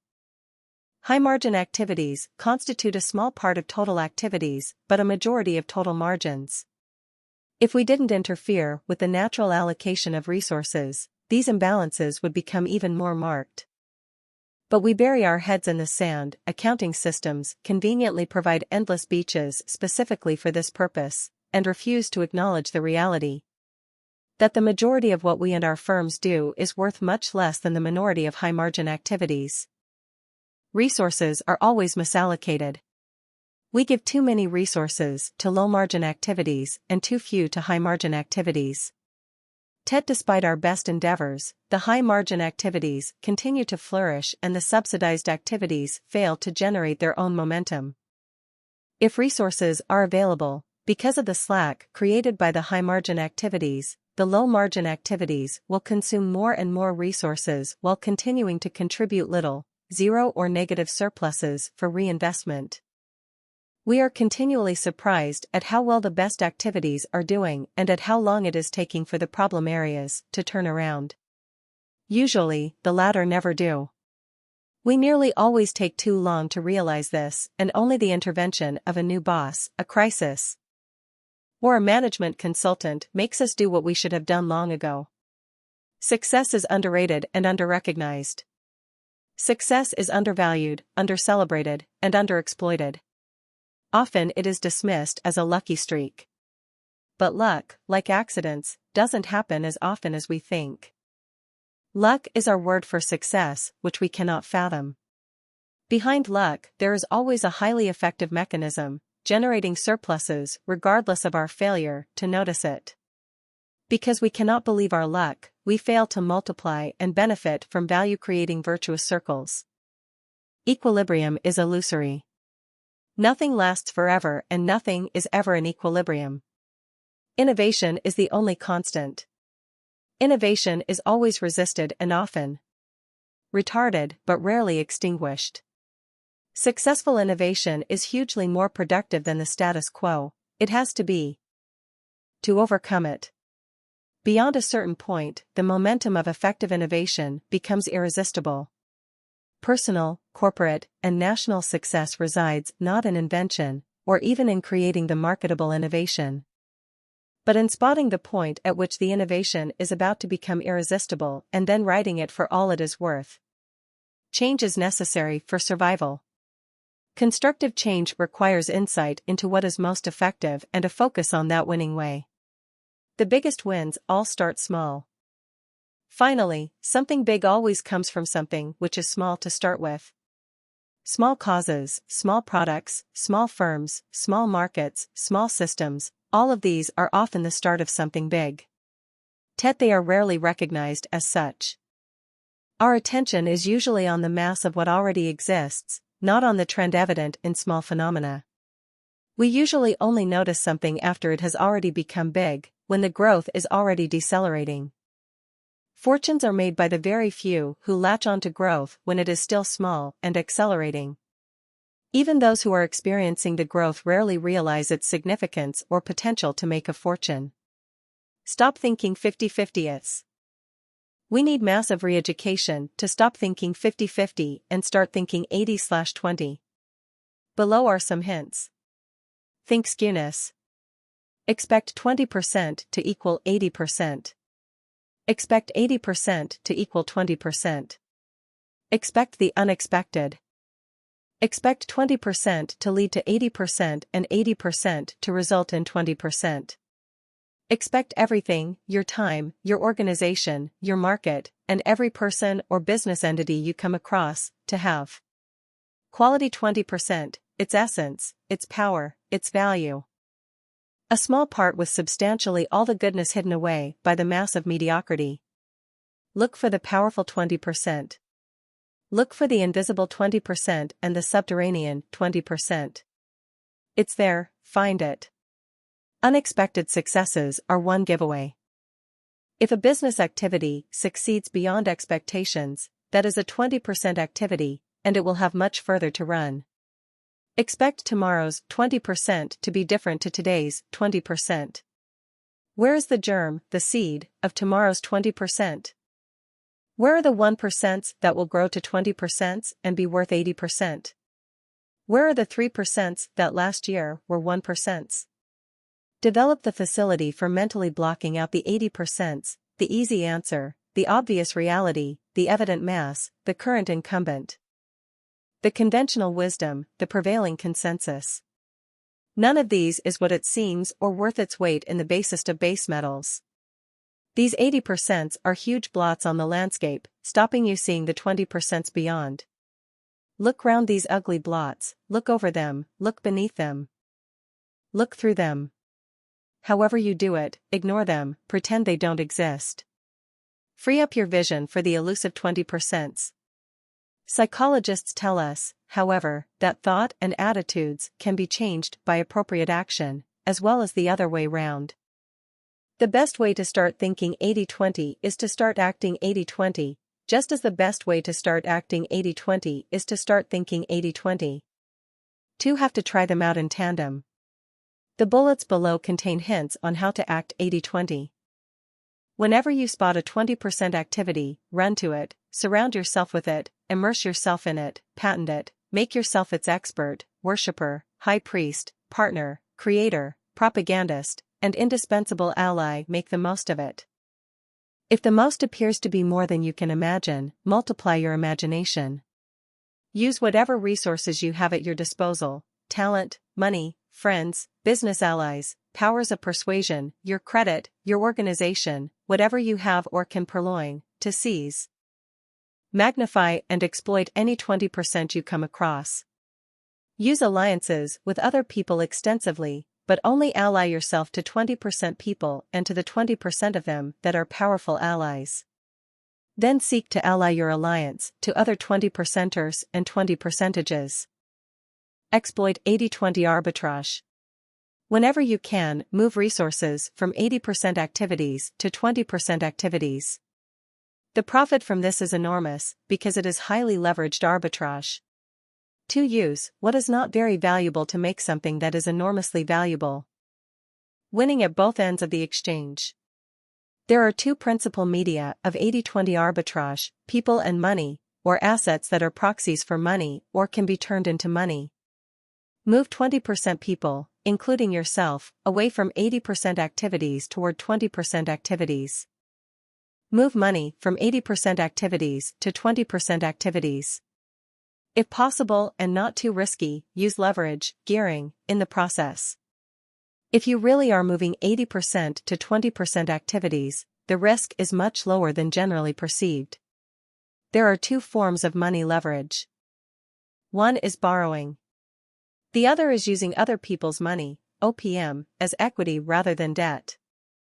OPM used for 80% activities is addictive, dangerous, and risky. It ends in tears. OPM used for 20% activities creates winners all round and, quite fairly, allows you to be the biggest winner. Innovate new 20% activities. Steal 20% ideas from elsewhere, other people, other products, other industries, other intellectual spheres, other countries. Apply them in your own 20% backyard. Ruthlessly prune 80% activities. 80% time drives out 20% time. 80% allies hog space that should go to 20% allies. 80% assets deprive 20% activities of funds. 80% business relationships displace 20% ones. Being in 80% organizations or places stops you spending time in 20% ones. Living in an 80% place prevents you moving to a 20% one. Mental energy expended on 80% activities takes away from 20% projects. So there we have it. Think 80/20ths and act 80/20ths. Those who ignore the 80-20 principle are doomed to average returns. Those who use it must bear the burden of exceptional achievement. On to part 3. The 80-20 principle has proved its worth in business and in helping business to startling success in the West and in Asia. Even those who do not love business or know of the 80-20 principle have been touched by the progress made by the minority who do. The 80-20th principle is a principle of life, not of business. It originated in academic economics. It works in business because it reflects the way the world works, not because there is something about business that particularly fits the 80-20 principle. In any situation, the 80-20 principle is either true or not true. Whenever it has been tested, inside or outside the business arena, it works equally well. It is just that the principle has been tested far more often within the confines of business enterprise. It is high time to liberate the power of the 80-20 principle and use it beyond business.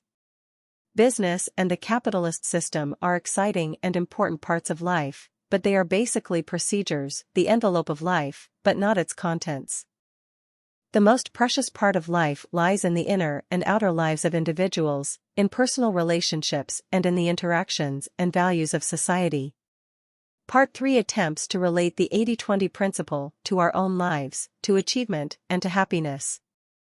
Part 4 explores how the 80-20 principle is intrinsic to the advance of civilization, to progress in society.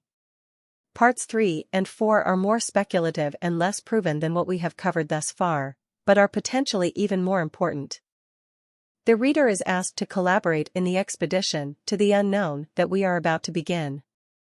Part 3. WOR 3 Less, Earn and Enjoy More. 9. Being Free. The 80-20 principle, like the truth, can make you free. 2 Can work less. At the same time, you can earn and enjoy more.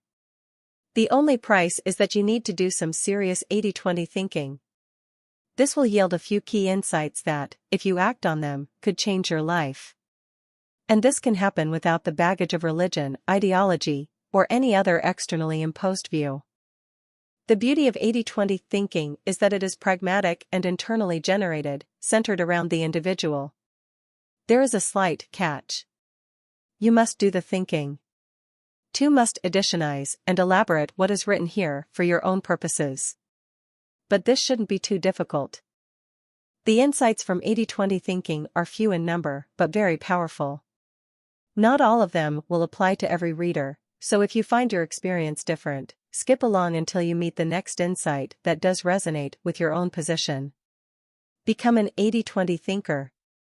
Starting with your own life. My ambition is not just to serve up insights from 80-20 thinking and have you tailor them to your own life. I am actually much more ambitious than that. I want you to lock on to the nature of 80-20 thinking so that you can develop your own insights, both particular and general, which have not crossed my mind.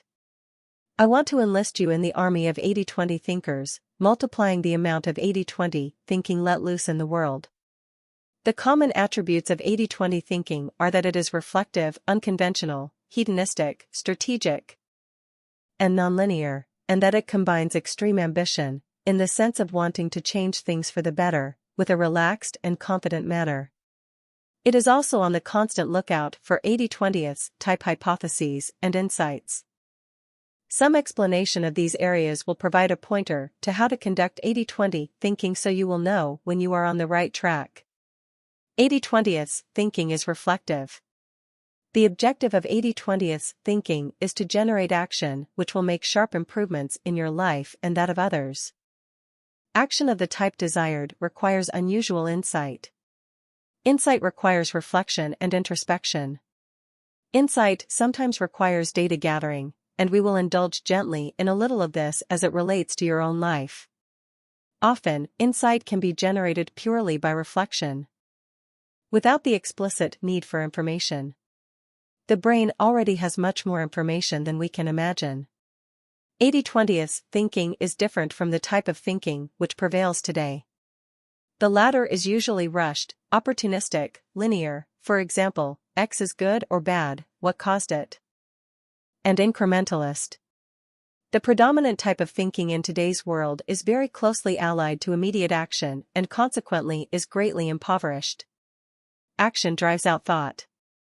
Our objective, as 80-20 thinkers, is to leave action behind, do some quiet thinking.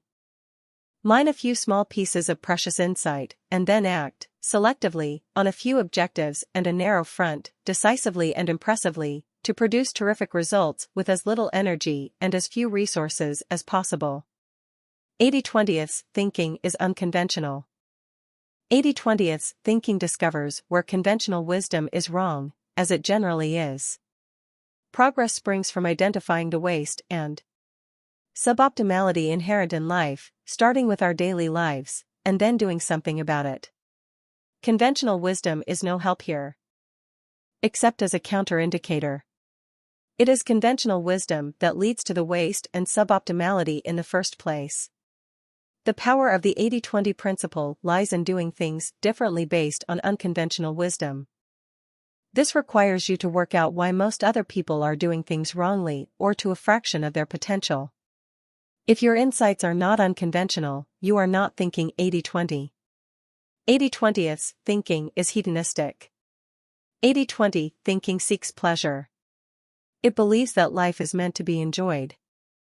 It believes that most achievement is a byproduct of interest, joy, and the desire for future happiness.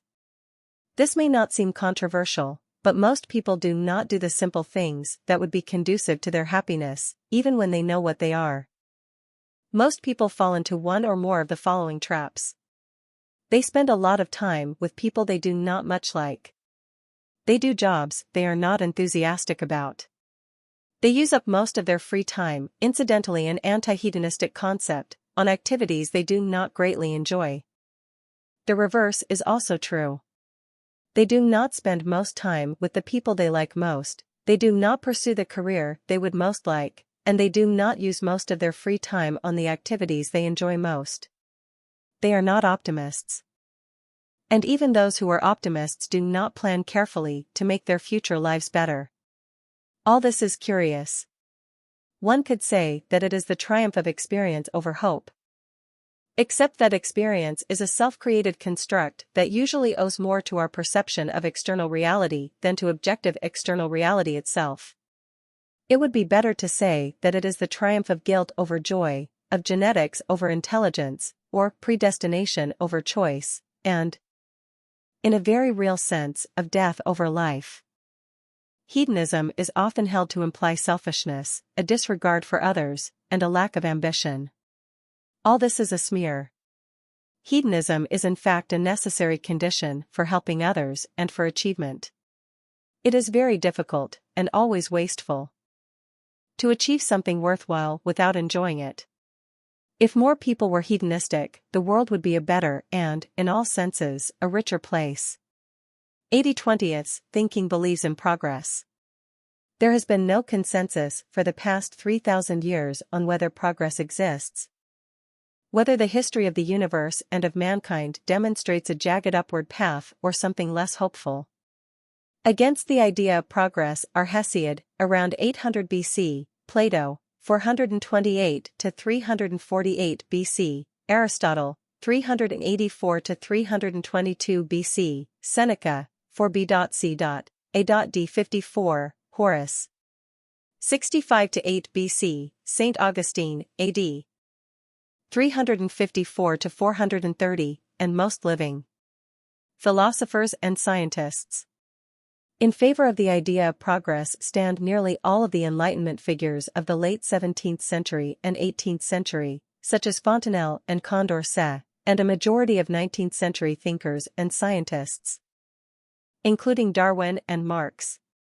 Team captain for progress must be Edward Gibbon, 1737-94, the oddball historian, who wrote In the Decline and Fall of the Roman Empire.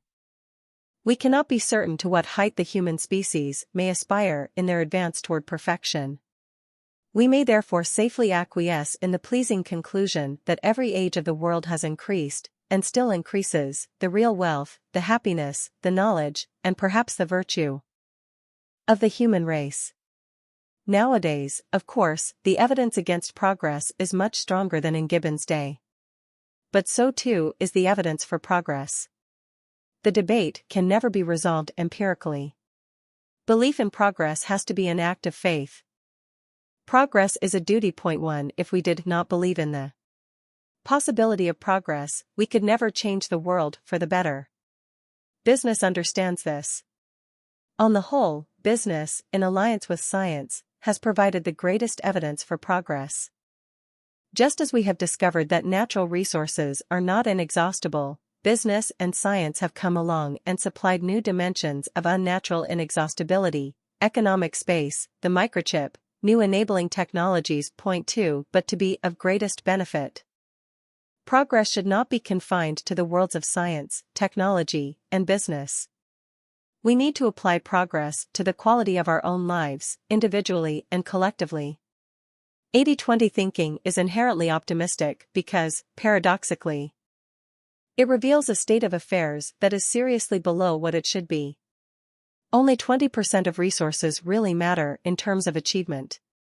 The rest, the large majority, are marking time, making token contributions to the overall effort. Therefore, give more power to the 20%.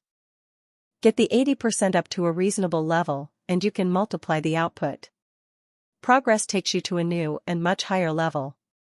But, even at this level, there will still typically be an 80/20 distribution of outputs/inputs. so you can progress again to a much higher level. The progress of business and science vindicates the 80-20 principle. Construct a huge computer that can make calculations several times faster than any previous machine.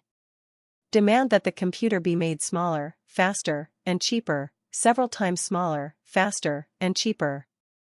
Repeat the process. Repeat it again. There is no end in sight to such progress. Now apply the same principle to other provinces of life. If we believe in progress, the 80-20 principle can help us to realize it. We may even end up proving Edward Gibbon right: real wealth, happiness, knowledge, and perhaps virtue can be constantly increased. 80-20th thinking is strategic. To be strategic is to concentrate on what is important, on those few objectives that can give us a comparative advantage on what is important to us rather than others, and to plan and execute the resulting plan with determination and steadfastness. 80-20th thinking is nonlinear. Traditional thinking is encased within a powerful, but sometimes inaccurate and destructive mental model. It is linear. It believes that X leads to Y, that Y causes S, and that B is the inevitable consequence of A. 2 made me unhappy because you were late. My poor schooling led to my dead-end job. I have been successful because I am very clever. Hitler caused the Second World War. My firm cannot grow because the industry is declining. Unemployment is the price we pay for low inflation. High taxes are necessary if we want to look after the poor, the sick, and the old. And so on. All of these are examples of linear thinking. Linear thinking is attractive because it is simple, cut and dried. The trouble is that it is a poor description of the world and an even worse preparation for changing it. Scientists and historians have long ago abandoned linear thinking. Why should you cling to it? 80-20th thinking offers you a life raft. Nothing flows from one simple cause. Nothing is inevitable. Nothing is ever in equilibrium or unchangeable. No undesired state of affairs need endure. Nothing desirable need be unobtainable. Few people understand what is really causing anything, good or bad. Causes may be very influential without being particularly noticeable or even, yet, very extensive.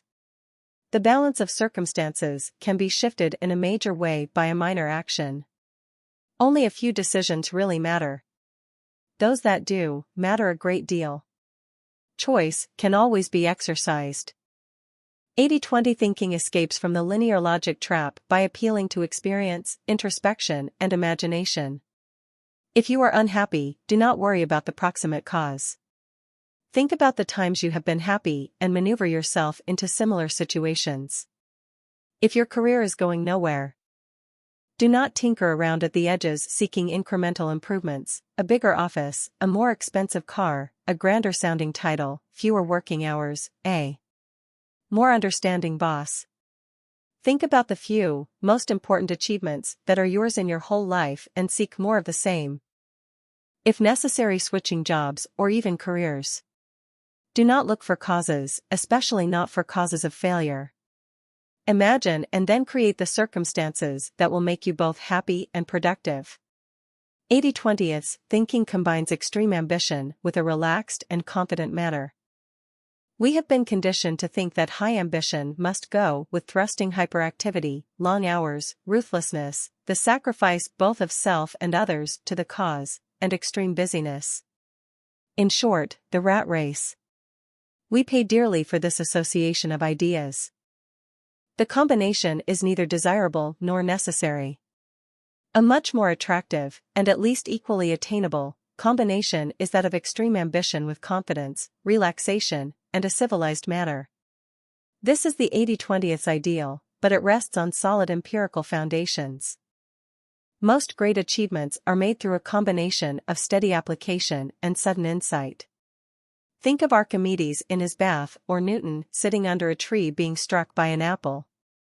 The immensely important insights thus generated would not have happened if Archimedes had not been thinking about displacement or Newton about gravity, but neither would have occurred if Archimedes had been chained to his desk or Newton frenetically directing teams of scientists.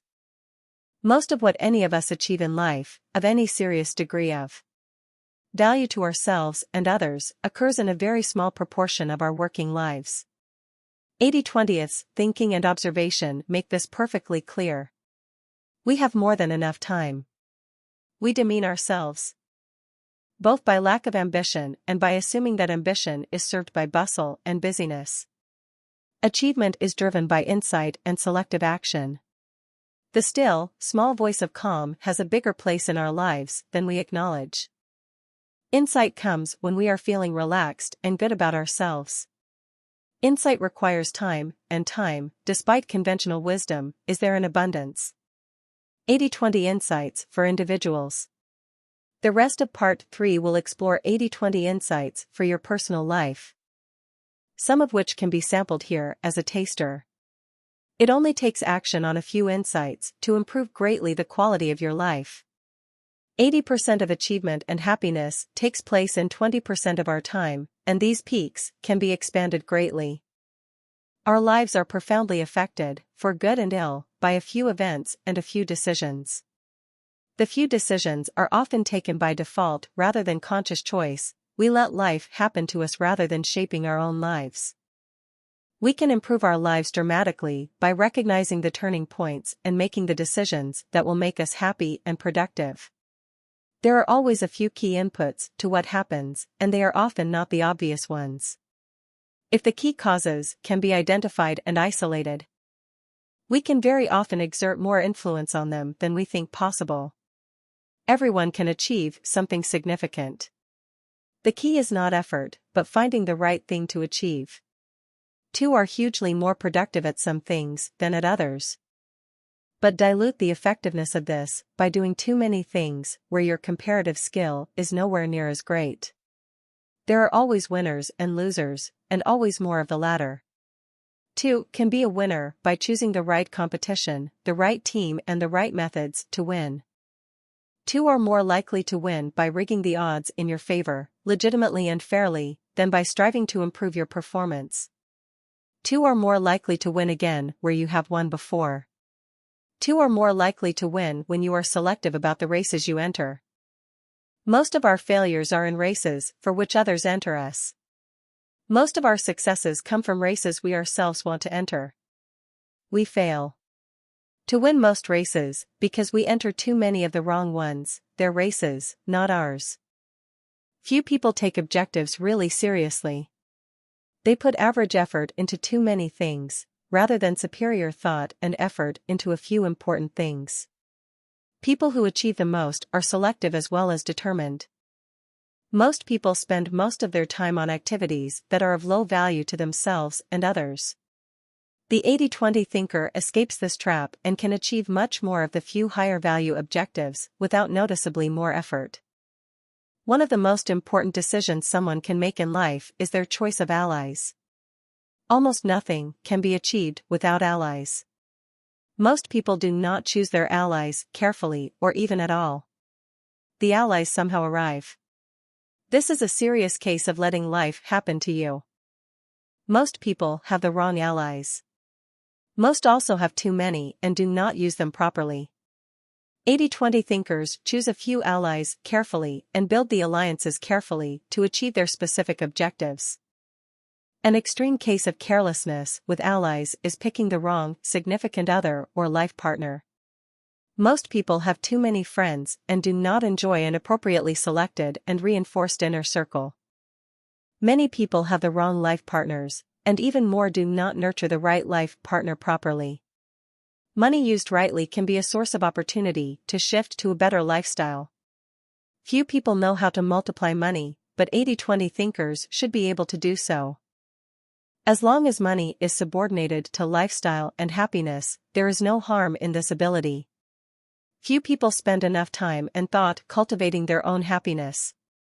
They seek indirect goals, like money and promotion, that may be difficult to attain and will prove when they are attained to be extremely inefficient sources of happiness. Not only is happiness not money, it is not even like money. Money not spent can be saved and invested and, through the magic of compound interest, multiplied. But happiness not spent today does not lead to happiness tomorrow. Happiness, like the mind, will atrophy if not exercised. 80/20th thinkers know what generates their happiness and pursue it consciously, cheerfully, and intelligently, using happiness today to build and multiply happiness tomorrow. Time is waiting in the wings. The best place to start 80/20 thinking about achievement and happiness is the subject of time. Our society's appreciation of the quality and role of time is very poor. Many people intuitively understand this, and several 100,000 busy executives have sought redemption in the form of time management. But these executives are just tinkering around the edges. Our whole attitude toward time needs to be transformed. We don't need time management, we need a time revolution. 10. Time revolution. But at my back I always hear Time's winged chariot hurrying near, and yonder all before us lie deserts of vast eternity. Andrew Marvell 1. Almost everyone, whether ultra-busy or ultra-idle, needs a time revolution. It is not that we are short of time or even that we have too much of it.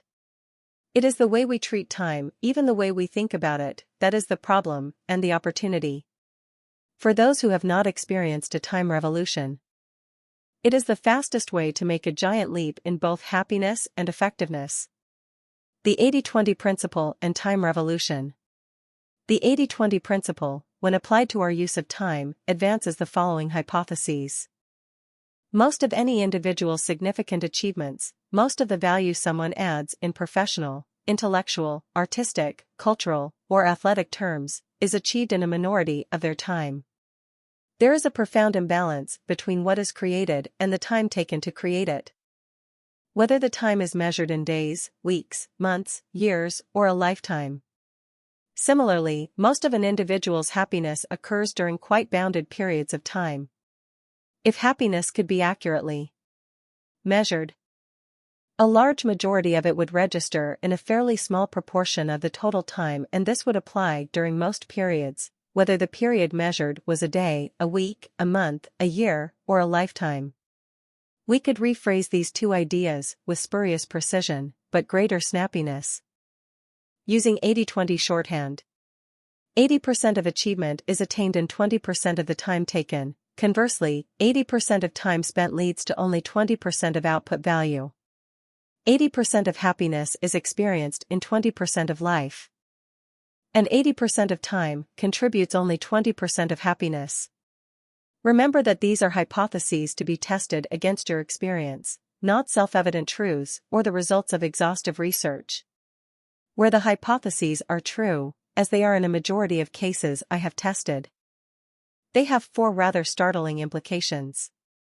Most of what we do is of low value. Some small fragments of our time are much more valuable than all the rest. If we can do anything about this, we should do something radical. There is no point tinkering around the edges or making our use of time a little more efficient. If we make good use of only 20% of our time, there is no shortage of it. Spend a few minutes or hours reflecting on whether the 80/20 principle operates for you in each of these spheres. It doesn't matter what the exact percentages are, and in any case it is almost impossible to measure them precisely. The key question is whether there is a major imbalance between the time spent on the one hand and achievement or happiness on the other. Does the most productive fifth of your time lead to 4/5 of valuable results? Are 4/5 of your happiest times concentrated into 1/5 of your life? These are important questions and should not be answered glibly. It might be an idea to set this book aside and go for a walk. Don't come back until you have decided whether your use of time is unbalanced. The point is not to manage your time better. If your use of time is unbalanced, a time revolution is required. 2. Don't need to organize yourself better or alter your time allocation at the margins. You need to transform how you spend your time. 2. Probably also need to change the way you think about time itself. What you need should not, however, be confused with time management. Time management originated in Denmark as a training device to help busy executives organize their time more effectively. It has now become a $1 billion industry operating throughout the world. The key characteristic of the time management industry now is not so much the training, but more the sale of time managers, executive personal organizers. Both of the traditional paper-based type and now increasingly electronic. Time management also often comes with a strong evangelical pitch. The fastest growing corporation in the industry, Franklin, has deep Mormon roots. Point 2. Time management is not a fad. Since its users are usually highly appreciative of the systems used, and they generally say that their productivity has risen by 15 to 25% as a result. But time management aims to fit a quart into a pint jar. It is about speeding up. It is specifically aimed at business people pressured by too many demands on their time. The idea is that better planning of each tiny segment of the day will help executives act more efficiently.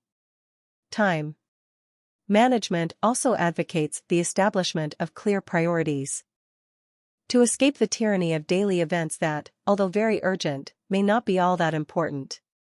Time management implicitly assumes that we know what is and is not a good use of our time. If the 80-20 principle holds, this is not a safe assumption. In any case, if we knew what was important, we'd be doing it already. Time management often advises people to categorize their list of to-do activities into A, B, C, or D priorities. In practice, most people end up classifying 60 to 70% of their activities as A or B priorities. They conclude that what they are really short of is time.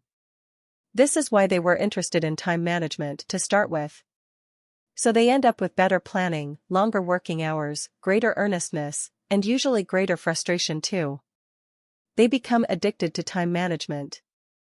But it doesn't fundamentally change what they do, or significantly lower their level of guilt that they are not doing enough. The name time management gives the game away.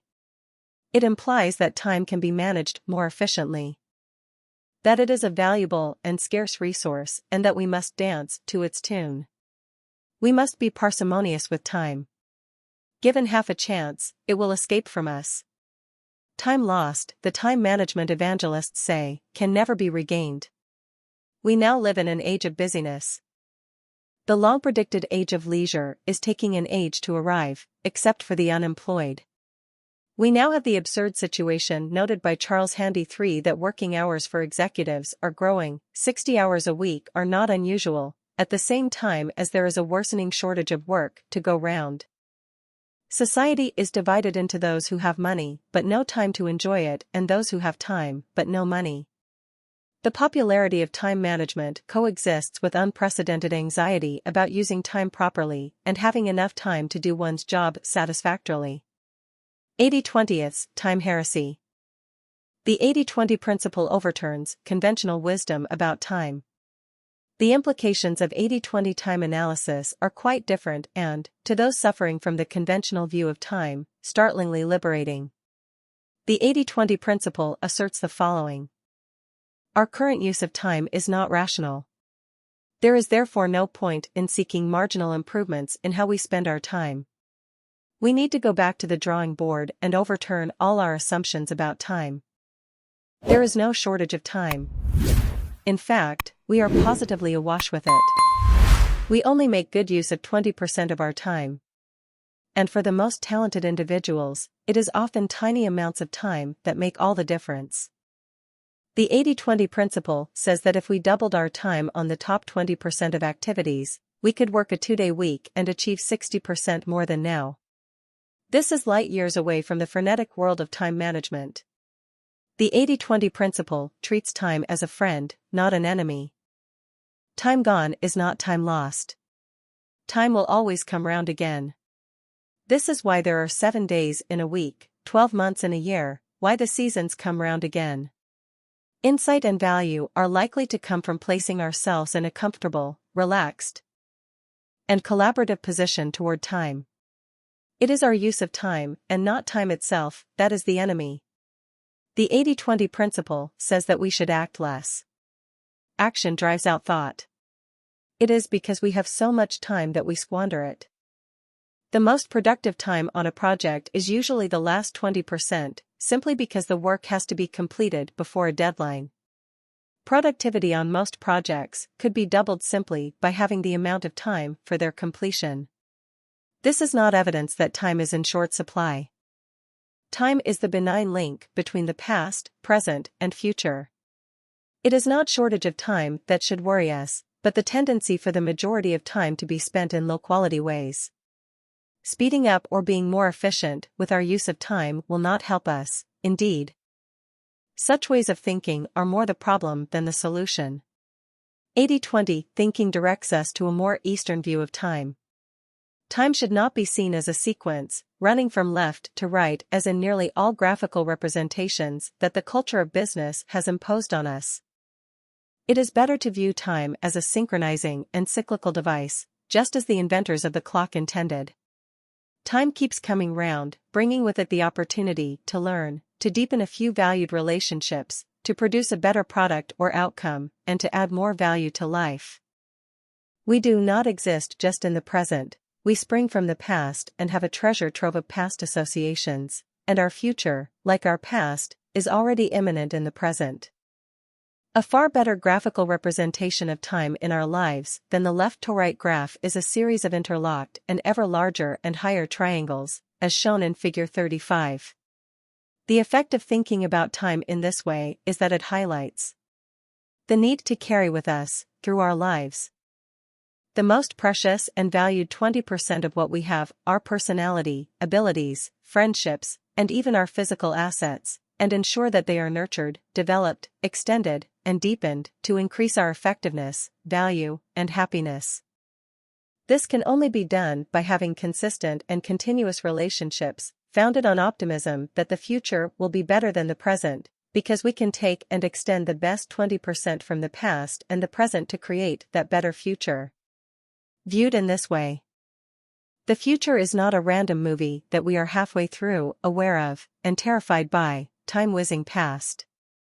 Rather, the future is a dimension of the present and the past, giving us the opportunity to create something better. 80-20's thinking insists that this is always possible. All we have to do is to give freer rein and better direction to our most positive 20%.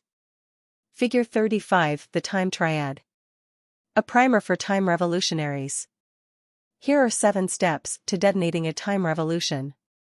Mail the decoult mental leap of dissociating effort and reward. The Protestant work ethic is so deeply ingrained in everyone, of all religions and none, that we need to make a conscious effort to extirpate it. The trouble is that we do enjoy hard work, or at least the feeling of virtue that comes from having done it. What we must do is to plant firmly in our minds that hard work, especially for somebody else, is not an efficient way to achieve what we want. Hard work leads to low returns. Insight and doing what we ourselves want lead to high returns. Decide on your own patron saints of productive laziness. Mine are Ronald Reagan and Warren Buffett. Reagan made an effortless progression from B-film actor to darling of the Republican right, Governor of California, and extremely successful president. What did Reagan have going for him? Good looks, a wonderfully mellifluous voice, which he deployed instinctively on all the right occasions, the high point of which undoubtedly consisted in his words to Nancy when shot, "Honey, I forgot to duck," some very astute campaign managers. Old-fashioned grace, and a Disney-esque view of America and the world. Reagan's ability to apply himself was limited at best, his grasp of conventional reality ever more tenuous, his ability to inspire the United States and destroy communism ever more awesome. To maul Churchill's dictum, never was so much achieved by so few with so little effort. Warren Buffett became, for a time, the richest man in the United States, not by working but by investing. Starting with very little capital, he has compounded it over many years at rates far above stock market average appreciation. He has done this with a limited degree of analysis. He started before slide rules were invented, but basically with a few insights which he has applied consistently. Buffett started his riches roller coaster with one big idea, that U.S. Local newspapers had a local monopoly that constituted the most perfect business franchise. This simple idea made him his first fortune, and much of his subsequent money has been made in shares in the media, an industry he understands. If not lazy, Buffett is very economical with his energy.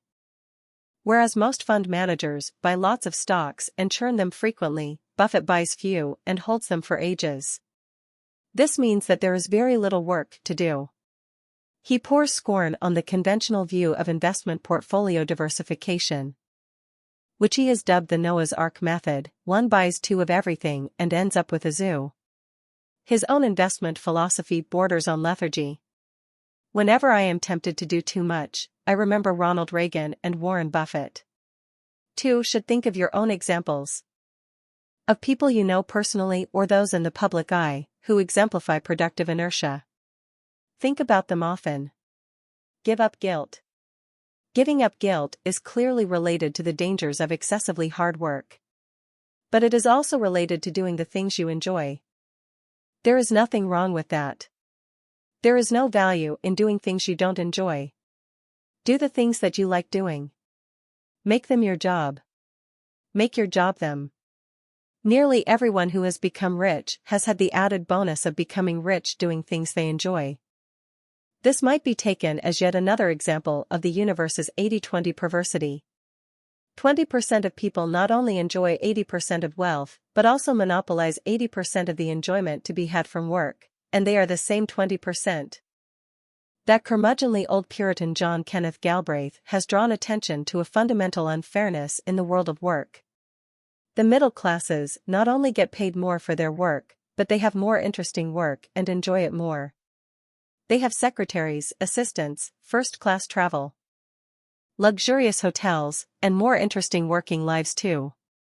In fact, you would need to have a large private fortune to afford all the perquisites that senior industrialists now routinely award themselves.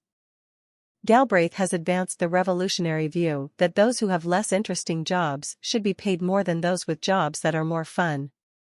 What a spoilsport! Such views are thought-provoking, but no good will come of them. As with so many 80-20 phenomena, if you look beneath the surface, you can detect a deeper logic behind the apparent inequity.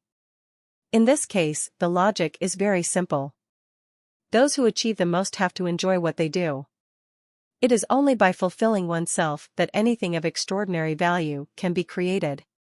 Think, for example, of any great artist in any sphere.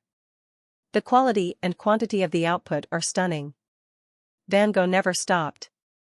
Picasso ran an art factory long before Andy Warhol, because he loved what he did. Revel in Michelangelo's prodigious, sexually driven, sublime output. Even the fragments that I can remember, his David, the Dying Slave, the Laurentian Library, the New Sacristy, the Sistine Chapel ceiling, the Pietà in St. Peter's, are miraculous for one individual. Michelangelo did it all, not because it was his job, or because he feared the irascible Pope Julius II, or even to make money, but because he loved his creations and young men. Two may not have quite the same drives, but you will not create anything of enduring value unless you love creating it. This applies as much to purely personal as to business matters. I am not advocating perpetual laziness. Work is a natural activity that satisfies an intrinsic need, as the unemployed, retired, and those who make overnight fortunes rapidly discover. Everyone has their own natural balance, rhythm, and optimal work/play mix, and most people can sense innately when they are being too lazy or industrious. 80-20th thinking is most valuable in encouraging people to pursue high-value/satisfaction activities in both work and play periods, rather than in stimulating an exchange of work for play. But I suspect that most people try too hard at the wrong things. The modern world would greatly benefit if a lower quantity of work led to a greater profusion of creativity and intelligence. If much greater work would benefit the most idle 20% of our people, much less work would benefit the hardest working 20%, and such arbitrage would benefit society both ways. The quantity of work is much less important than its quality, and its quality depends on self-direction. Free yourself from obligations imposed by others. It is a fair bet that when 80% of time yields 20% of results, that 80% is undertaken at the behest of others. It is increasingly apparent that the whole idea of working directly for someone else, of having a job with security but limited discretion, has just been a transient phase, albeit one lasting 2 centuries, in the history of work. 4 Even if you work for a large corporation, you should think of yourself as an independent business, working for yourself. Despite being on Monolith Incorporated's payroll. The 80-20 principle shows time and time again that the 20% who achieve the most either work for themselves or behave as if they do. The same idea applies outside work. It is very difficult to make good use of your time if you don't control it. It is actually quite difficult even if you do, since your mind is prisoner to guilt, convention, and other externally imposed views of what you should do, but at least you stand a chance of cutting these down to size. It is impossible, and even undesirable, to take my advice too far. 2 will always have some obligations to others, and these can be extremely useful from your perspective. Even the entrepreneur is not really a lone wolf, answerable to no one. He or she has partners, employees, alliances, and a network of contacts, from whom nothing can be expected if nothing is given. The point is to choose your partners and obligations extremely selectively and with great care. Be unconventional and eccentric in your use of time. 2 are unlikely to spend the most valuable 20% of your time in being a good soldier, in doing what is expected of you, in attending the meetings that everyone assumes you will, in doing what most of your peers do, or in otherwise observing the social conventions of your role. In fact, you should question whether any of these things is necessary. 2 will not escape from the tyranny of 80-20s, the likelihood that 80% of your time is spent on low-priority activities, by adopting conventional behavior or solutions.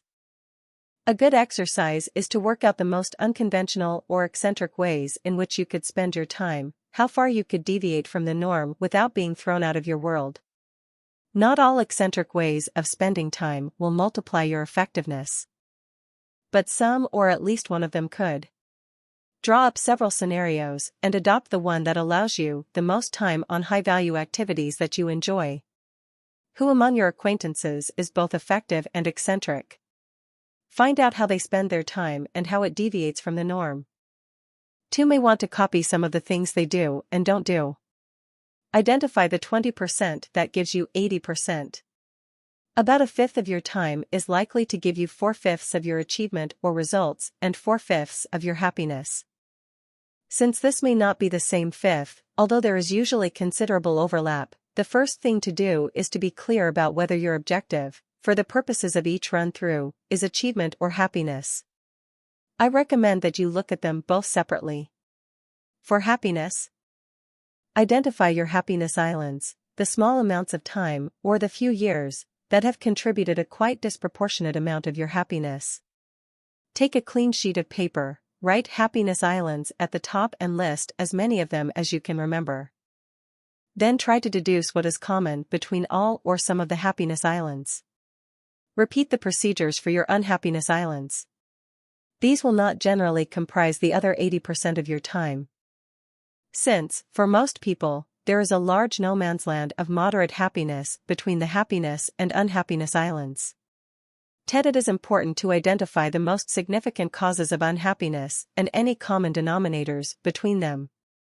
Repeat this whole procedure for achievement.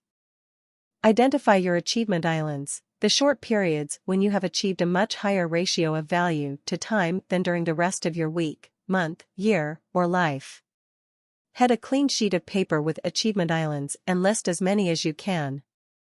If possible, taken over the whole of your life. Try to identify the achievement island's common characteristics. Before leaving your analysis, you might want to glance at the list of the top 10 highest value uses of time on this page. This is a general list compiled from many people's experience and may nudge your memory. List separately your achievement desert islands. These are the periods of greatest sterility and lowest productivity. The list of the top 10 low-value uses of time on this page may help you. Again, what do they tend to have in common? Now act accordingly. Multiply the 20% of your time that gives you 80%. When you have identified your happiness and achievement islands, you are likely to want to spend more time on these and similar activities. When I explain this idea, some people say there is a flaw in my logic, because spending more time on the top 20% may lead to diminishing returns setting in. Twice as much time on the top 20% may not lead to another 80% of output, perhaps only to another 40, 50, 60, or 70%. I have two replies to this point. First, since it is impossible, at the moment, to measure happiness or effectiveness with anything approaching precision, the critics may well be right in some cases. But who cares? There will still be a marked increase in the supply of what is best.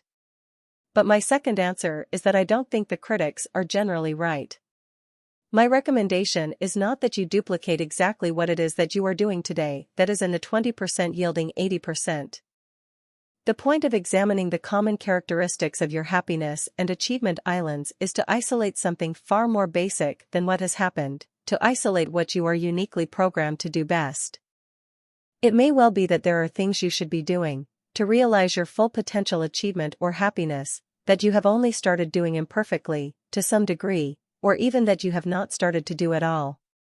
For example, Dick Francis was a superb national hunt jockey, but did not publish his first racing mystery until he was nearly 40. Now his success, money earned, and possibly personal satisfaction from the latter activity far exceed those from the former. Richard Adams was an unfulfilled, middle-aged, middle-level civil servant before he wrote the bestseller Watership Down. It is not at all uncommon for analysis of happiness or achievement islands to yield insight into what individuals are best at and what is best for them, which then enables them to spend time on totally new activities that have a higher ratio of reward to time than anything they were doing before. There can, therefore, be increasing returns as well as the possibility of diminishing returns. In fact, one thing you should specifically consider is a change of career and/or lifestyle. Your basic objective, when you have identified both the specific activities and the general type of activity that take 20% of your time but yield 80% of happiness or achievement, should be to increase the 20% of time spent on those and similar activities by as much as possible. A short-term objective, usually feasible, is to decide to take the 20% of time spent on the high-value activities up to 40% within a year. This one act will tend to raise your productivity by between 60 and 80%. Two will now have 2 lots of 80% of output, from 2 lots of 20% of time. So your total output would go from 100 to 160 even if you forfeited all the previous 20 from low-value activities in reallocating some of the time to the high-value activities. The ideal position is to move the time spent on high-value activities up from 20 to 100%. This may only be possible by changing career and lifestyle.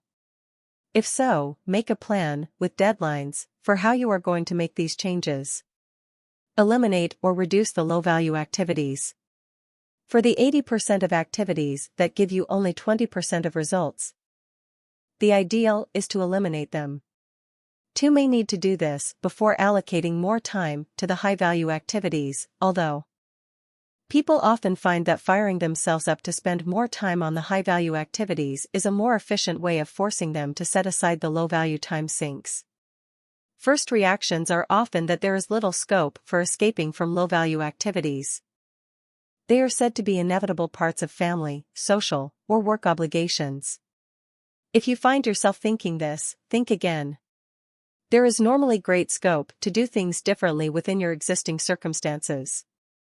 Remember the advice above: be unconventional and eccentric in how you use your time. Do not follow the herd.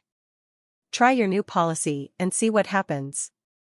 Since there is little value in the activities you want to displace, people may not actually notice if you stop doing them. Even if they do notice, they may not care enough to force you to do them if they can see that this would take major effort on their part. But even if dropping the low-value activities does require a radical change in circumstances, a new job, a new career, new friends, even a new lifestyle or partner, form a plan to make the desired changes. The alternative is that your potential for achievement and happiness will never be attained. For illustrations of eccentric and effective time use. My first illustration is William Ewart Gladstone, the dominant liberal statesman of Victorian England who was elected Prime Minister 4 times. Gladstone was eccentric in many ways, not least his spectacularly unsuccessful attempts to rescue fallen women from prostitution and his not totally unrelated bouts of self-flagellation. But his use of time is the eccentricity on which we shall focus here. Gladstone was not constrained by his political duties, or, rather, was effective at them because he spent his time pretty much as he pleased in an amazing variety of ways. He was an inveterate tourist, both in the British Isles and overseas, often slipping over to France, Italy, or Germany on private business while Prime Minister. He loved the theatre, pursued several, almost certainly non-physical, affairs with women, read avidly, 20,000 books in his lifetime, made incredibly long speeches in the House of Commons, which despite their length were apparently compulsive listening, and virtually invented the sport of modern electioneering, which he pursued with enormous gusto and enjoyment. Whenever he felt even slightly ill, he would go to bed for at least a whole day, where he would read and think. His enormous political energy and effectiveness derived from his eccentric use of time. Of subsequent British Prime Ministers, only Lloyd George, Churchill, and Thatcher came anywhere near to rivaling Gladstone's eccentric use of time, and all three were unusually effective. 3 highly eccentric management consultants. The other examples of unconventional time management come from the state world of management consulting. Consultants are notorious for long hours and frenetic activity. My 3 characters, all of whom I knew quite well, broke all the conventions. They were also all spectacularly successful. The first, whom I will call Fred, made tens of millions of dollars from being a consultant.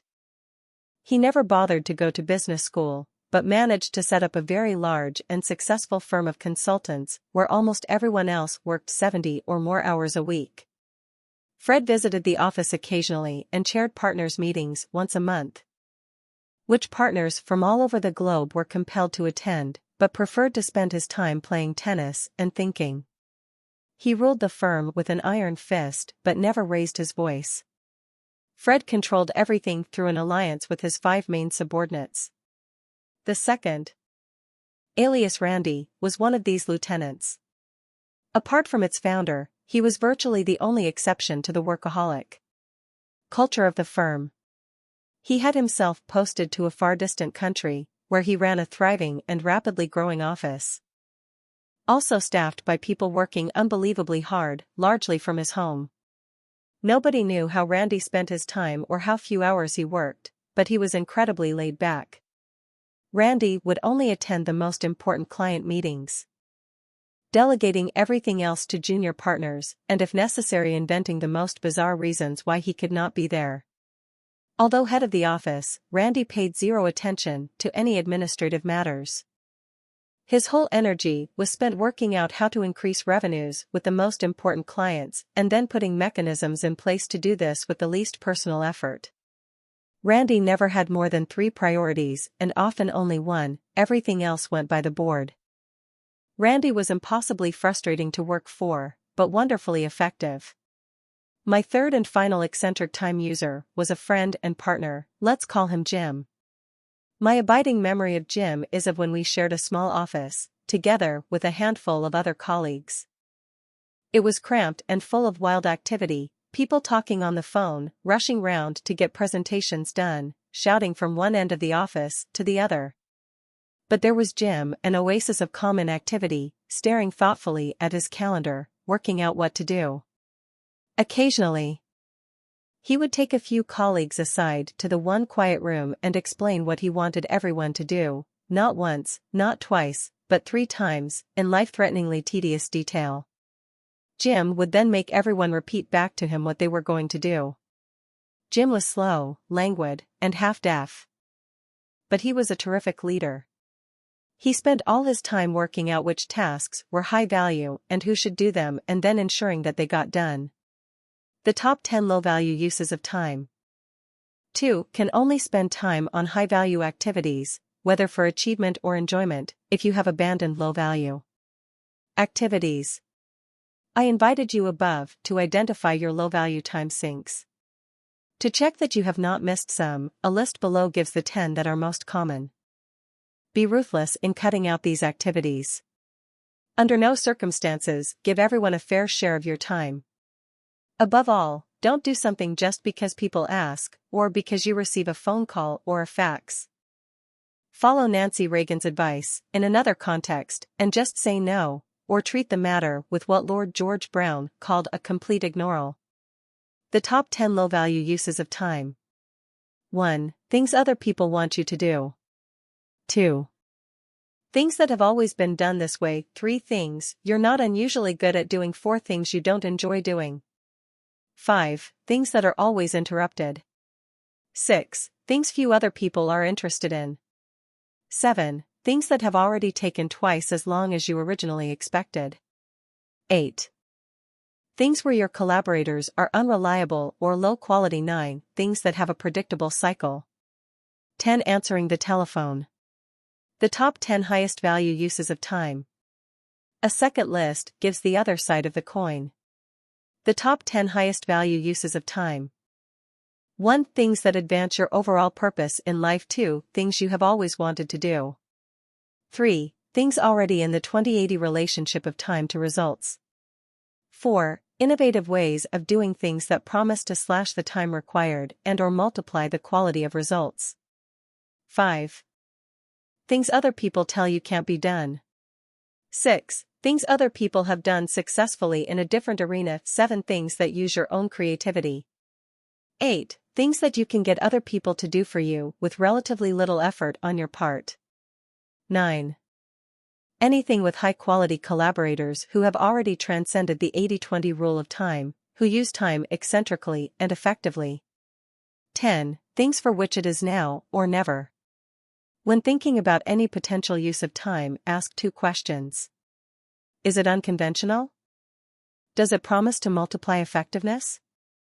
It is unlikely to be a good use of time unless the answer to both questions is yes. Is a time revolution feasible? Many of you may feel that much of my advice is rather revolutionary and pie in the sky for your circumstances. Comments and criticisms that have been made to me include the following. I can't choose how to spend my time. My bosses won't allow it. I would need to change jobs to follow your advice, and I can't afford the risk. This advice is all very well for the rich. But I just don't have that degree of freedom. I'd have to divorce my spouse. My ambition is to improve my effectiveness 25%, not 250%. I just don't believe the latter can be done. If it were as easy as you say, everyone would do it. If you find yourself saying any of these things, time revolution may not be for you. Don't start a time revolution unless you are willing to be a revolutionary. I could encapsulate, or at least caricature, these responses as follows. I'm not a radical, let alone a revolutionary. So leave me alone. I'm basically happy with my existing horizons. Fair enough. Revolution is revolution. It is uncomfortable, wrenching, and dangerous. Before you start a revolution, realize that it will involve major risks and will lead you into uncharted territory. Those who want a time revolution need to link together their past, present, and future, as suggested above by Figure 35. Behind the issue of how we allocate time lurks the even more fundamental issue of what we want to get out of our lives. 11. You can always get what you want. Things that matter most must never be at the mercy of things that matter least. Johann Wolfgang von Goethe. Work out what you want from life. In the 1980s phrase, aim to have it all. Everything you want should be yours, the type of work you want, the relationships you need. The social, mental, and aesthetic stimulation that will make you happy and fulfilled, the money you require for the lifestyle that is appropriate to you, and any requirement that you may, or may not, have for achievement or service to others. If you don't aim for it all, you'll never get it all. To aim for it requires that you know what you want. Most of us don't work out what we want. And most of us end up with lopsided lives as a result. We may get work right and relationships wrong, or the other way round. We may strive after money or achievement, but find after we achieve our goal that the victory is hollow. The 80-20 principle records this sorry state. 20% of what we do leads to 80% of the results, but 80% of what we do leads to only 20%. We are wasting 80% of our effort on low-value outcomes. 20% of our time leads to 80% of what we value. 80% of our time disappears on things that have little value to us. 20% of our time leads to 80% of happiness. But 80% of our time yields very little happiness. But the 80-20 principle does not always apply and need not apply. It is there as a diagnostic to point out an unsatisfactory and wasteful state of affairs. We should aim to frustrate the 80-20 principle, or at least translate it to a higher plane where we can be much happier and more effective. Remember the promise of the 80-20 principle: if we take note of what it tells us, we can work less, earn more, enjoy more, and achieve more. To do this, we must start with a rounded view of everything we want. That is what this chapter deals with. Chapters 12, 13, and 14 then deal in more detail with some of the components, with relationships, careers, and money respectively, before we revert in chapter 15 to the ultimate goal, happiness. Start with lifestyle. Do you enjoy your life? Not part of it, but most of it, at least 80% of it? And whether you do or not, is there a lifestyle that could suit you better? Ask yourself. Am I living with the right person or people? Am I living in the right place? Am I working the right hours, and do they match my ideal work/play rhythm, and suit my family and social needs? Do I feel in control? Can I exercise or meditate when I want? Am I nearly always relaxed and comfortable with my surroundings? Does my lifestyle make it easy for me to be creative and fulfill my potential? Do I have enough money, and are my affairs organized so that I don't have to worry about them? Does the lifestyle facilitate whatever contribution I want to make to enriching the lives of people I want to help? Do I see my close friends enough? Is the extent of travel in my life just right, not too much, or too little? Is the lifestyle right for my partner and family too? Do I have everything that I need right here? Do I have it all? What about work? Work is a key part of life, one which should be neither overdone nor underdone. Almost everyone needs to work, whether it is paid or not. Almost no one should allow work to take over their lives, however much they claim to enjoy it. Hours of work should not be dictated by social convention.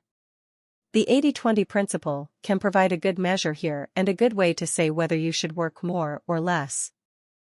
It is the idea of arbitrage. If on average you are happier outside work than at work, you should work less and/or change your job. If you are on average happier at work than outside work, you should work more and/or change your non-work life.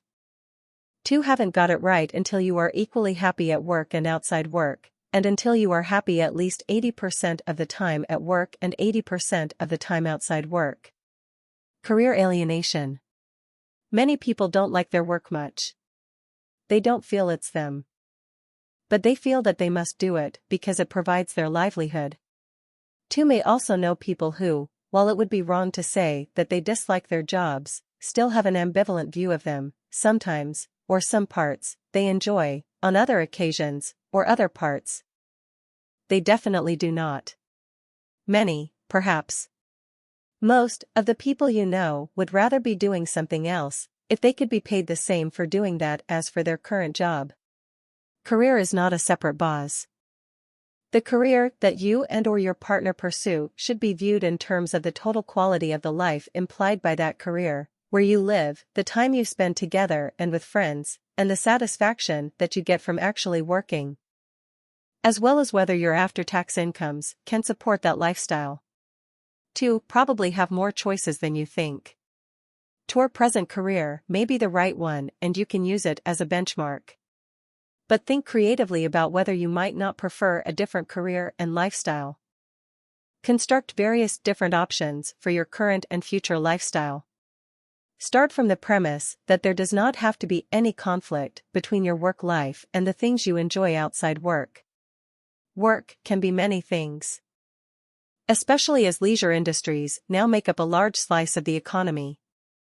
2. May be able to work in an area that is your hobby or even turn your hobby into a business. Remember that enthusiasm can lead to success. It is often easier to make an enthusiasm into a career than to become enthusiastic about a career dictated by others. Whatever you do, be clear about the optimum point you are trying to reach and view it within your life's total context. This is easier said than done. Old habits die hard and the importance of lifestyle is easily relegated to the demands of conventional career thinking. For instance, when 2 colleagues and I set up our own management consulting business in 1983, we were aware of the negative effects on our lives of the long hours and extensive traveling previously required by our bosses. So we decided that we would institute a total lifestyle approach in our new business and stress the quality of life as much as the earnings. But when work started flooding in, we ended up working the usual 80-hour week. And, what was worse, we required our professional staff to do the same. I couldn't understand, at first, what he meant when an anguished consultant accused me and my partners of ruining people's lives. In the pursuit of money, the total lifestyle approach had quickly gone out of the window. Which type of career will make you happiest? Am I advocating here that you drop out of the rat race? Not necessarily. It may be that you will be happiest in the rat race, perhaps, like me, you are basically a rat. 2. Should certainly be clear about what you enjoy doing and try to include this in your career. But what you do is only one element in the equation. 2. Also need to consider the work context within which you should operate and the importance to you of professional achievement. These may be at least as important in determining your professional happiness. 2. Should be clear where you stand on 2 dimensions. Do you have a high drive for achievement and career success? Would you be happiest working for an organization, as a self-employed and self-contained individual, a sole trader, or employing other people? Figure 36 shows this choice. Which box describes you best? Figure 36, desired career and lifestyle. Box 1. People are highly ambitious, but prefer to work in a context organized and provided by others. The archetypal organization man and woman of the 20th century falls in this box. The number of these roles is falling. As large organizations employ fewer people and also as large organizations lose market share to smaller ones, the former trend will continue, the latter may not. But if the supply of these posts is falling, so too is the demand for them. If you want this type of role, you should recognize the fact and pursue your ambition, however unfashionable it may become. Large organizations still provide structure and status even if they can no longer provide security. Box 2. People are typically professionals who have a drive for recognition by their peers or who want to be the best in their field. They want to be independent and do not fit well into organizations, unless the latter, like most universities, are extremely permissive. These people should ensure that they become self-employed as quickly as possible. Once they are, they should resist the temptation to employ other people, even if this offers high financial rewards. Box 2. People are sole traders, who want to avoid professional dependence on others as far as possible. Box 3. People have high drive and ambition. Hate being employed but do not want the lonely life of the sole trader. They may be unconventional, but they are builders. They want to build a web or a structure around themselves. They are tomorrow's entrepreneurs. Bill Gates, one of the 2 richest men in America, was a college dropout who was obsessed with personal computer software. But Bill Gates is not a sole trader. He needs to have other people, large numbers of them, working for him. Many people are like this. The ideology of empowerment has obscured this need and made the desire to build businesses slightly unfashionable. If you want to work with other people, but not for them, you are a box 3 person. 2 had better recognize this fact and do something about it. Many frustrated professionals are box 3 people who like what they do but are operating in box 1 or 2. They do not recognize that the source of their frustration is not professional but organizational. Box 4 people do not have a high drive for career achievement but do enjoy working with others. They should ensure that they spend many hours a week doing so, either in a conventional job or in a voluntary role. Box 5 people are not ambitious but do have a strong desire for autonomy in their work. Rather than set up their own firm. The best role for Box 5 people is as freelancers, working on particular projects for other firms to suit their own convenience. Box 6 people are individuals whose need for career achievement is low but who enjoy the process of organizing and developing others. Many teachers, social workers, and charity workers are Box 6 people and are well suited to their roles. For Box 6 people, the journey is everything, there is no need to arrive. Many people gravitate towards their right box, but where alienation at work exists, it is often because the person is in the wrong box. What about money? What indeed? Most people have got peculiar views about money. They think it's more important than it is. But they also think it's more difficult to get than it is. Since most people want to have more money than they currently have. Let's deal with the second point first. My view is that money is not difficult to obtain, and, once you have even a little of it to spare, it is not difficult to multiply. How do you obtain money in the first place? The best answer, one that works surprisingly often, is to do something that you enjoy. The logic runs as follows. If you enjoy something, you are likely to be good at it. 2 are likely to be better at that than at things you don't enjoy. This is not always true, but the exceptions are rare. If you are good at something, you can create something that will satisfy others. If you satisfy others, they will generally pay you well for it. And since most people do not do things they enjoy, and will not be as productive as you are, you will be able to earn above the going rate in your vocation. But the logic is not foolproof. There are some professions, such as acting, where supply vastly exceeds demand. What do you do in these circumstances? What you shouldn't do is to give up. Instead, find a profession where supply and demand are more equally matched, but which is close in its requirements to your preferred vocation. Such adjacent professions usually exist, although they may not be immediately apparent. Think creatively. For example, the requirements of politicians are very close to those of actors. The most effective politicians, like Ronald Reagan, John F. Kennedy, Winston Churchill, Harold Macmillan, or Margaret Thatcher, either were or could have been successful actors. Charlie Chaplin was a dead ringer for Adolf Hitler, and this was not accidental. Sadly, Hitler was one of the century's best and most charismatic actors. This may all seem pretty obvious. But few would-be actors seriously contemplate a career in politics, despite the weaker competition and superior rewards. What if what you enjoy most has a poor employment market and you can't find an adjacent profession that has good prospects? Then, go to your next most preferred vocation and repeat the process until you find one that you like and that pays well. Once in your profession, if making money is really important to you and if you are any good at what you do, you should aim to become self-employed as soon as possible and, after that, to start to employ others. I arrive at this conclusion from the 80-20 principles argument about arbitrage. 80% of the value in any organization or profession comes from 20% of the professionals. The workers who are above average will tend to be paid more than those who are below average, but nowhere near enough to reflect the differential in performance. It follows that the best people are always underpaid and the worst people always overpaid. As an above-average employee, You cannot escape from this trap.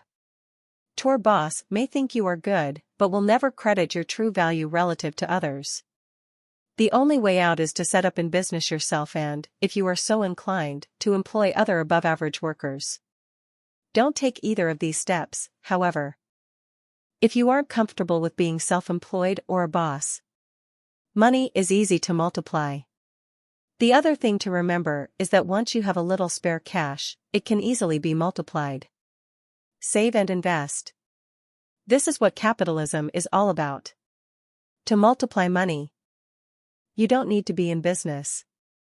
2. Can simply invest in the stock market, using the 80-20 principle as your guide. Chapter 14 will elaborate.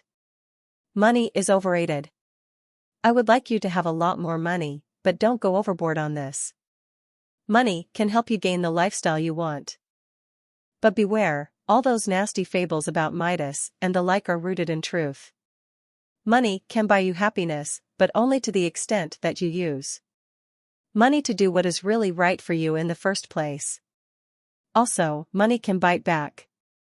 Remember that the more money you have, the less value an extra dollop of wealth creates. In economist speak, the marginal utility of money declines sharply.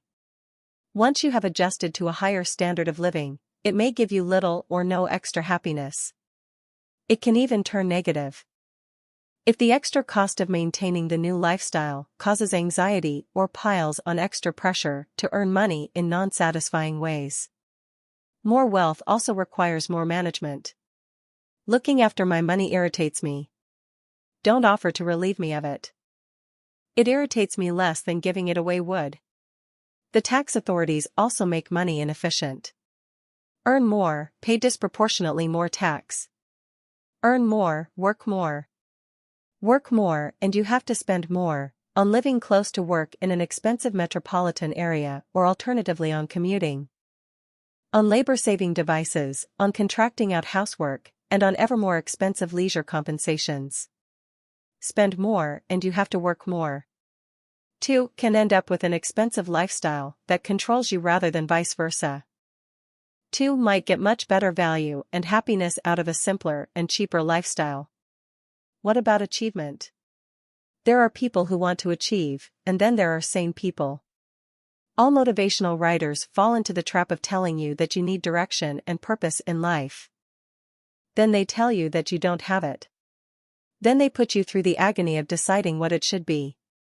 Finally, they tell you what they think you ought to do.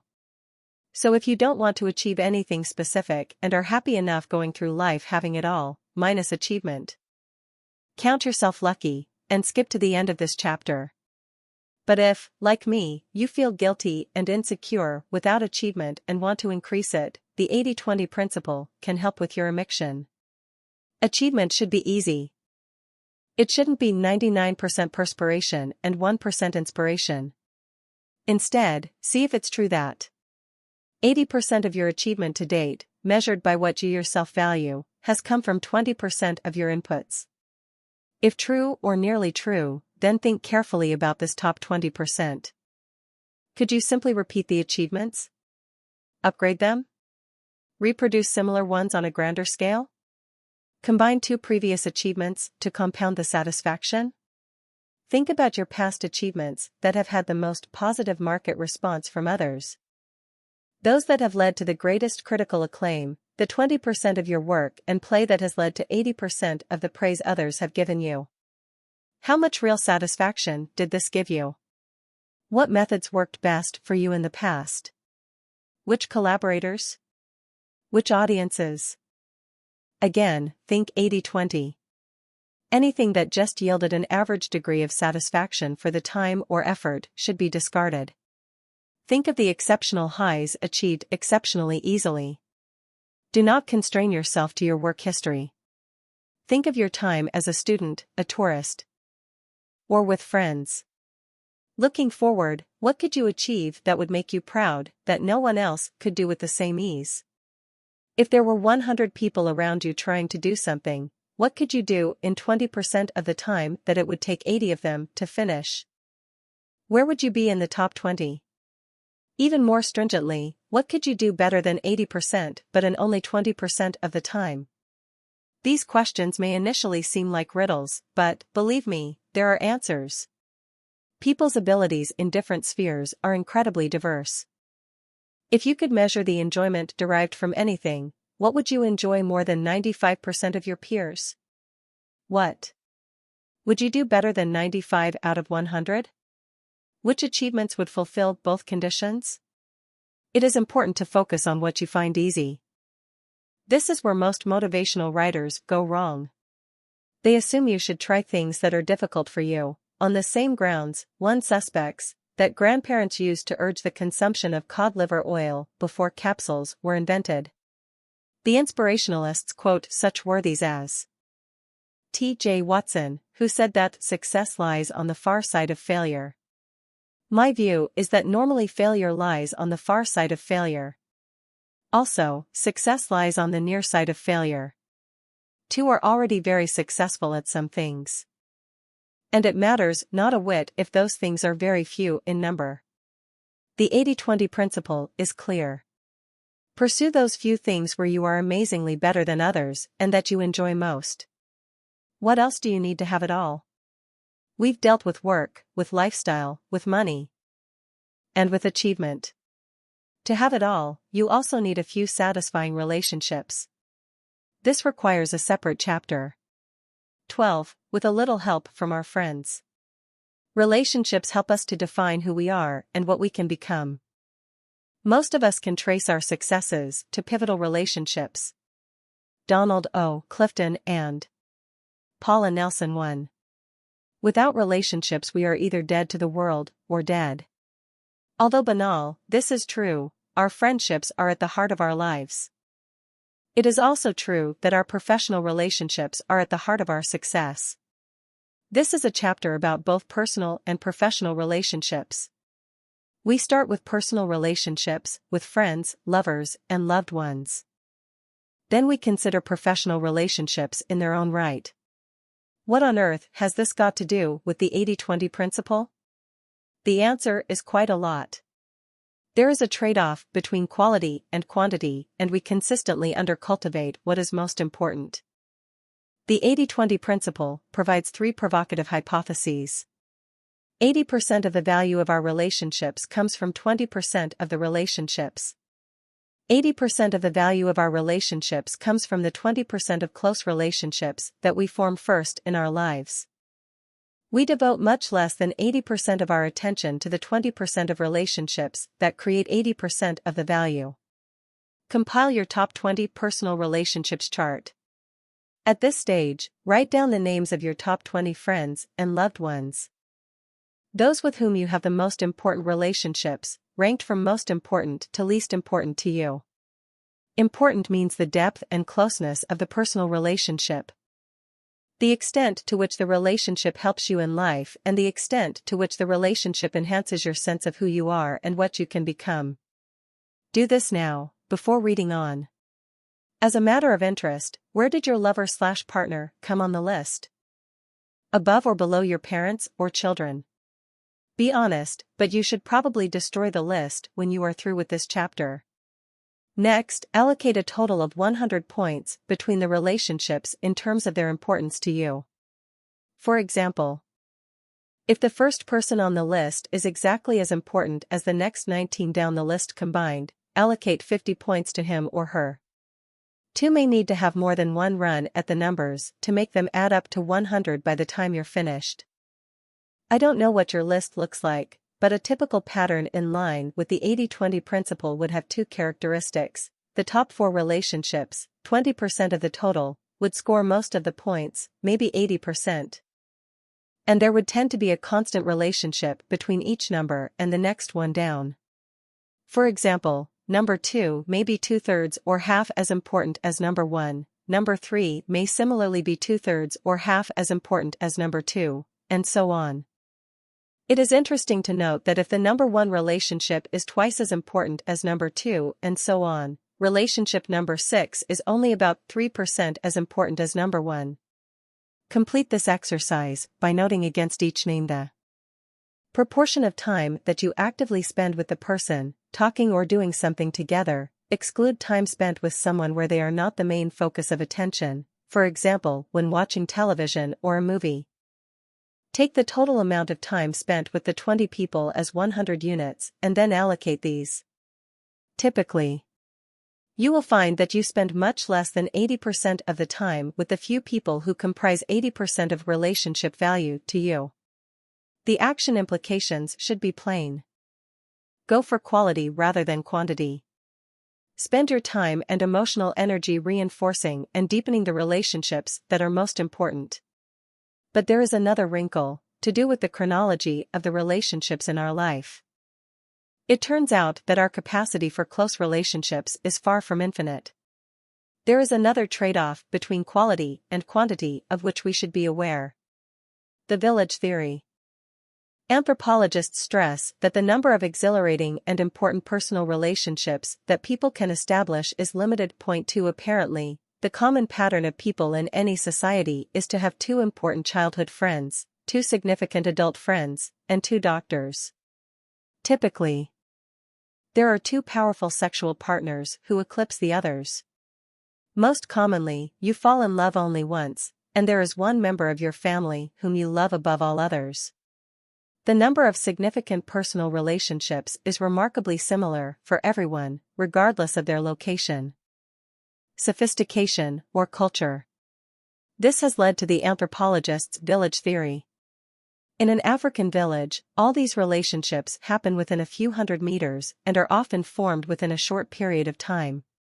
For us, these relationships may be spread all over the planet and over a whole lifetime. They nonetheless constitute a village, which we each have in our heads. And once these slots are filled, they're filled forever. The anthropologists say that if you have too much experience, too early, you exhaust your capacity for further deep relationships. This may explain the superficiality often observed in those whose profession or circumstances force them to have a great number of relationships, such as salespeople, prostitutes, or those who move very frequently. J.G. Ballard quotes a case example of a rehabilitation project in California for young women who mixed with criminals. The women were young, 20 or 21, and the program aimed to introduce them to new social backgrounds, basically to middle-class volunteers, who befriended them and invited them to their homes. Many of these girls had been married at an incredibly early age. Many had had their first children at 13 or 14. Some had been married 3 times by the time they were 20. They had often had hundreds of lovers and sometimes had close relationships or children by men who were then shot or jailed. They'd been through everything: relationships, motherhood, breakups, bereavements, and experienced the whole gamut of human experience while still in their teens. The project was a total failure. The explanation was that the women were incapable of forming any deep new relationships. They were all used up. Their relationship slots had been filled forever. This sad story is salutary.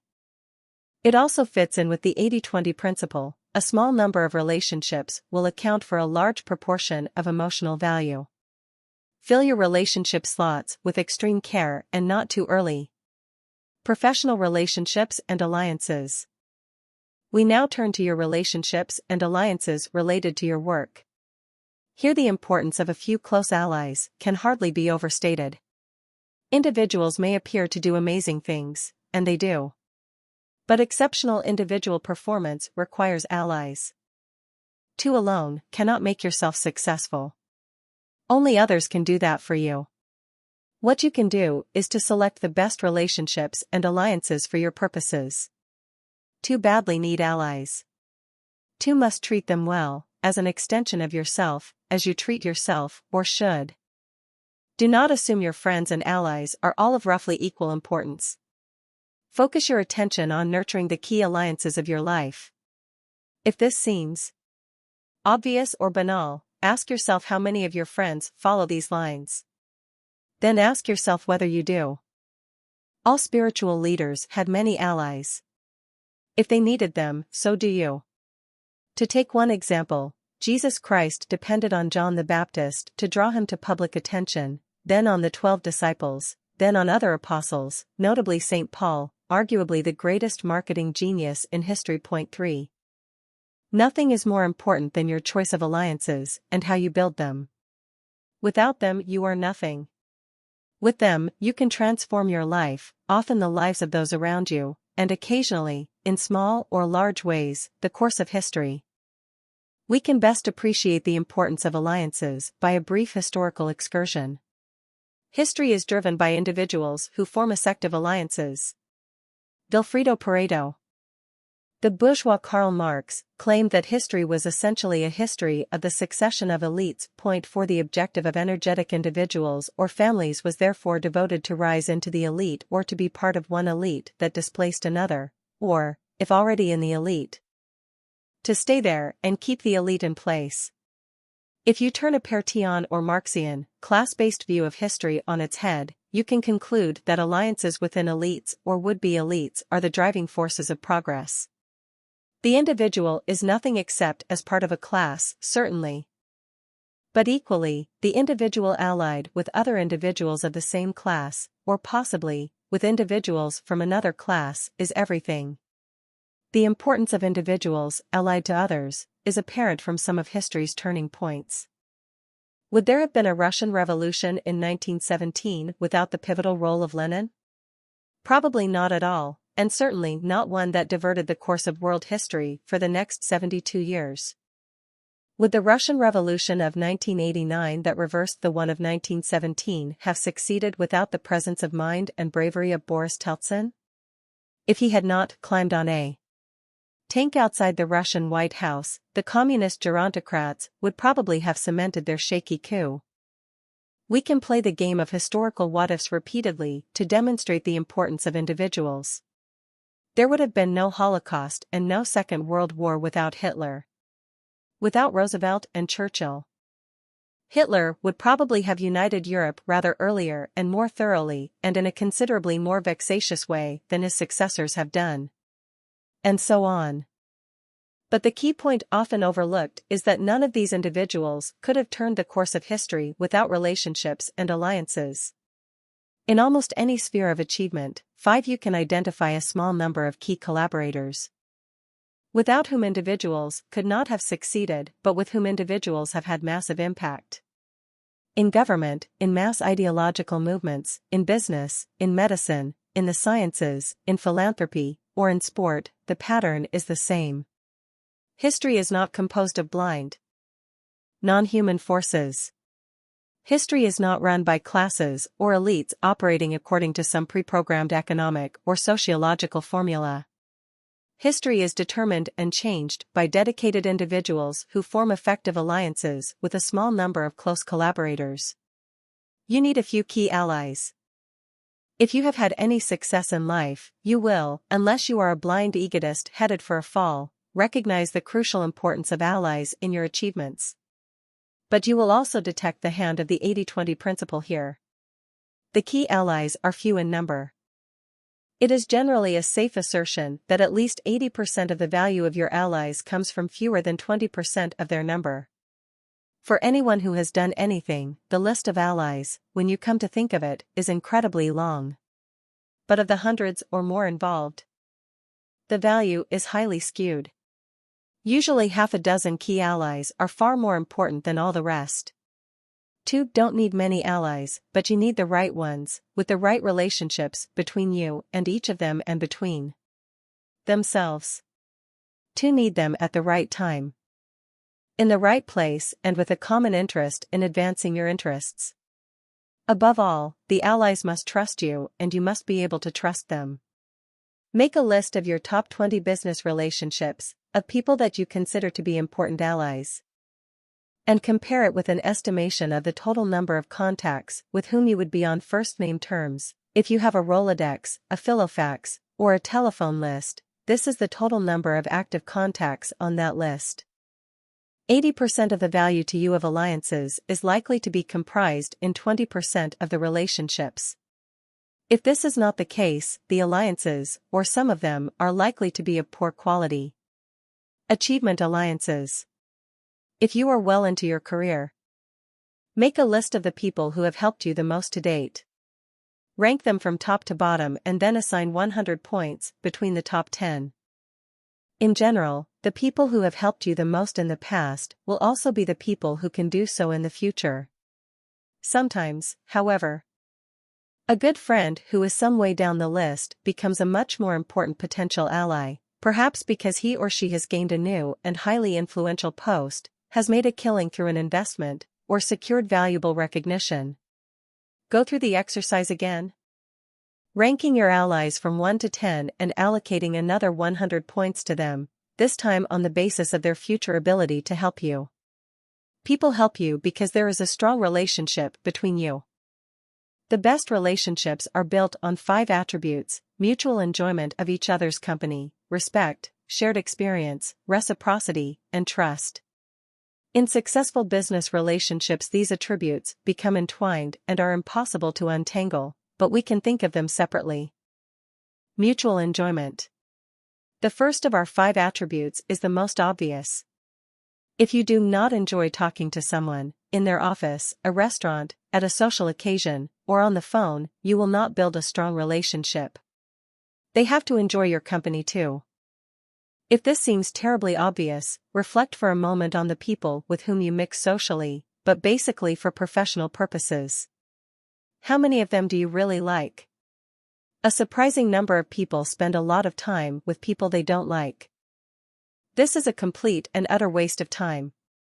It's not enjoyable, it's tiring, it's often expensive, it prevents you doing better things, and it will get you absolutely nowhere. Stop doing it. Spend more time with the contacts you enjoy, particularly if they can also be useful to you. Respect. There are people whose company I enjoy immensely, but whom I do not greatly respect professionally, and vice versa. I would never advance someone's career if I didn't respect their professional abilities. If someone is to help you professionally, they must be impressed by you. Very often we hide our light under a bushel. A good friend, Paul, who was in a position to advance my career considerably, once remarked in a board meeting where we were both outside directors that he was prepared to believe that I was competent professionally, although he had never seen the slightest evidence of it. I resolved to find a context where I could show some evidence. I did, and Paul moved sharply up my list of business allies. Shared experience. Just as in the primitive village, we have a limited number of slots for important professional experiences. Shared experience, especially if it involves struggle or suffering, is very bonding. One of my greatest relationships, both as business ally and friend, came from being a new recruit in my first job alongside another recruit in the same situation. I am sure we would not have developed such rapport if we had not both hated our jobs in the oil refinery so much. The implication is that if you are in a difficult job, develop one ally whom you like and respect. Make it a deep and fruitful alliance. If you don't, you are missing a big opportunity. Even if you are not suffering, find one person who has a great deal of shared experience and make him or her a key ally. Reciprocity. For alliances to work, each ally must do a great deal for the other party, repeatedly, consistently, over a long period of time. Reciprocity requires that the relationship is not one-sided. Equally, reciprocity should come naturally and not be too finely calculated. The important thing is that you do whatever you possibly can, consistent with high ethical standards, to help the other person. This requires time and thought. 2 should not wait until they ask a favor. What surprises me in reviewing business relationships is how infrequently true reciprocity is built up. Even if all the other ingredients, friendship, respect, shared experience, and trust, are present, people very often neglect to be proactive in helping their allies. This, again, is a massive wasted opportunity to deepen the relationship and store up future help. The Beatles told us that, in the end, the love you take is equal to the love you make. Similarly, in the end, the professional help you receive is equal to that you provide. Trust. Trust cements relationships. Lack of trust can unwind them very quickly. Trust requires total honesty at all times. If there is even a suspicion that you are not saying what you think, even for the most high-minded reasons, or to remain diplomatic, trust can be undermined. If you do not trust someone totally, don't try to build up an alliance. It shouldn't work and it won't. But if you do have total trust, it makes business relationships so much faster and more efficient. A lot of time and cost can be eliminated. Never forfeit trust by being capricious, cowardly, or cunning. If you are in the early stages of your career, fill your ally slots carefully. A good rule of thumb is that you should develop up to 6 or 7 absolutely gilt-edged business alliances, composed as follows. 1 or 2 relationships with mentors. People more senior than you. 2 or 3 relationships with peers. 1 or 2 relationships where you are the mentor. Relationships with mentors. Choose your 1 or 2 mentors carefully. Do not let them choose you, they might deprive a much better mentor of the slot. The mentors you choose should have the following 2 characteristics. 2 must be able to build up the 5-ingredient relationship comprising mutual enjoyment, respect, shared experience, reciprocity, and trust. The mentor should be as senior as possible or, even better, relatively junior but clearly destined for the top. The best mentors are extremely able and ambitious.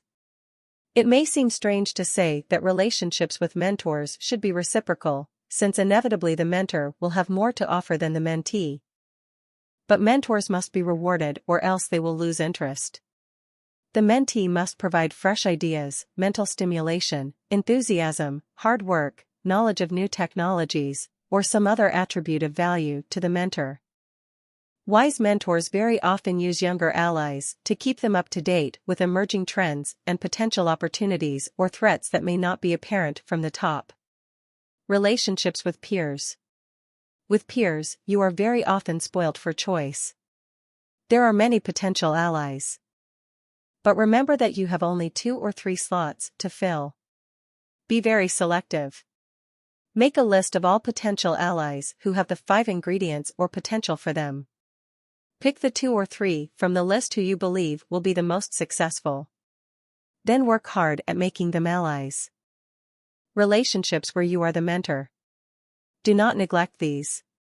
2 are likely to get the most out of your 1 or 2 ments if they work for you, preferably for quite a long period of time. Multiple alliances. Alliances very often build up into webs or networks, where many of the same people have relationships with each other. These networks can become very powerful, or at least seem so from the outside. They are often great fun. But do not get carried away, smug in the knowledge that you are in with the in crowd. 2 may just be a French player. Don't forget that all true and valuable relationships are bilateral. If you have a strong alliance with both X and T and they have one between each other, that is excellent. Lenin said that a chain is as strong as its weakest link. However strong the relationships between X and T, the ones that really matter for you are yours with X and yours with T. Conclusion. For both personal and professional relationships, fewer and deeper is better than more and less deep. One relationship is not as good as another. Seriously flawed relationships. When you spend a lot of time together but the result is unsatisfying, should be terminated as soon as possible. Bad relationships drive out good. There is a limited number of slots for relationships. Don't use up the slots too early or on low-quality relationships. Choose with care. Then build with commitment. A fork in the book. We have now reached an optional fork in this book's progress. The next 2 chapters, 13 and 14, are, respectively, for those who want to know how to advance their careers or multiply their money. Readers for whom these are not important concerns should advance to chapter 15, where the 7 habits of happiness await. 13. Intelligent and lazy. There are only 4 types of officer. First, there are the lazy, stupid ones. Leave them alone, they do no harm. Second, there are the hardworking intelligent ones. They make excellent staff officers, ensuring that every detail is properly considered. Third, there are the hardworking, stupid ones. These people are a menace and must be fired at once. They create irrelevant work for everybody. Finally, there are the intelligent lazy ones. They are suited for the highest office. General von Manstein on the German officer corps. This is a chapter for the truly ambitious. If you do not suffer from the insecurity that fuels the desire to be rich or famous, move on to chapter 15. But if you want to win the rat race, here is some advice that may surprise you. General von Manstein captures the essence of this chapter, which is the 80-20 principles guidance on how to have a successful career. If the general had been a management consultant, he would have made a fortune out of the matrix shown in Figure 37. Figure 37, the von Manstein matrice. This advice is what to do about other people. But what about yourself? It might be thought that intelligence and propensity to work are fixed properties. In which case the von Manstein matrix, although interesting, is useless. But the position advanced in this chapter is slightly different. Even if you are hardworking, you can learn to become lazy. And even if you or other people think you are stupid, you are intelligent at something. The key to becoming a star is to simulate, manufacture, and deploy lazy intelligence. As we will see, lazy intelligence can be worked at. The key to earning more and working less is to pick the right thing to do and to do only those things that add the highest value. First, however, it is instructive to see how the 80-20 principle distributes rewards to those who work. Rewards are both unbalanced and unfair. We can either complain about this or align ourselves to take advantage of the von Manstein matrix.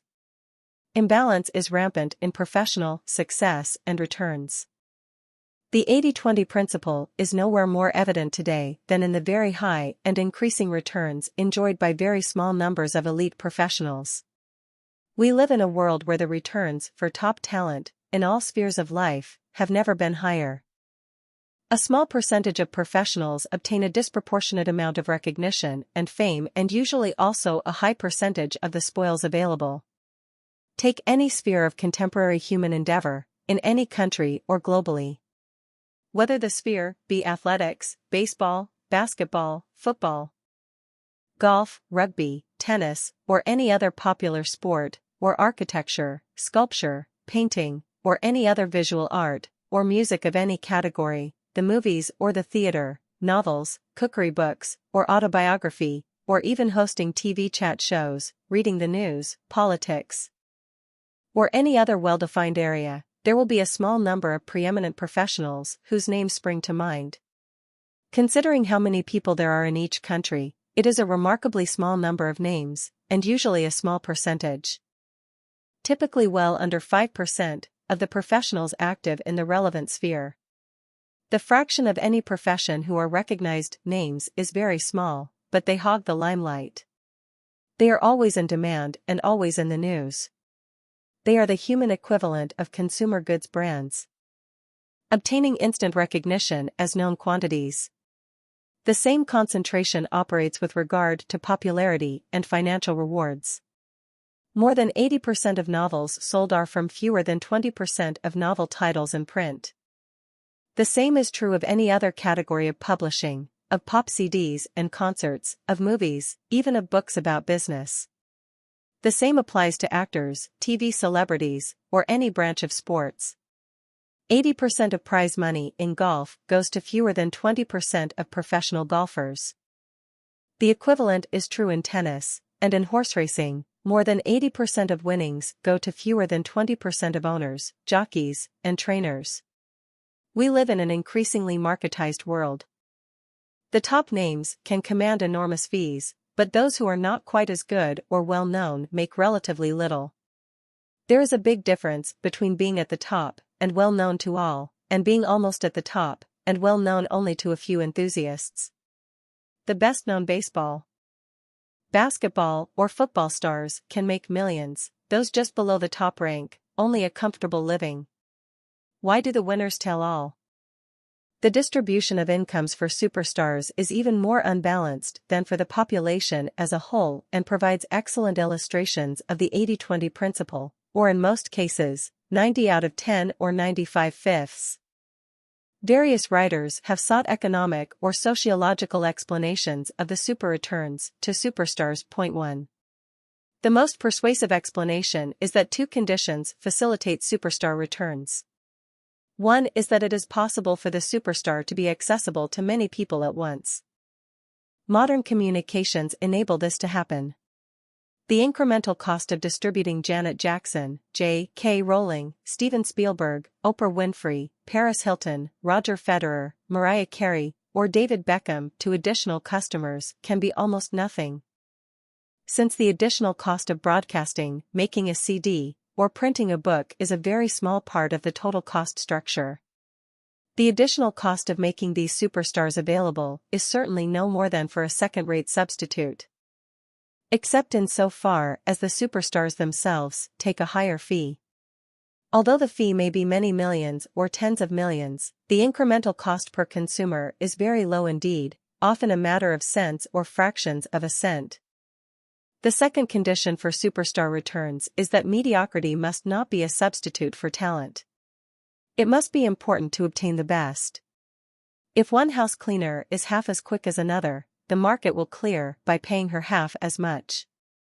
But who wants someone who is half as good as Tiger Woods, Celine Dion, or Andrea Bocelli? In this case, the non-superstar, even working for nothing, would have vastly inferior economics to the superstar. The non-superstar would attract a smaller audience and, for a tiny decrease in the total cost, bring in very much lower revenues. Winner takes all is a modern phenomenon. What is intriguing is that this disparity between top returns and the rest has not always existed. The best basketball or football champions of the 1940s and 1950s, for example, did not make much money. It used to be possible to find a prominent politician who died fairly poor.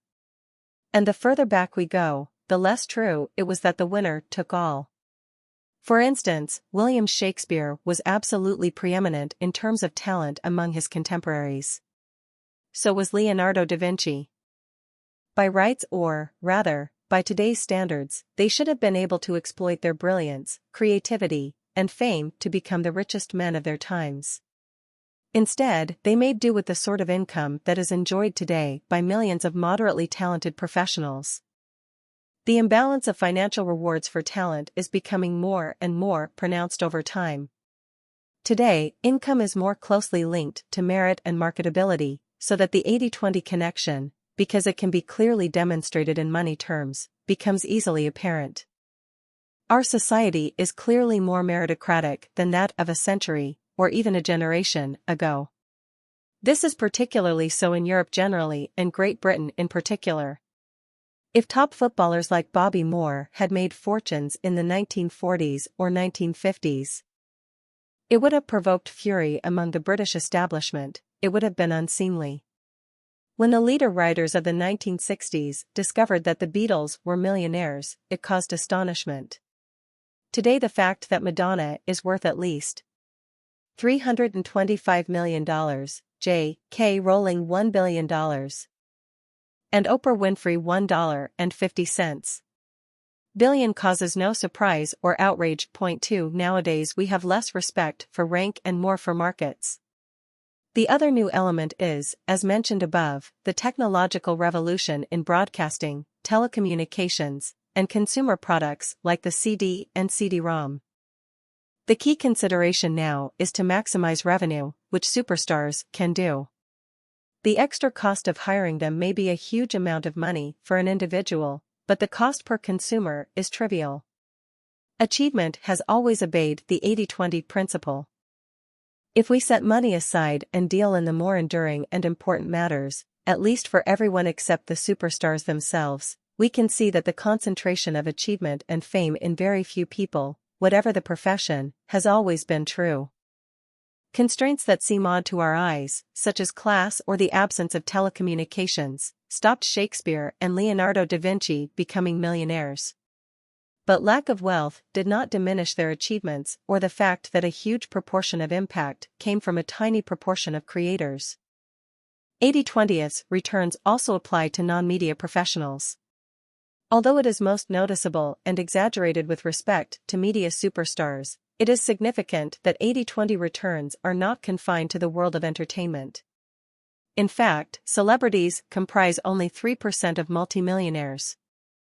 The majority of the 7 million or so Americans in the $1 to $10 million bracket are professionals of one sort or another, executives, Wall Street types, top lawyers and doctors, and the like. Moving up to the 1.4 million Americans who own $10 to $100 million. There are twice as many entrepreneurs as in the poorer millionaire category.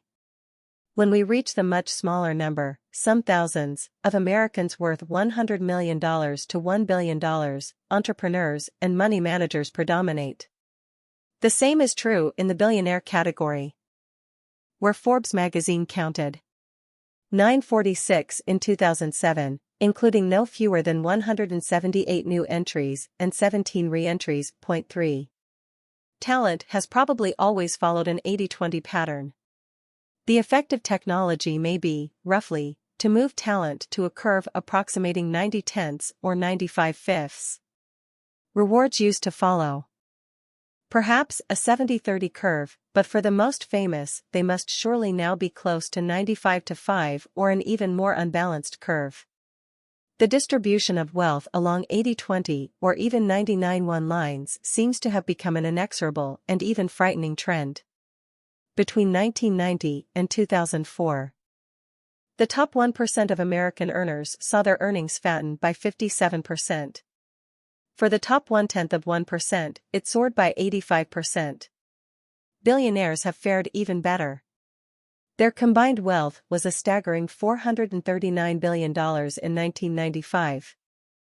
But now it has multiplied 8 times to $3.5 trillion. In the last year, up to 2007, it went up by no less than 26%.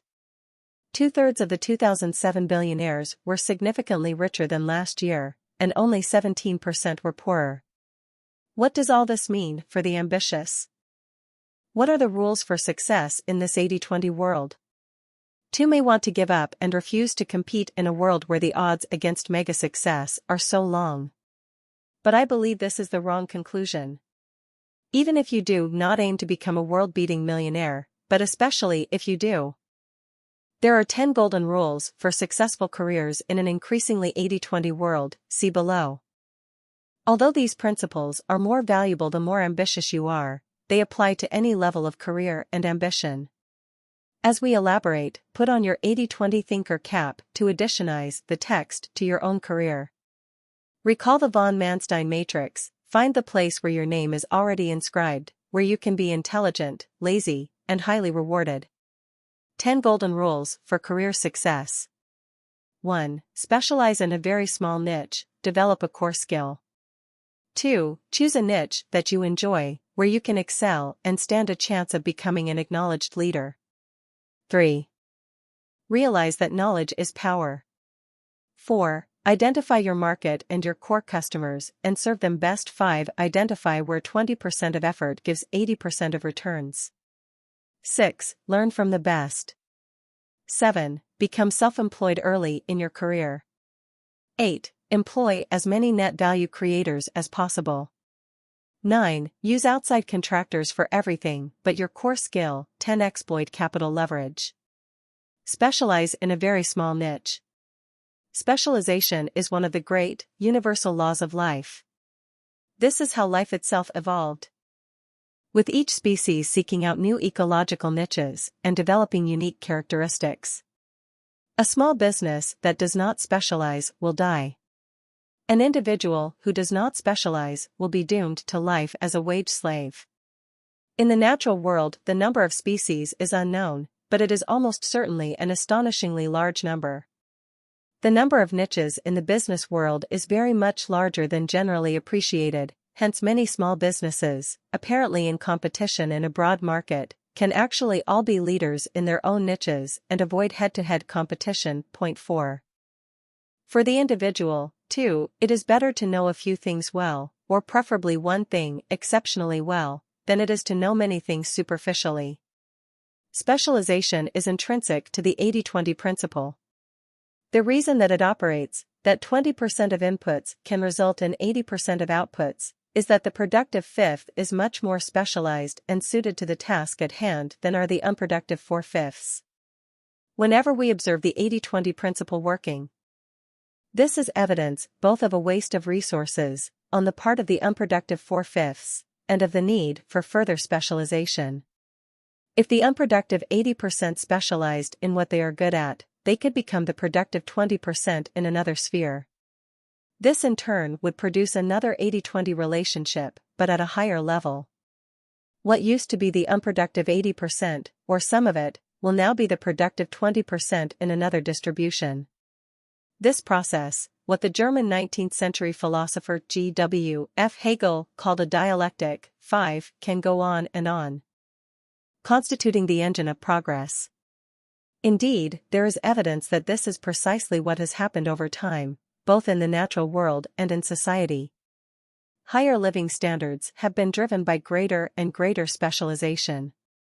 The computer evolved from a new specialization within electronics, the personal computer from a further specialization, modern user-friendly software from further specializations, the CD-ROM from yet another stage of the same process. Biotechnology, which will revolutionize food production, has evolved in a similar way, with each new advance requiring and feeding on ever more progressive specialization. Your career ought to evolve in a similar way.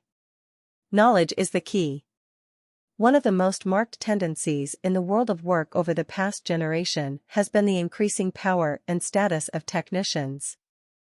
Formerly often blue-collar workers, but now empowered by specialist knowledge in league with ever more specialized information technology. Point 6. These experts are now often more powerful and well-paid than the technologically more primitive managers who purported to add value by organizing the technicians. Point 7. At the most basic level, specialization requires qualifications. More than 80% of qualifications in most societies are held by 20% of the workforce. Increasingly, the most important class distinction in advanced societies is not ownership of land or even of wealth, but ownership of information. 80% of information is the property of 20% of people. The American economist and statesman Robert Reich has divided the U.S. workforce into 4 groups. The top group he calls symbolic analysts, people who deal with numbers, ideas, problems, and words. They include financial analysts, consultants, architects, lawyers, doctors, and journalists, indeed all workers whose intelligence and knowledge are the source of power and influence. Interestingly, he calls this group the fortunate fifth, in our terms the top 20%, who he says hold 80% of information and 80% of wealth. Anyone who has any recent experience of intellectual disciplines knows that knowledge is undergoing a profound and progressive fragmentation. In some ways this is worrying, since there is almost nobody in the intelligentsia or society as a whole who can integrate different advances in knowledge and tell us what it all means. But in other ways, the fragmentation is further evidence of the need for and value of specialization. And for the individual, observing the increasing trend of rewards going to the top dogs, this is an extremely hopeful process.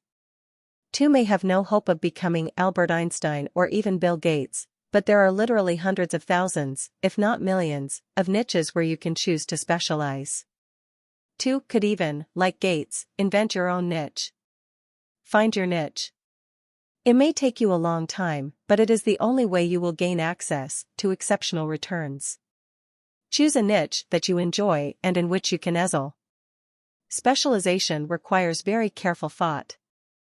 The narrower an area, the more important it is to choose it with extreme care.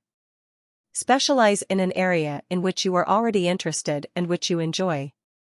2 will not become an acknowledged leader in anything that cannot command your enthusiasm and passion. This is not as demanding a requirement as you may think. Everyone is excited by something, if not, they are dead or dying. And almost every hobby, every enthusiasm, every vocation can these days be turned into a business activity. 2. Can also look at it from the other end. Almost anyone who has made it to the top has done so with great enthusiasm for what they are doing. Enthusiasm drives personal achievement and also infects others with enthusiasm, creating a multiplier effect. 2. Cannot feign or manufacture enthusiasm. If you are not enthusiastic about your current career and are ambitious, you should stop doing it. But before you take this step, work out a better career. Write down all the things about which you are enthusiastic. Then work out which of these could be made into a career niche. Then choose the one about which you are most enthusiastic. Realize that knowledge is power. The key to making a career out of an enthusiasm is knowledge. Know more about an area than anybody else does.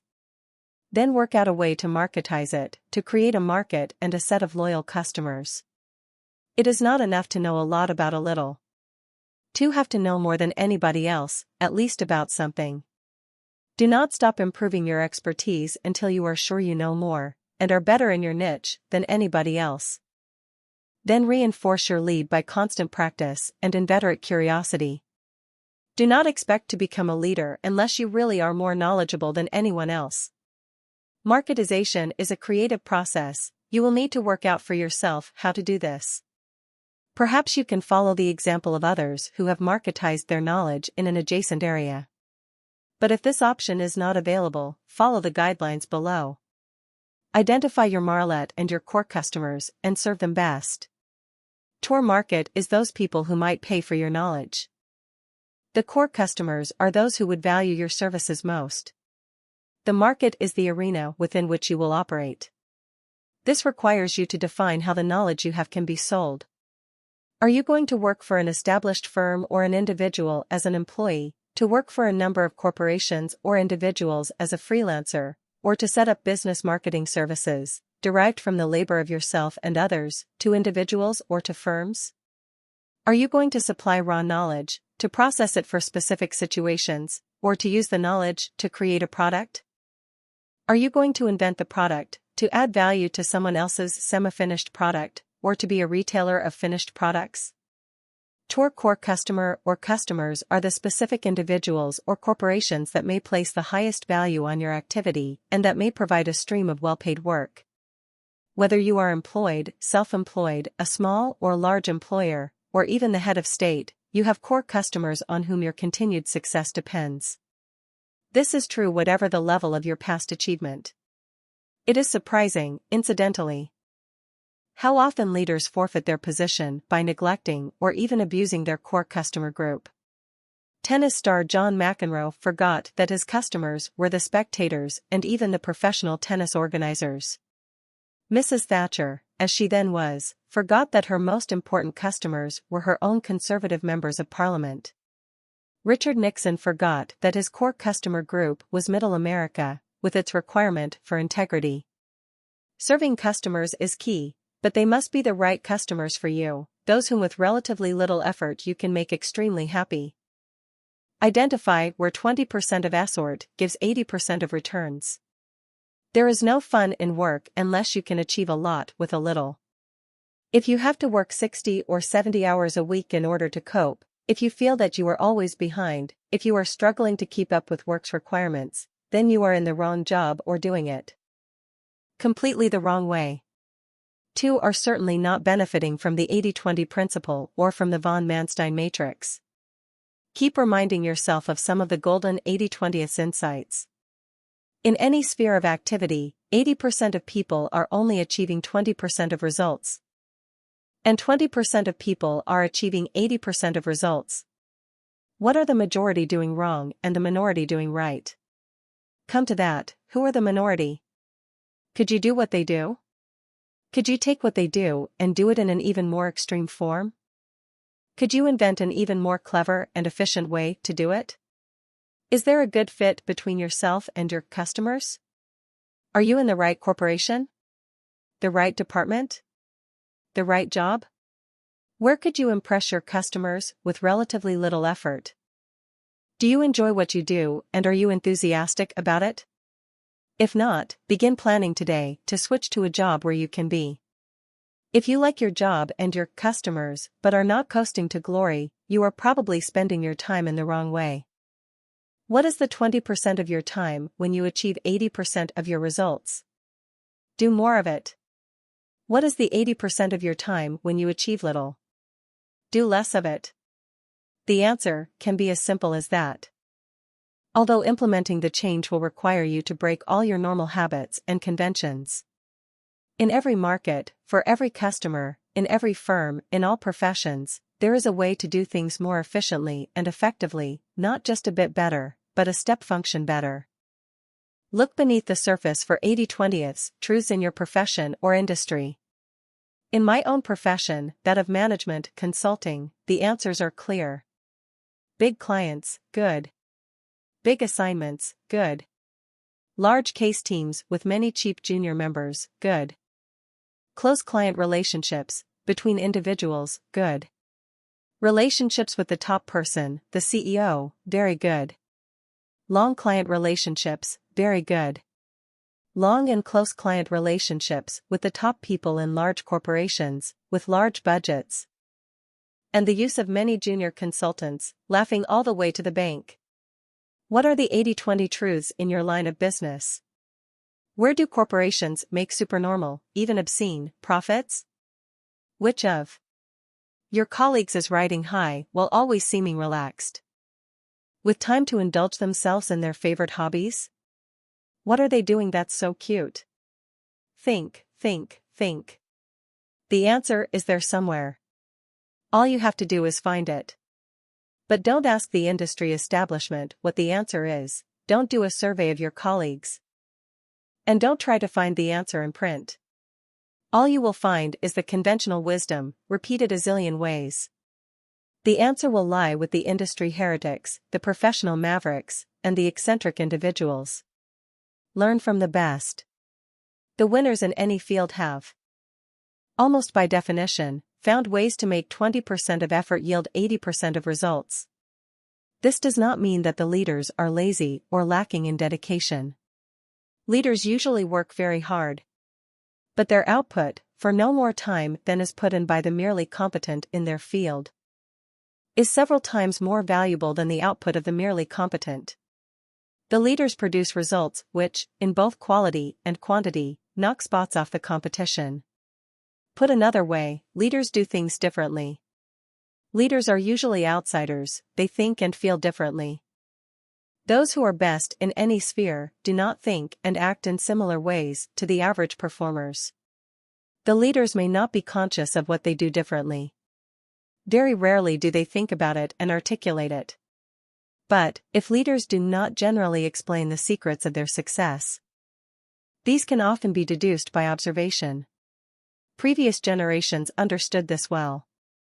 The disciple sitting at the feet of the master, the apprentice learning a trade from a craftsman, the student learning by assisting a professor with research, the artist serving time with an accomplished artist, all learned by observing the best in their field at work, by assisting and by imitating.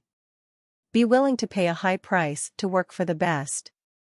Find any excuse to spend time with them. Work out what their characteristic ways of operating are. 2 will find that they see things differently, spend time differently, and interact with other people differently. Unless you can do what they do, or something even more different from the average modus vivendi in the profession, you will never rise to the top. Sometimes, it is not just a matter of working for the best individuals. Key know-how can be located within the collective culture of the best firms. The key is in the differences. Arguably, you should work for one of the average firms, then for one of the very best. And observe the differences. For instance, I worked for Shell and wrote lots of memos. I then went to work for one of the Mars companies and learned to talk to people face to face until I got the desired answers. The latter was a 20-80 practice, 20% of effort leading to 80% of results. Leaders have many such 20-80 practices. Observe, learn, and practice. Become self-employed early in your career. Leverage your own time so that you focus on the things where you add 5 times more value than elsewhere. The second step is to ensure that you capture as much of this value for yourself. The ideal position, one that you should aim to reach early in your career, is to capture all of the value of your work for yourself. Karl Marx's theory of surplus value states that the workers produce all value and excess value is appropriated by the capitalists who employ the workers. Put crudely, profits are the excess value stolen from the workers. The theory is nonsense, but can usefully be stood on its head. The ordinary employee who produces average results may actually be exploiting the corporation more than he or she is exploited. Corporations typically have far too many managers, and the net value added by a majority of them is actually negative. The employee who uses the 80-20 principle properly will probably be many times more effective than the average. The 80-20 employee is most unlikely to be paid several times what his or her peers are. The 80-20 employee will therefore probably obtain a better deal by becoming self-employed. When you are self-employed, you get paid by results. For those who use the 80-20 principle, this is good news. The one circumstance in which it may not be appropriate to become self-employed yet is when you are still in the rapid learning stage. If a corporation or professional firm is teaching you a great deal, the value of this learning may exceed the differential between the value you add and what you are paid. This is typically the case during the first 2 or 3 years of a professional career. It can also be the case when more experienced professionals join a new firm that has higher standards than the ones in which they have previously worked. In this case, the period of superlearning usually lasts for a few months only, or a year at the most. When these periods are over, become self-employed. Do not worry over much about security. Your professional expertise and use of 80-20 precepts constitute your security. In any case, firms can no longer deliver security. Employ as many net value creators as possible. If the first stage of leverage is the best use of your time and the second stage is to ensure that you capture for yourself the value you create, the third stage is to leverage the power of other people. There is only one you. But there are a very large number of people whom you could potentially employ. A minority of these people, but the minority from which the 80-20 practitioner will choose to hire, add a great deal more value than they cost. It follows that the greatest source of leverage is other people. To some extent, you can and should leverage off other people whom you do not employ, your allies. But you can obtain the most direct and complete leverage from the people you employ. A simple numerical illustration may help to focus the mind on the enormous value of employment leverage. Let us assume that by using the 80-20 principle you become 5 times more effective than the average professional in your line of business. Let us also assume that you are self-employed and so capture all of this value. The best that you will do, therefore, is to get results 500% of the average. Your surplus over the average is therefore 400 units. But let us now assume that you can identify 10 other professionals, each of whom is, or can be trained to become, 3 times better than the average. They are not as good as you are, but they still add much more value than they cost. Let us also assume that in order to attract and retain these people, you pay them 50% more than the going rate. Each one of them will produce 300 units of value and cost 150 units. To therefore make a profit or capitalistic surplus of 150 units for each employee. By hiring the 10, you therefore have another 1,500 surplus units to add to the 400 extra units that you yourself are creating. Your total surplus is now 1,900 units. Nearly 5 times as much as before you started hiring. Naturally, you do not have to stop at 10 employees. The only constraints are your ability to find employees who add surplus value and your ability, and theirs, to find customers.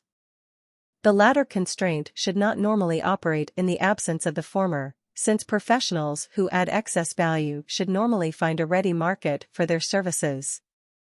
Clearly, it is crucial to hire only net value creators, those whose value comfortably exceeds their cost. But it would be wrong to say you should only hire the best. The most excess value is created by employing as many excess value creators as possible, even if some of them are only twice as good as the average, whereas others may be 5 times, or even more, as effective. Within your own workforce, there is still likely to be an 80-20 or 70-30 distribution of effectiveness. The greatest absolute surplus value may coexist with a fairly skewed distribution of talent. The only requirement is that your least super-effective employee still adds more value than he or she costs. Use outside contractors for everything but your core SLIL. The 80-20 principle is a principle of selectivity. To achieve maximum effectiveness by concentrating on the fifth of activities at which you are the best. This principle applies not just to individuals but to firms as well. The most successful professional firms and corporations are those that outsource everything but what they are best at. If their skill is marketing, they do not manufacture. If their real advantage is in research and development, they use third parties not just for making the goods, but for marketing and selling them. If they are best at volume manufacture of standardized products, they do not make specials or upmarket varieties. If they are best at high-margin specials, they do not try their hand in the mass market. And so on. The fourth stage of leverage is to use outside contractors as much as possible. Keep your own firm as simple as possible and purely focused on those areas where it is several times better than the competition. Exploit capital leverage. So far we have advocated labor leverage, but you can also benefit from capital leverage. Capital leverage is using money to capture additional surplus value. At its most basic, it means buying machines to replace labor whenever the machines are more cost-effective. Today the most interesting examples of capital leverage involve the use of money to roll out good ideas that have already proven themselves in particular local circumstances. In effect, the capital is used to multiply frozen know-how captured in a particular formula. Examples include all forms of software distribution, the rollout of fast food, and increasingly not-so-fast food, restaurant formulae such as McDonald's, and the globalization of soft drink supply. Summary. Rewards increasingly demonstrate the 80-20 principle, the winners take all. Those who are truly ambitious must aim for the top in their field. Choose your field narrowly. Specialize. Choose the niche that is made for you. 2 will not excel unless you also enjoy what you are doing. Success requires knowledge. But success also requires insight into what delivers the greatest customer satisfaction with the least use of resources. Identify where 20% of resources can be made to deliver 80% of returns. Early in your career, learn all there is to be learned. 2 can only do this by working for the best firms and the best individuals within them, best being defined with reference to your own narrow niche. Obtain the 4 forms of labor leverage. First, leverage your own time. Second, capture 100% of its value by becoming self-employed. Third, employ as many net value creators as possible. Fourth, contract out everything that you and your colleagues are not several times better at doing. If you do all this, you will have built your career into a firm, your own firm. At this stage, use capital leverage to multiply its wealth. Multiplying money. If you are interested in a successful career, you are probably also interested in multiplying your money. As we shall see in chapters 14 and 15 respectively, this is both easier and less worthwhile than is commonly thought. 14. Money, money, money. To every one who has will more be given, and he will have abundance, but from him who has not, even what he has will be taken away. Matthew 25:29. This is another optional chapter, designed for those who have some money and wish to know how to multiply it. If the future is at all like the past, it is quite easy to multiply money. All you need to do is put it in the right place and then leave it there. Point 1. Money obeys the 80-20 principle. It is no accident that Vilfredo Pareto discovered what we now know as the 80-20 principle when he was researching the distribution of incomes and wealth. He found that there was a predictable and highly unbalanced distribution of money. Money, it seems, dislikes being equally distributed. Unless redistributed by progressive taxation, incomes tend to be unequally distributed, with a minority gaining most of aggregate income. Even with progressive taxation, wealth follows an even more unequal pattern than incomes. It is even harder to make wealth equal than to make incomes equal. This is because the majority of wealth is created from investment rather than from income, and because investment returns tend to be even more unbalanced than income returns. Investment creates high amounts of wealth because of the phenomenon of compounding. For example, the value of shares may increase by 12.5% per annum on average. This means that $100 invested in 1950 would be worth around $22,740 today. In general, real investment returns, after taking out the effects of inflation, are highly positive, except when inflation is rampant. The compounding returns of investment are highly differential. Some investments are much better than others. This helps to explain why wealth becomes so unequally distributed. It makes a huge amount of difference whether you compound wealth at annual rates of, say, 5, 10, 20, or 40%. $1,000 compounded over 10 years at these rates would produce, respectively, $1,629, $2,593, $6,191. Or $28,925. For 8 times the annual return, compounding at 40% produces a return nearly 18 times higher than compounding at 5%, and the results become even more skewed the longer we go on.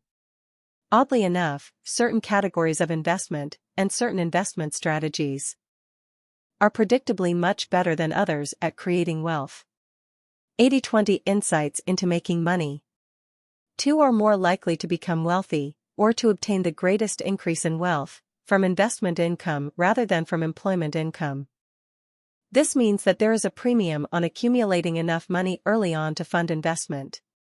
Accumulating your stake for entry to the investment world usually requires hard work and low spending. For a period, net income must be higher than spending.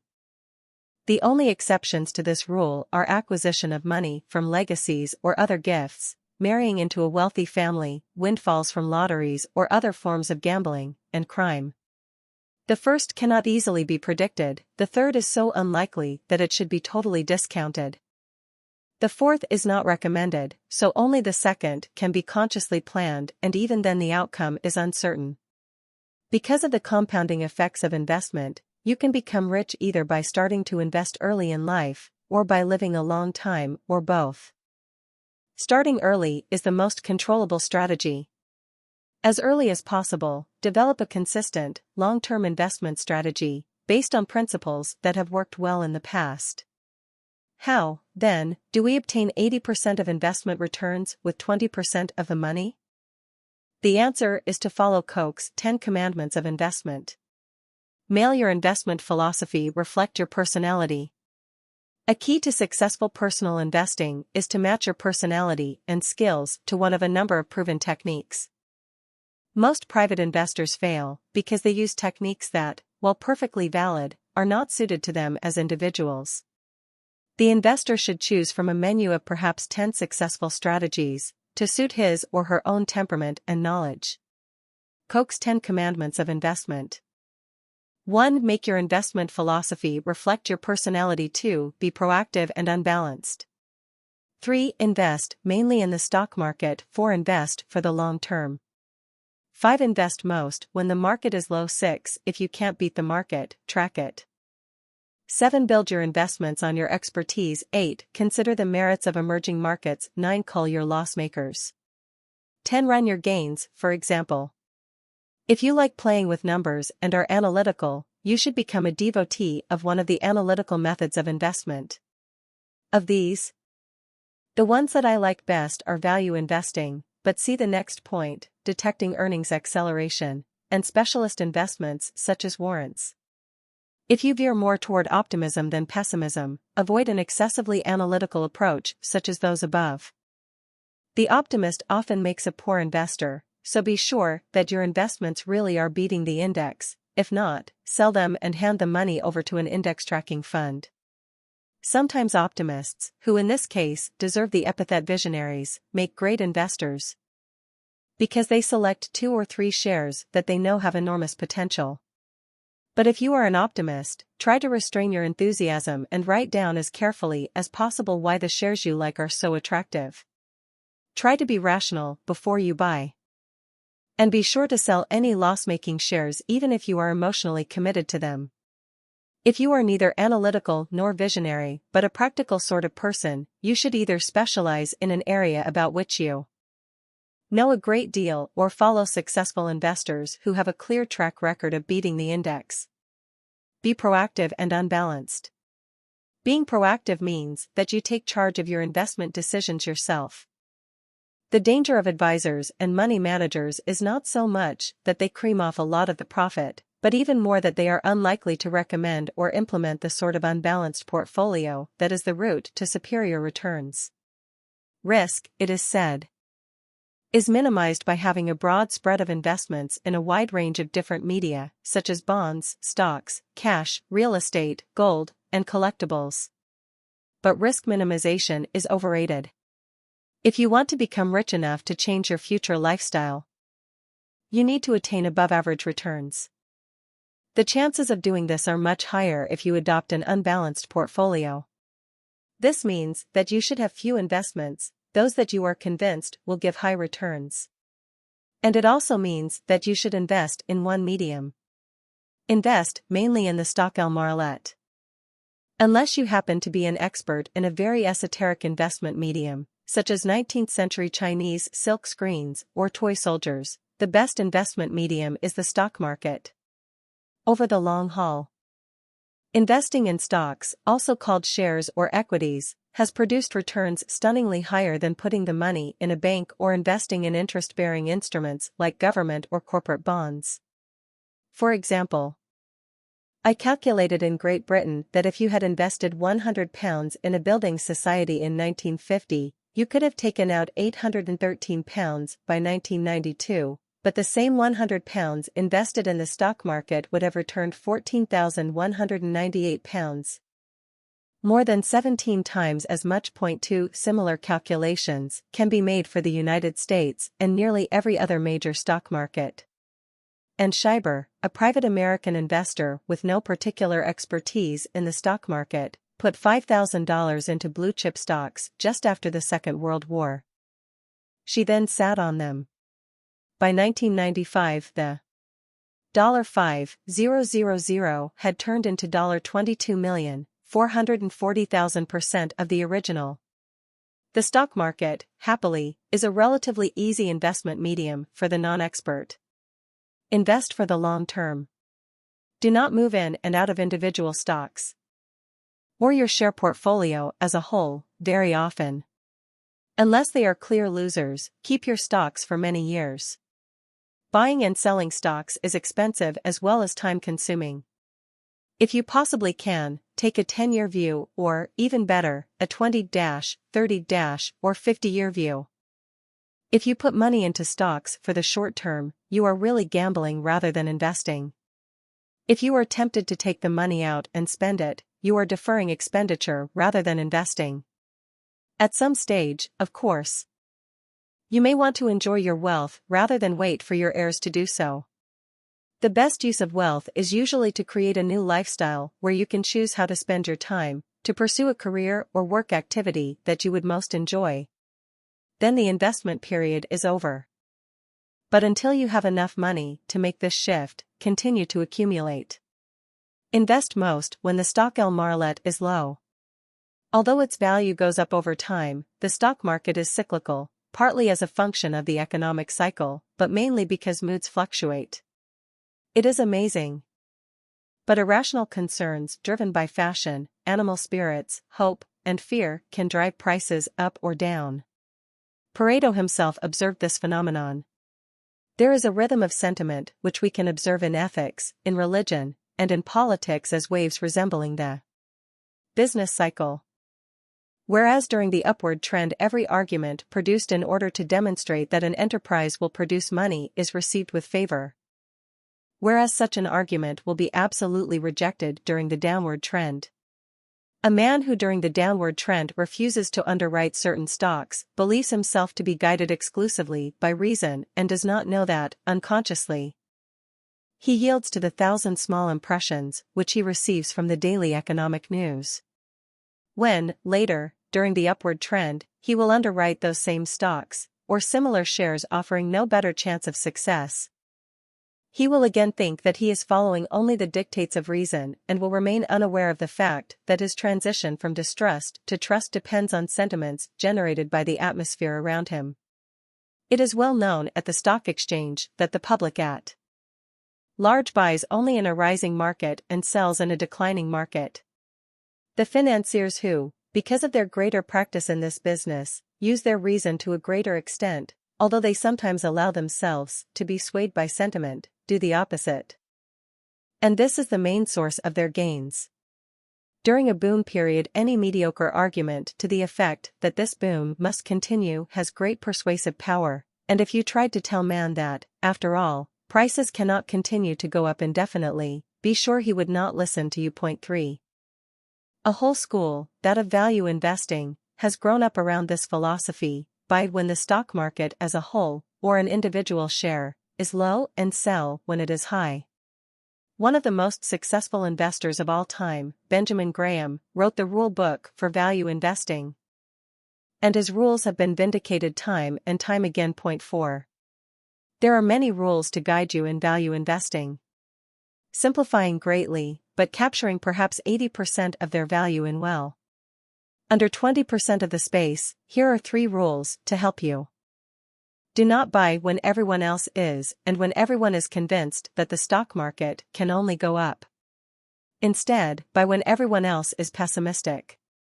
Use the price/earnings ratio, PE, as the best single benchmark for deciding whether shares are expensive or cheap. The PE of a share is its price divided by its after-tax earnings. For example, if a share is 250 cents and its earnings per share are 25 cents, the share is on a PE of 10. If the share price goes up, in a period of optimism, to 500 cents, but the earnings per share are still 25 cents, the PE is now 20. In general, a PE of over 17 for the stock market as a whole is a danger signal. Do not invest heavily when the market is this high. A PE of under 12 is a buy signal, one of under 10 a definite buy signal. Tour Stockbroker or a good financial newspaper should tell you what the current market average PE is. If asked which PE you mean, say learnedly the historic PE, bozo. 5. If you can't beat the Marlette, track Elliott. It is quite possible to develop an investment approach that is superior to the stock market average by following certain precepts and developing an approach tailored to your own personality and skills. These possibilities are explored below. But it is more likely that selecting your own investments will lead you to performance inferior to that of the stock market indices. In the latter case, or if you don't even wish to experiment with your own approach in the hope of beating the market, you should track the index. Index tracking, also called market tracking, means buying the shares that are in the stock market index. 2. Then only sell shares when they drop out of the index. This happens to underperforming shares, and you only buy new shares when they are first included in the index. 2. Can track the index yourself, at the cost of some effort in following the financial press. Alternatively, you can put your money into a tracker fund run by fund managers who, for a small annual fee, will do it for you. 2. Can choose different funds, depending on which market you choose to track. Generally, it is safest to choose your home market and to go for a fund tracking the index comprised of the largest and best quality shares, called blue chips. Index tracking is fairly low risk and yet, over the long term, should deliver high returns. If you decide to follow this approach, you need read no further than these first 6 commandments. It can be more fun and more rewarding, although at higher risk, to make your own selections. The next 4 commandments apply in that case. Remember, however, that this commandment requires you to go back to index tracking unless your own investment strategy generally beats the index. If it doesn't, cut your losses and track the index. Build your investments on your expertise. The whole essence of the 80-20 philosophy is to know a few things well, to specialize. This law applies particularly to investment. If you are deciding yourself which shares to buy, specialize in an area in which you are a relative expert. The great thing about specialization is that the possibilities are almost endless. You could, for example, specialize in shares of the industry in which you work, or of your hobby, your local area, or anything else in which you are interested. If you like shopping, for example, you might decide to specialize in the shares of retailers. Then if you notice a new chain springing up, where each new store seems to be full of keen shoppers, you might want to invest in those shares. Even if you do not start out as an expert, it may pay to specialize in a few shares. For example, those in a particular industry, so that you can learn as much as possible about that area. Consider the merits of emerging markets. Emerging markets are stock markets outside the developed countries, in countries where the economy is growing fast and where the stock market is still developing. Emerging markets include most of Asia, but not Japan, Africa, the Indian subcontinent, South America, the ex-communist countries of Central and Eastern Europe, and the fringes of Europe such as Portugal, Greece, and Turkey. The basic theory is very simple. Stock market performance is highly correlated with the growth of an economy as a whole. Therefore, invest in countries that have the fastest current and expected GNP growth, the emerging markets. There are other reasons emerging markets can be very good investments. They have the lion's share of future privatizations, and these are generally good homes for money.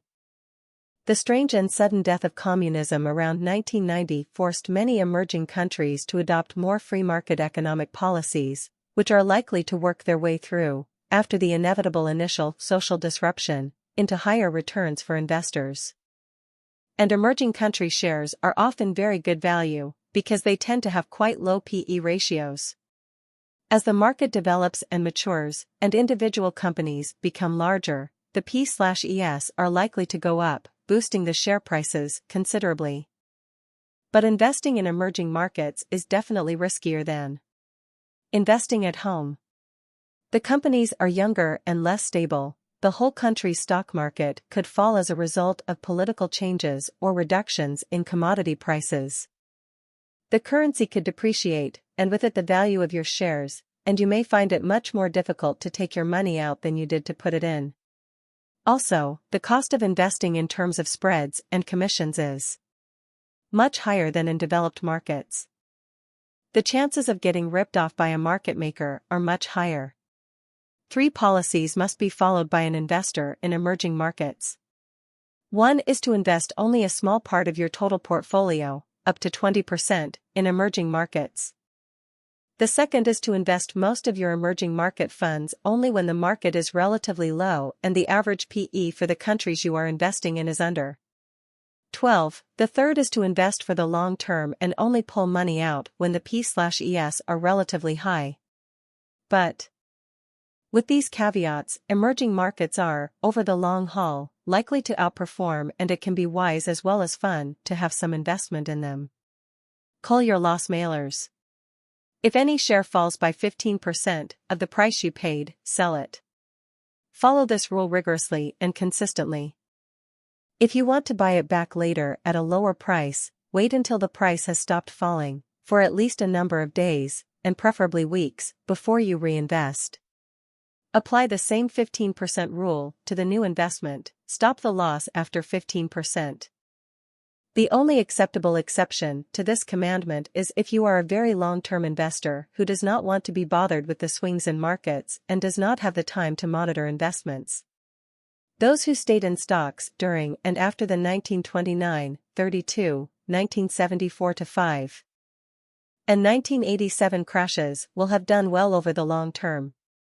Those who sold after the first 15% declines, where this was possible, and returned after the market had risen 15% from its lows, would have done even better. The key point about the 15% rule has to do with individual stocks, not with the market. If an individual stock falls by 15%, which is much more common than the market falling by the same amount, it should be sold. Whereas few, if any, fortunes have been lost by sticking to the stock market or a broad portfolio of stocks over the long term. A large number of fortunes have been lost by mistaken loyalty to one or a few declining stocks. For individual stocks, the best indication of the future trend is the current one. Run your gains. Cut your losses, but do not cut your gains. The best long-term indicator of a great investment is a short-term gain, repeated over and over again. Resist the temptation to take profits too early. This is where many private investors make their worst mistakes. They take nice profits, but forfeit much fatter ones. Nobody ever went broke by taking a profit, but many people never got rich by following the same procedure. There are two further 80-20 rules of investment that we have not yet explored. Comparing a large number of investment portfolios held over a long period of time, it is usually true that 20% of the portfolios contain 80% of the gains.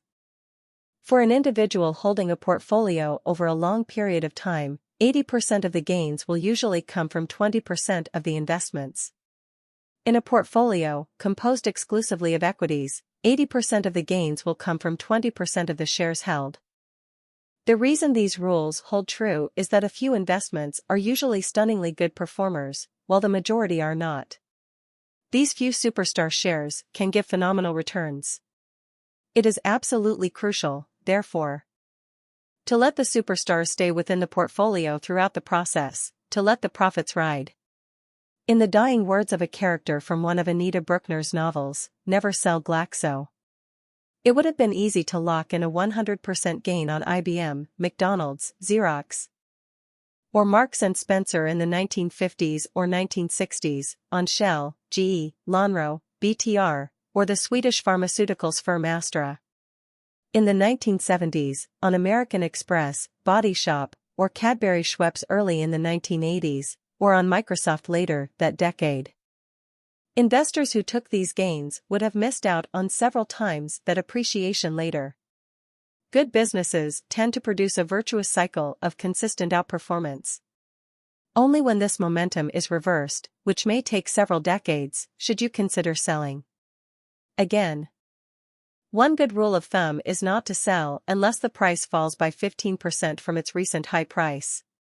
To do this, set a lock gain price at which you will sell, 15% below the high. A 15% reduction may indicate a change in the trend. Otherwise, continue to hold until circumstances force you to sell. Conclusion: money begets money. But some methods of breeding have much more prolific results. Samuel Johnson said that a man was never so innocently employed as when making money. His observation pitches the accumulation of wealth, whether through investment or a successful professional career or both, at the right moral level. Neither pursuit is to be denigrated, but, equally, neither is a guaranteed passport to serving society or personal happiness. And both money-making and professional success carry the dangers that they become ends in themselves. A success hangover is quite possible. Wealth creates the need to administer it, to deal with lawyers, tax advisors, bankers, and other profoundly stimulating contacts. The logic of professional success outlined in the preceding chapter leads almost inexorably to ever greater professional demands. To succeed, you must aim for the top. To get there, you must turn yourself into a business. To obtain maximum leverage, you must employ a large number of people. To maximize the value of your business, you must use other people's money and exploit capital leverage to become even larger and more profitable. Your circle of contacts expands and the time for friends and relationships contracts. On the giddy roundabout of success, it is easy to lose focus, perspective, and personal values. It is a perfectly rational response to say, at any stage, stop success, I want to get off. This is why it is sensible to stand back from careers and money-making and consider the most important subject of all, happiness. 15. The 7 Habits of Happiness. Temperament is not destiny. Daniel Goleman 1. Aristotle said that the goal of all human activity should be happiness. Down the ages, we haven't listened much to Aristotle. Perhaps he should have told us how to be happier. He could usefully have started by analyzing the causes of happiness and unhappiness. Can the 80-20 principle really apply to happiness? I believe it can. It appears to be true for most people that the majority of perceived happiness occurs in a minority of the time. One 80-20 hypothesis would be that 80% of happiness occurs in 20% of our time. When I have tried this hypothesis on friends and asked them to divide their weeks into days and parts of days, or their months into weeks, or their years into months, or their lives into years, about 2/3 of the respondents show a marked pattern of imbalance, approximating to the 80-20th pattern. The hypothesis does not work for everyone. About 1/3 of my friends don't exhibit the 80-20 pattern. Their happiness is much more equally distributed over time. What is fascinating is that this latter group seem to be markedly happier overall than the larger group whose happiness peaks in small amounts of their lives. This fits in with common sense. Those who are happy with most of their lives are more likely to be happier overall. Those whose happiness is highly concentrated in short bursts are likely to be less happy with life overall. It also fits in with the idea advanced throughout this book that 80-20 relationships imply waste and great scope for improvement. But, more significantly, it suggests that the 80-20 principle might help us to be happier. 2 ways to be happier. Identify the times when you are happiest and expand them as much as possible. Identify the times when you are least happy and reduce them as much as possible. Spend more time on the type of activities that are very effective at making you happy and less time on other activities. Start by cutting off the valleys of unhappiness, the things that tend to make you actively unhappy. The best way to start being more happy is to stop being unhappy. To have more control over this than you imagine simply by avoiding situations where experience suggests you are likely to become unhappy. For activities that are very ineffective at making you happy, or effective at making you unhappy, think systematically of ways that you could enjoy them more. If this works, fine. If it doesn't, think how to avoid these situations. But aren't people powerless to deal with unhappiness? 2 might object. Particularly if you have some experience of people who are chronically unhappy, and are often consigned to the seemingly objective, but terribly slippery and unhelpful, category of the mentally ill, which has perhaps brought the world more misery than most categorizations. That this analysis is far too simplistic and assumes a degree of control over our own happiness that, for deep-rooted psychological reasons, many or most or all people do not have. Isn't our capacity to be happy largely predestined by heredity and childhood experience? Do we really have any control over our happiness? There is no doubt that there are people who are temperamentally more inclined to happiness than others. For some, the glass is always half full, for others half empty. Psychologists and psychiatrists believe that capacity for happiness is determined by the interaction between genetics, childhood experiences, brain chemistry, and important life events. Clearly, adults can do nothing about their genes, childhood experiences, or past misfortunes in life. It is all too easy for those inclined to evade responsibility to blame their defeatism on forces outside their control, particularly if they are easily overawed by medical jeremiads. Happily, common sense, observation, and the latest scientific evidence all indicate that, while everyone is dealt a different hand of cards with respect to happiness just as for every other blessing, there is a great deal that can be done to play our hand better and to improve it during the game of life. Adults are differently endowed with athletic ability. As a result of genetics and the extent of training and exercise during childhood, youth, and subsequently. Everyone can markedly improve their fitness by sensible, regular exercise. Similarly, we may through hereditary influences and background be thought more or less intelligent. But everyone can train their mind and develop it. We may be more or less inclined, through our genes and environment, to become overweight, but healthy eating and exercise can make most fat people considerably thinner. Why, in principle, should our ability to become happier be any different? Whatever our starting point in terms of temperament? Most of us have seen examples where the lives of acquaintances or friends have been materially changed and happiness permanently enhanced or reduced as a result of actions freely taken by those individuals. A new partner, a new career, a new place to live, a new lifestyle, or even a conscious decision to adopt a different attitude to life, any of these can make all the difference to an individual's happiness, and all of them are under the individual's control. Predestination is an unconvincing hypothesis if it can be shown that only those who believe in predestination are subject to its sway.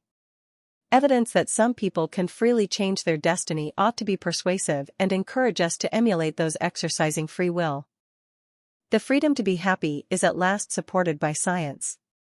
At last, the field of psychology and psychiatry, which, more than economics, has deserved the epithet of the dismal science, prodded by the findings of other scientific disciplines, is producing a more cheerful picture, consistent with our common sense and observations of life.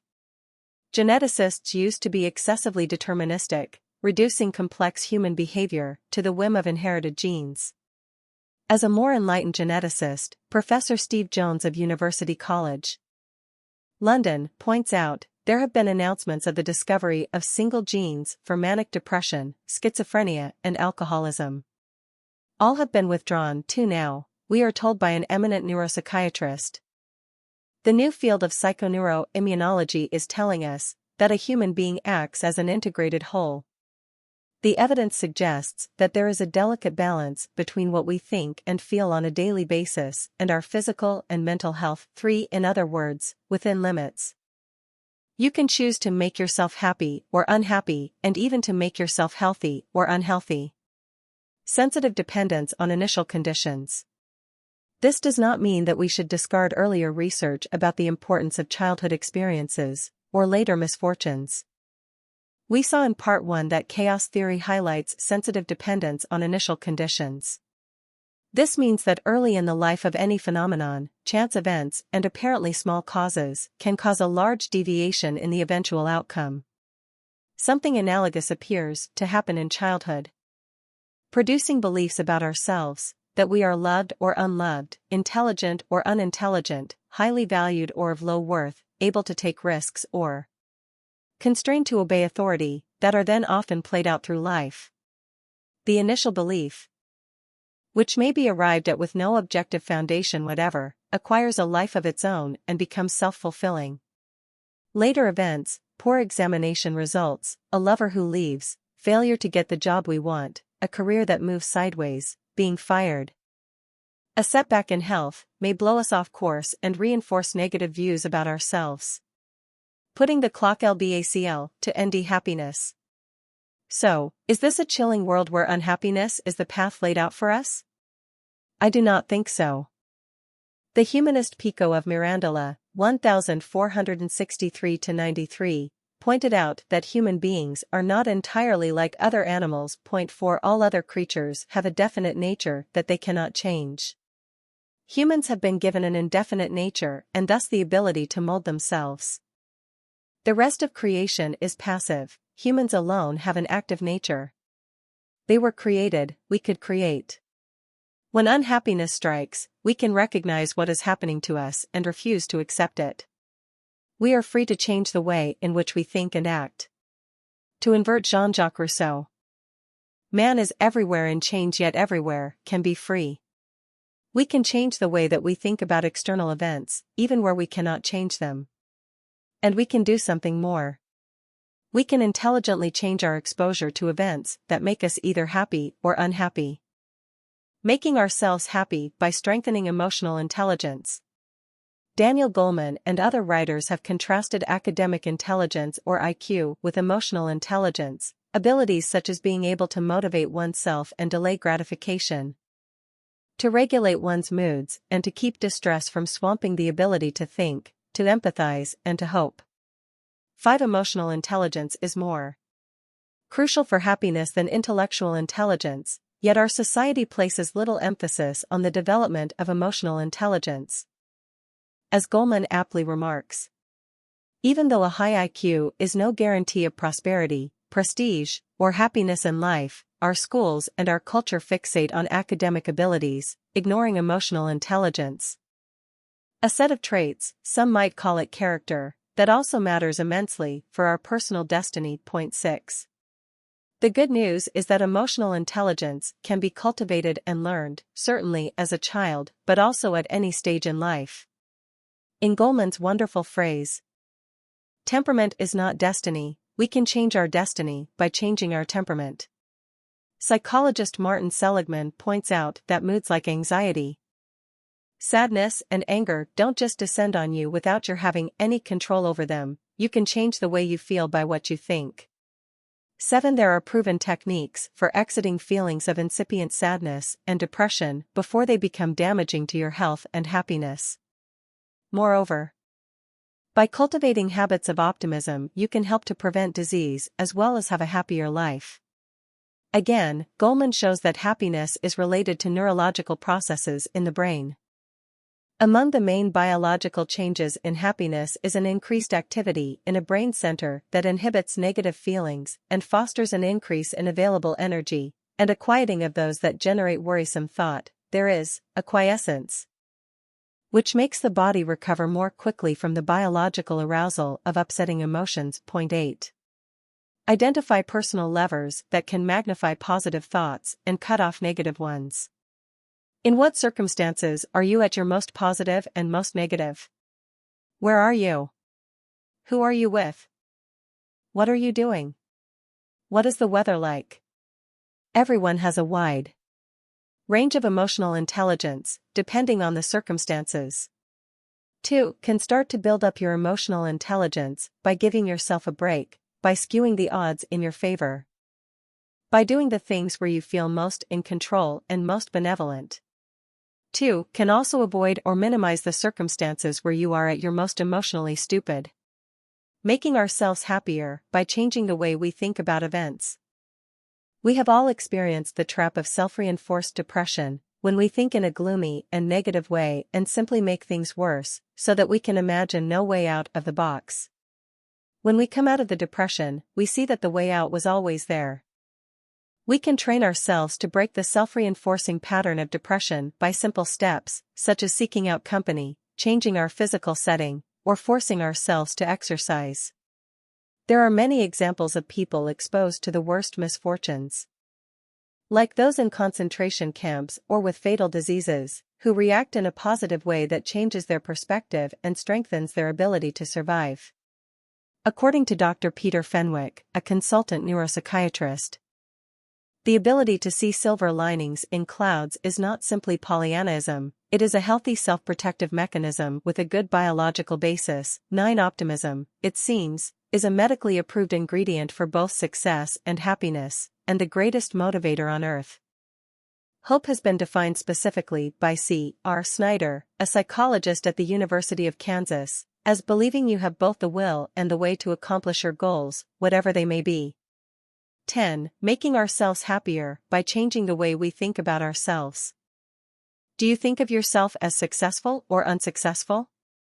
If you opt for unsuccessful, you may be sure that there are many people who have achieved less than you have and would be described by most people as less successful than you are. Their perception of self-success contributes both to their success and their happiness. Your feeling of being unsuccessful limits your success and your happiness. The same applies to whether you think you are happy or unhappy. Richard Nixon ended the Vietnam War by declaring that America's objectives had been achieved. He was economical with the truth, but who cared? The rebuilding of America's self-esteem could begin. Similarly, you can make yourself happy or unhappy just by the way that you decide to feel. Make the choice that you want to be happy. 2. Owe it to yourself, and you owe it to other people too. Unless you are happy, you will make your partner and anyone else with prolonged exposure to you less happy. Therefore, you have a positive duty to be happy. Psychologists tell us that all perceptions about happiness relate to our sense of self-worth. A positive self-image is essential to happiness. A sense of self-worth can and should be cultivated. 2. Know you can do it. Give up guilt. Forget about your weaknesses, focus, and build on your strengths. Remember all the good things you have done, all the small and big achievements to your credit, all the positive feedback you have ever received. There is a lot to be said for yourself. Say it, or at least think it. 2. Will be amazed at the difference it makes to your relationships, your achievements, and your happiness. 2. May feel that you are deceiving yourself. But in fact, by having a negative perception of yourself, you are guilty of self-deception.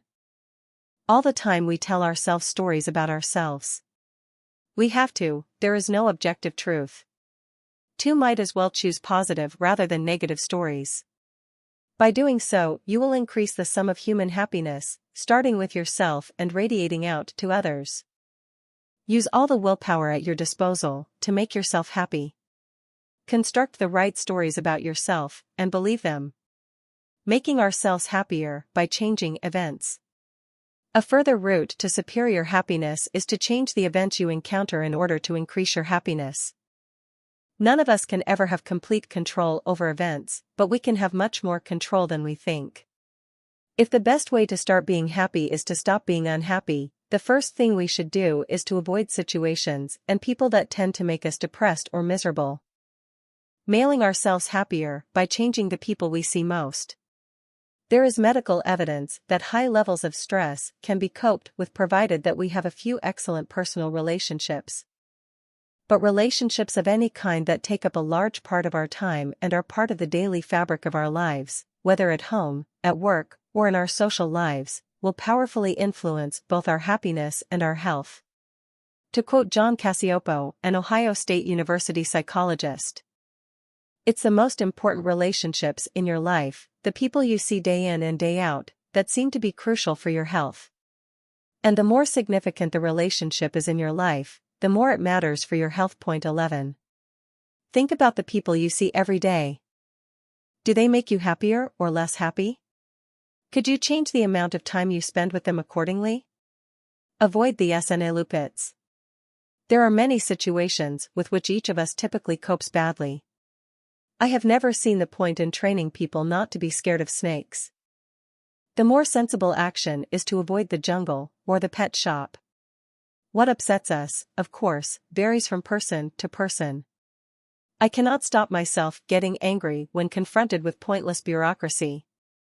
I can feel stress building up when exposed to lawyers for more than a few minutes. I am anxious in traffic jams. I often become mildly depressed when days go by without seeing the sun. I hate being jammed into the same space with too many of my fellow humans. I cannot abide listening to people making excuses and detailing problems beyond their control.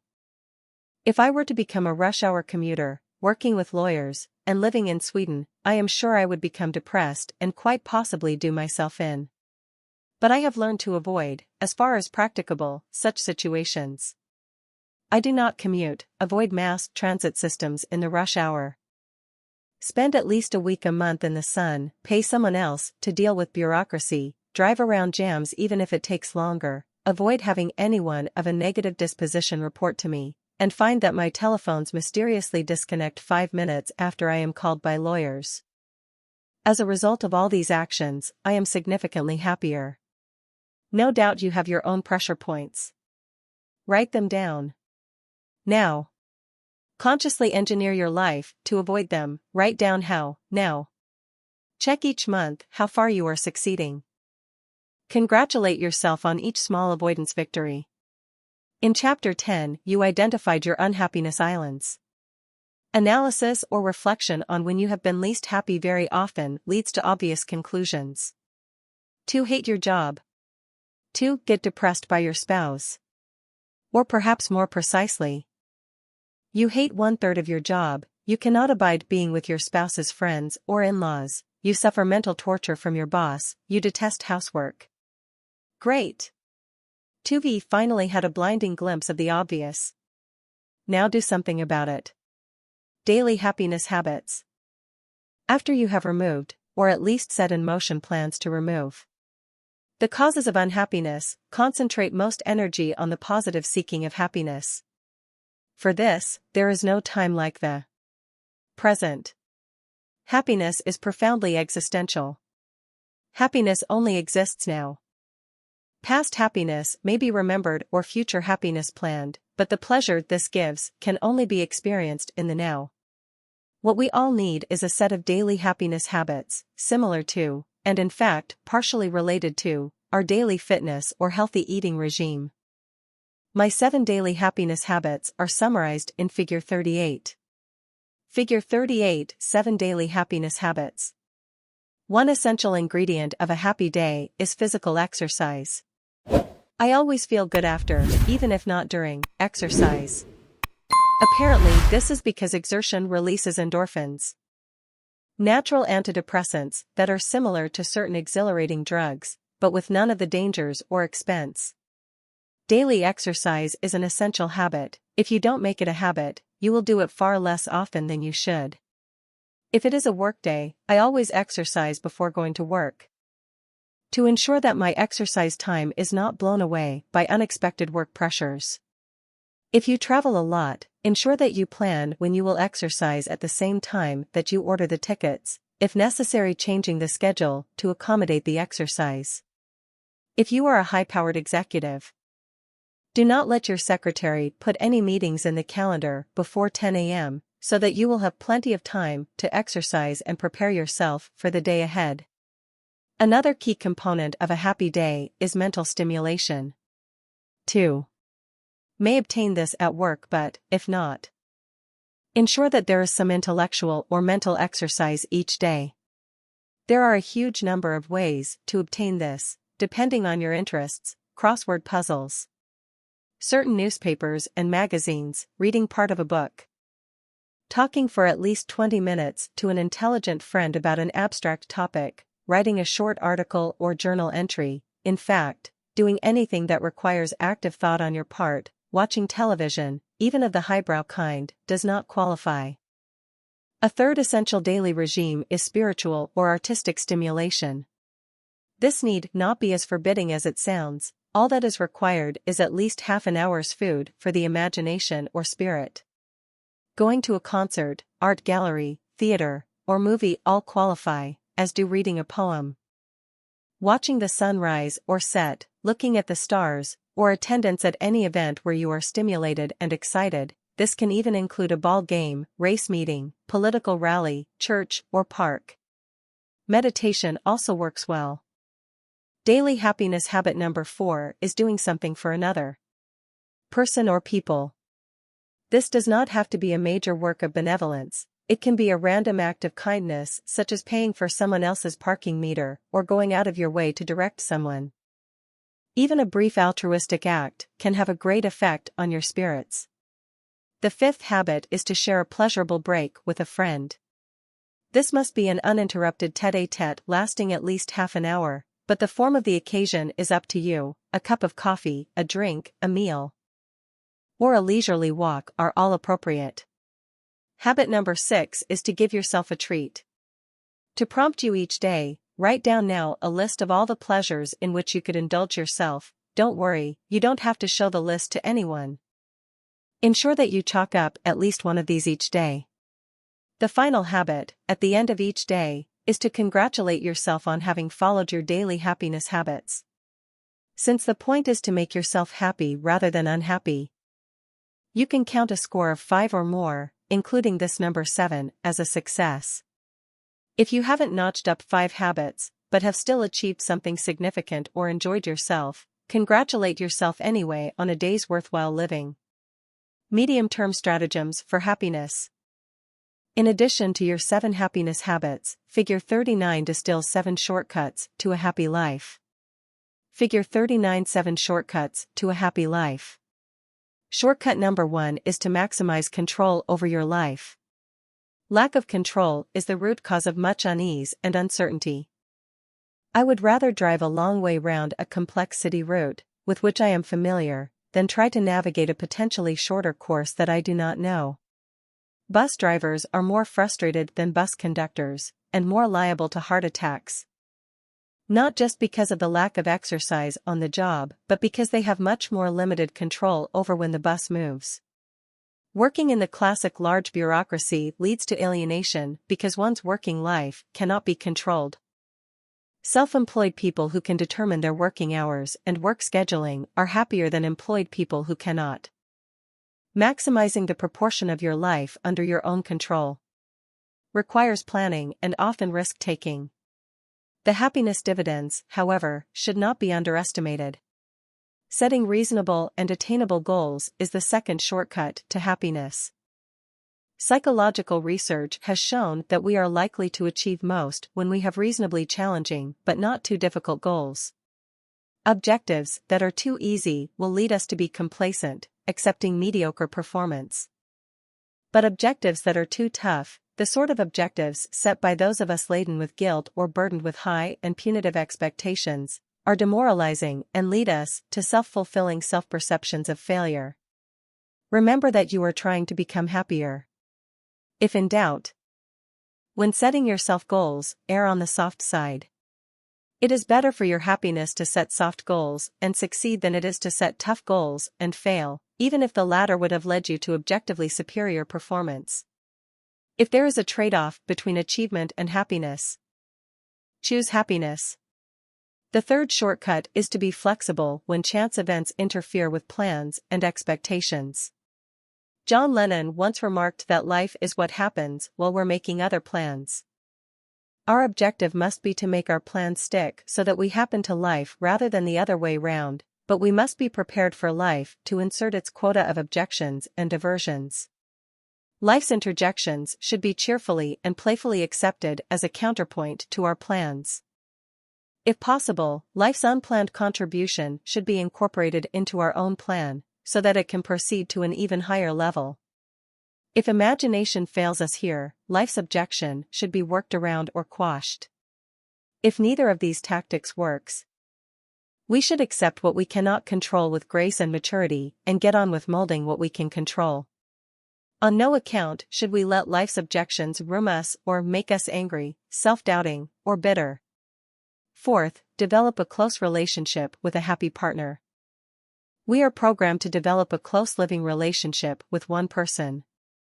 This selection of the partner is one of the few decisions in life, one of the 20%, that will help determine whether we are happy or not. Sexual attraction is one of the universe's great mysteries and demonstrates an extreme form of the 80-20 principle. The real chemistry can occur in fleeting seconds. So that you feel 99% of the attraction in 1% of the time and you know at once that this is the person for you. 12. But the 80-20 principle should put you on your guard. Danger and wasted happiness could lie ahead. Bear in mind that there are many people with whom you could, in theory, bond. This rush of blood to the head or the heart will happen again. If you have not yet selected a partner, remember that your happiness will be greatly influenced by the happiness of your partner. For the sake of your happiness, as well as for love, you will want to make your partner happy. But this is a great deal easier if your partner has, to start with, a happy temperament and or if he or she consciously adopts a pro-happiness daily regime, such as My Happiness Habits.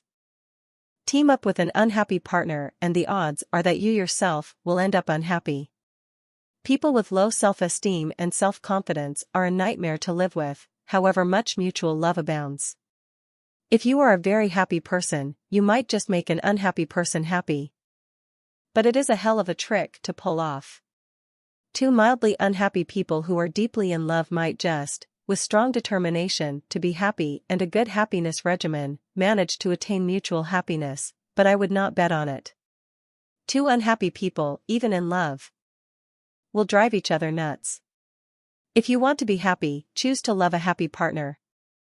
Two may, of course, already have a partner who is not happy and, if so, you will probably be seriously subtracting from your own happiness. If so, It should be a major project for both of you to make your partner happy.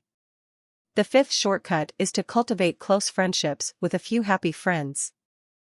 The 80-20 principle predicts that most of the satisfaction you draw from all of your friends will be concentrated in your relationship with a small number of close friends.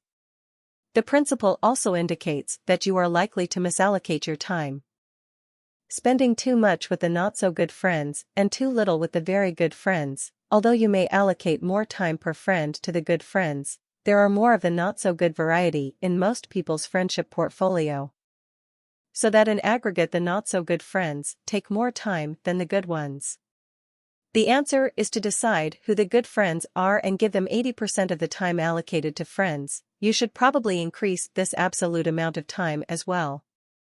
2 should try to build these good friendships as much as possible, because they will be a great source of mutual happiness. Shortcut 6 is similar to 5. Develop strong professional alliances with a small number of people whose company you enjoy. Not all your work or professional colleagues should become your friends. If so, you would spread your friendship too thinly. But a few should become close friends and allies, people whom you will go out of your way to support and who will do the same for you. This will not only enhance your career, it will also immeasurably enrich the pleasure you take at work. It will help to prevent your feeling alienated at work, and it will provide a unifying link between your work and play. This unity, too, is essential for full happiness. The final shortcut to lasting happiness is to evolve the lifestyle you and your partner want. This requires a harmonious balance between your work life, home life, and social life. It means that you live where you want to work, have the quality of life that you want, have time to attend to family and social affairs, and are equally happy at work and outside it. Conclusion. Happiness is a duty. We should choose to be happy. We should work at happiness. And in doing so, we should help those closest to us, and even those who just stumble across us, to share our happiness. Part 4. Fresh Insights, the Principle Revisited. 16. The Two Dimensions of the Principle. Over the past 10 years, I've been delighted to receive many hundreds of emails from readers of the first edition of this book. Equally important, and in many ways even more stimulating, have been many reviews posted on the Amazon sites. There are currently 70 reviews on the Amazon.com site alone. These emails and reviews have led to fresh insights into the way the principle works, particularly its relationship to its two dimensions of efficiency and life enhancement. Some of these reviews are highly critical of the book and the principle, and for me these are the most challenging and useful. The two main critical questions that have been raised are: does the 80-20 principle really apply to our personal lives at all, and isn't the 80% really essential too? I shall come back to these later in the chapter. The stories that inspired me most were not where readers had used the 80-20 principle to enjoy work more, or make more money, or both. The most moving accounts were ones where the principle had focused readers on what was truly important in their lives. My favorite story comes from a 50-year-old Canadian, happily married with 3 wonderful kids. Daryl, as I will call him, needs to remain anonymous, but I have not changed anything apart from his name. He's had a successful career as an educator and is currently the CEO of a large school district. 3 years ago, he was diagnosed as having a nonverbal learning disability, NLD. He told me, "It was a hard pill to swallow, but I know my diagnosis is accurate when I spend minutes searching for my car in the parking lot, or going through my desk looking for that piece of paper that is right in front of me, or maybe even in my hand. I realize just how true the diagnosis is.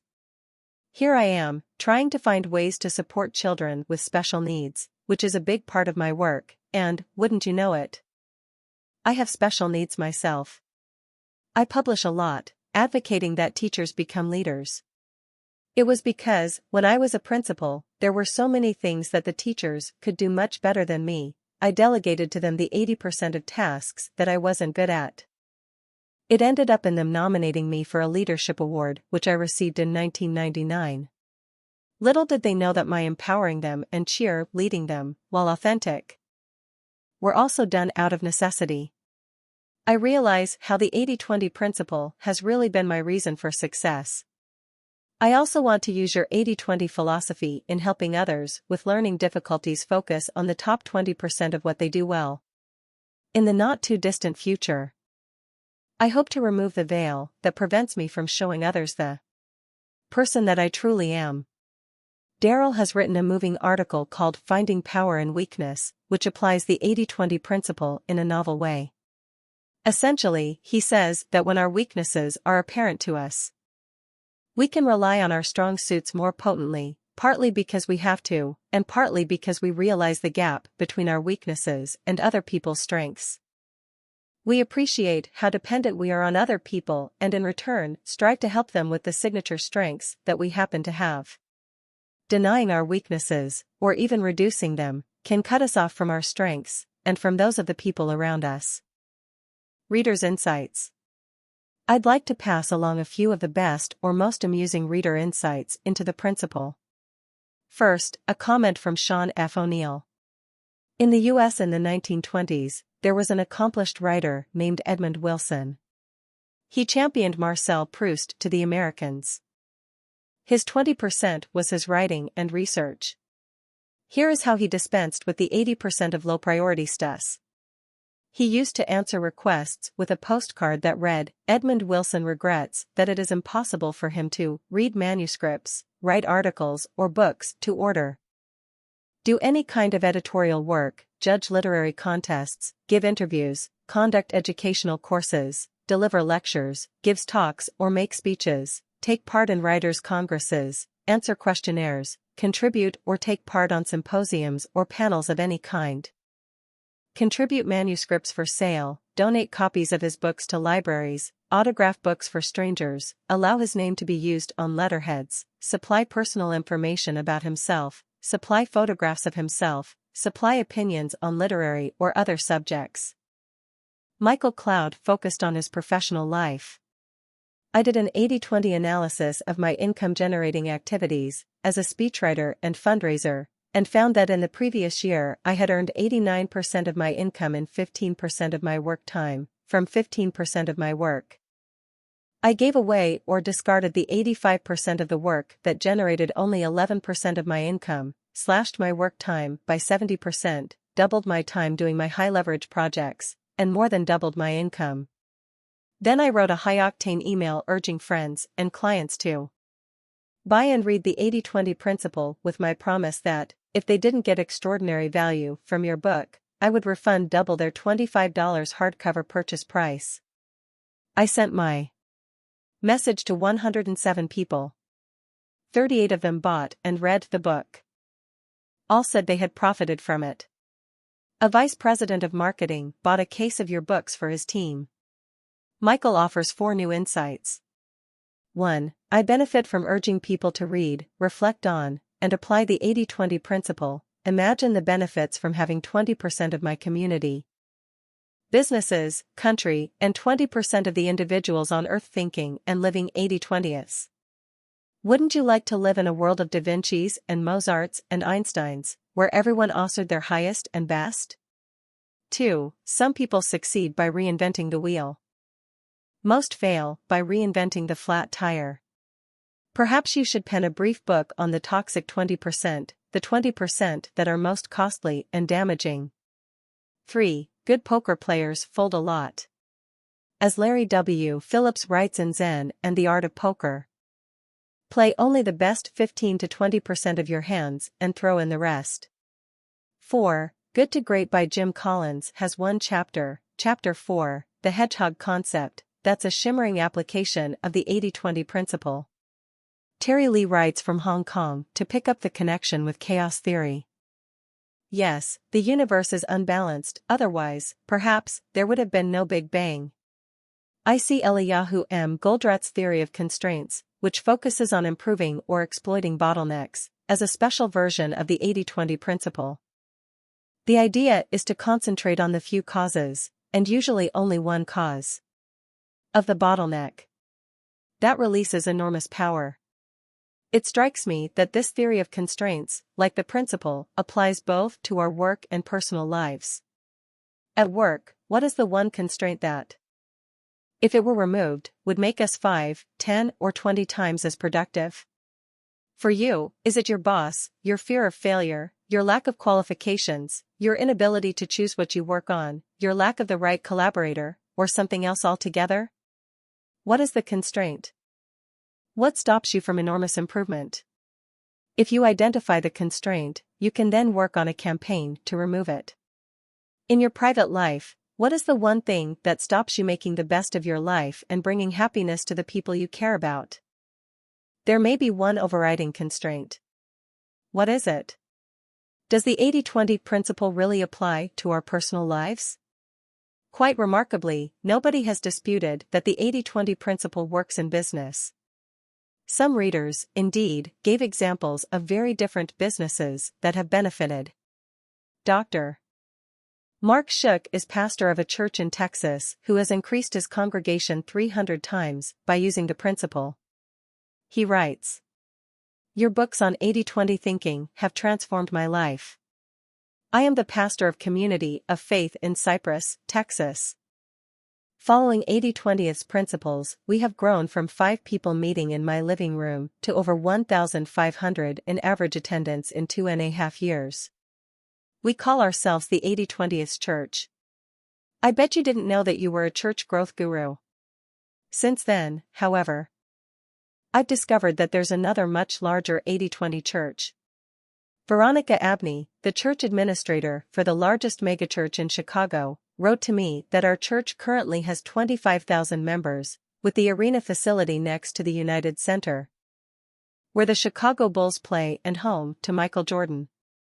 I would like to grow our ministry from 25,000 to 50,000 using the 80-20 methodology. And some readers did value the application of Pareto's concept to the whole of life, starting with business but going well beyond it, which was my biggest innovation in reinterpreting the principle. Kevin Gardy, director of relocation for a firm of realtors in San Francisco, told me, "I've applied the 80-20 rule to pretty much every aspect of my life with amazing results. I can confirm I'm getting up later in the morning and leaving work earlier in the afternoon, and still making a very healthy 6-figure income. I had applied facets of 80-20 since I was a kid in New Zealand, so when I read your book it was a great validation of the direction I was starting to head in. I felt more confident in my laziness, if that makes sense." Tez, perfect sense, Kevin. A reviewer from Indonesia says that 80-20 can be applied to work and life in the same way because the basic concept is focus. Choice is important. We only have to do the most important things in life. This is the most easy explanation of how we can achieve more by doing less. A Japanese reviewer says, "I read this book almost 2 years ago. Applied its theories to the 4 companies I was working for.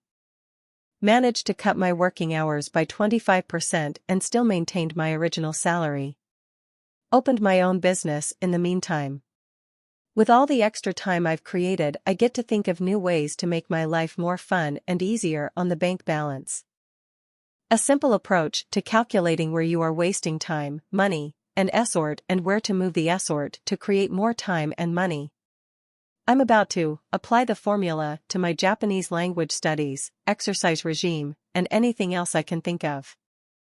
Teach this 80-20 to your children," adds a reader, "and you will increase the likelihood they will move out when they are grown, because they will be able to afford to." Nevertheless, some reviewers question whether the principle should be applied to our private lives. Whilst I am sure that the author meant well, writes one Amazon reviewer, in attempting to apply the 80-20 principle to non-business areas, more specifically, to personal relationships, it has no place within this book, and should have been left well alone. The reviewer was kind enough to say that there was a pearl hidden within the oyster of the book, the business applications of the principle, that was well worth diving for. But ignore the personal stuff.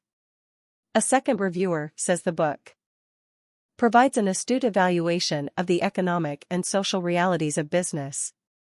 Koch goes further, though, and tries to extrapolate the 80-20 theory to success, happiness, and life in general. While some of what he suggests makes sense, his examples seem to get progressively weaker as he moves from the world of business. Isn't the 80% essential too? The second and major criticism concerns whether it is realistic, or even desirable, to get rid of the 80% of activity that yields few results. Here is the case against, courtesy of Chao-Ching Cornholio, probably my most eloquent critic, whose comments are still on the Amazon.com site. It is worth quoting his review in full. An excellent idea, but 20% of the 5 stars is taken out. Because the 80-20 principle is also packed with other BS, like lecturing you on how to use your life and other areas where the author has no authority. He pointed out some of the voices of opposition, and beat them one after one. However, there is one very important one that he left out. I'm a Hong Kong Chinese. In our 5,000 years culture, yin and yang has come into play from the very beginning. The author seems to ignore this. For example, he tells you to analyze your life and see which 20% of your life gives 80% of your happiness, and concentrate on that 20% only. I did just that years ago, but I only got worse. Life is a balance between work and play. You enjoyed that 20% of yang activity because you are released from that 80% of yin activity. 80% of the tastefulness of a hamburger is from 20% of it, the meat inside, but if you drop the bread on the top and bottom, its taste will become too strong, it'll lose its flavor.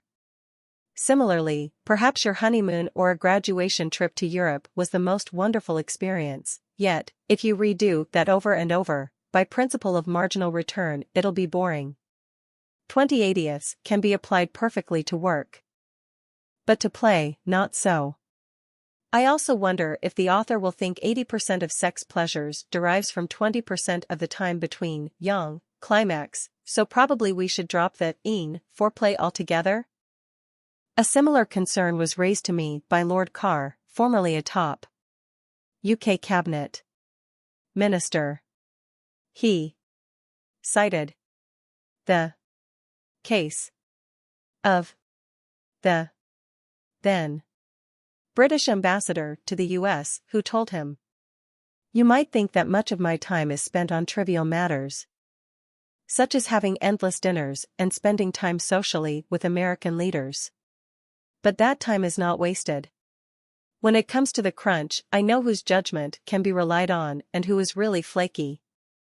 That is invaluable in a crisis, so the wasted time isn't wasted at all." Several people have taken me to task along similar lines, because they are rightly concerned that the pursuit of efficiency, cutting out the low-value majority of activity, is self-defeating in the long run. If we become obsessed with efficiency and only doing the important things, we might cut out activities that are necessary for renewing ourselves, our businesses, and even our society. "What about parks?" demands one of my friends. Parks are a relic of feudalism and might be part of the 80% that you would cut out. They have no right to exist if we cost out everything. Parks have no return on capital. They would be invaluable as houses or retail developments. But if you cut out the parks, you'd end up with a really unattractive city. He might have cited Johannesburg, which has pleasant suburbs but almost no parks or open spaces, and which, not coincidentally, is one of the most dangerous cities on the planet. A related concern is that, by cutting out the inefficient elements in our work and lives, we may become mindless and soulless, favoring the short-term economic solution and harming our long-term heritage. As Andrew Price writes in his forthcoming book, The Power of the Unessential, by far the greatest fish harvest come from coastal areas. These make up only a tiny fraction of the ocean's total area. The 80-20 principle tells that coasts are where fishing action should be. And fishing along coasts is precisely what has happened. But exploitation has removed too much stock. Not only that, these rich coastal waters coincide with major breeding grounds. So hammering cod and fish stocks around coasts has affected reproduction, leaving insufficient fish available for capture and reproduction in future. For followers of the 80-20 principle, the message is clear. Our efforts to target the disproportionately valuable 20% should be not just for use, there should be some non-use too. Otherwise, it can easily disappear, just as fisheries demonstrate. There is another important message. The best performing stock, fisheries or financial, this year, or most valuable species in an ecosystem over the last decade, is no guarantee for future success. The truth is that the world and its resources do not remain constant for long. Criticism of my application of the 80-20 principle can be summarized under three main concerns. The corner-cutting concern. If 80-20 is viewed as an efficiency device, we may end up being very inefficient but not very effective. Cutting corners is all very well, but unless we go into something fully and deeply, we won't achieve anything worthwhile or enjoy it. We may get 80% of a book's message by reading 20% of it, but if the book is important enough to us, we should want to read all of it, and even remain disappointed that we've finished the book. Getting 80% of results through 20% of effort can appear to represent a simplistic, materialistic, and not authentic way of approaching both work and life. The sustainability concern. If the 80-20 principle leads to a huge focus on what works today, isn't there a danger that it won't work tomorrow? This concern is equally applicable in business and in our broader lives. The balance concern. As Chao Ching says, the concern is that we can't focus just on the best parts of life. Because without the rest of life, the best would no longer be the best. Balance doesn't matter in business, because the way the economy advances is through the battle of highly specialized, and therefore unbalanced, firms. But balance may be essential for human happiness. Two different dimensions of the principle. What I have realized from your feedback is that there are really two quite distinct, in some ways even opposite, dimensions or uses of the 80-20 principle. On the one hand, there is the efficiency dimension. This is where we want to achieve things in the fastest possible way with the least possible effort. Typically, this domain involves things that are not hugely significant to us, except as a means to an end.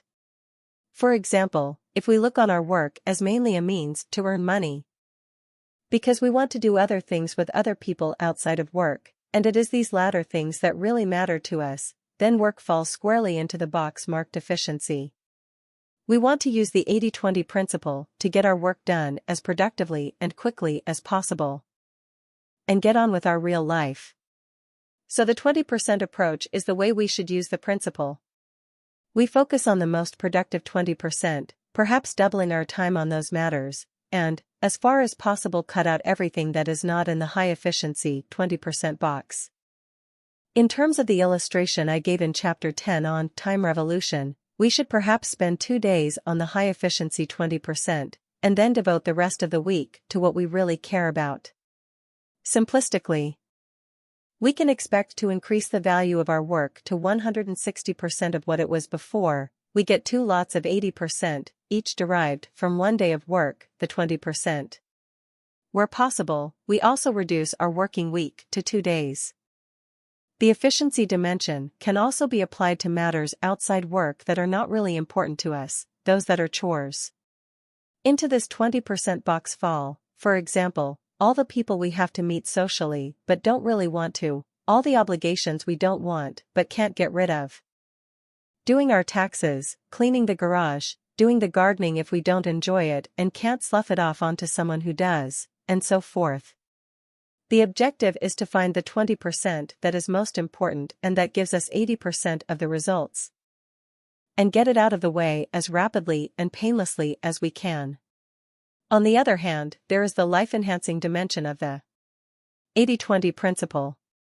What belongs in this box is anything that is truly important to our lives, whether it is work, our personal relationships, what we wish to achieve, the hobby that gives us immense pleasure, or anything else that fulfills us and will give us consolation on our deathbed.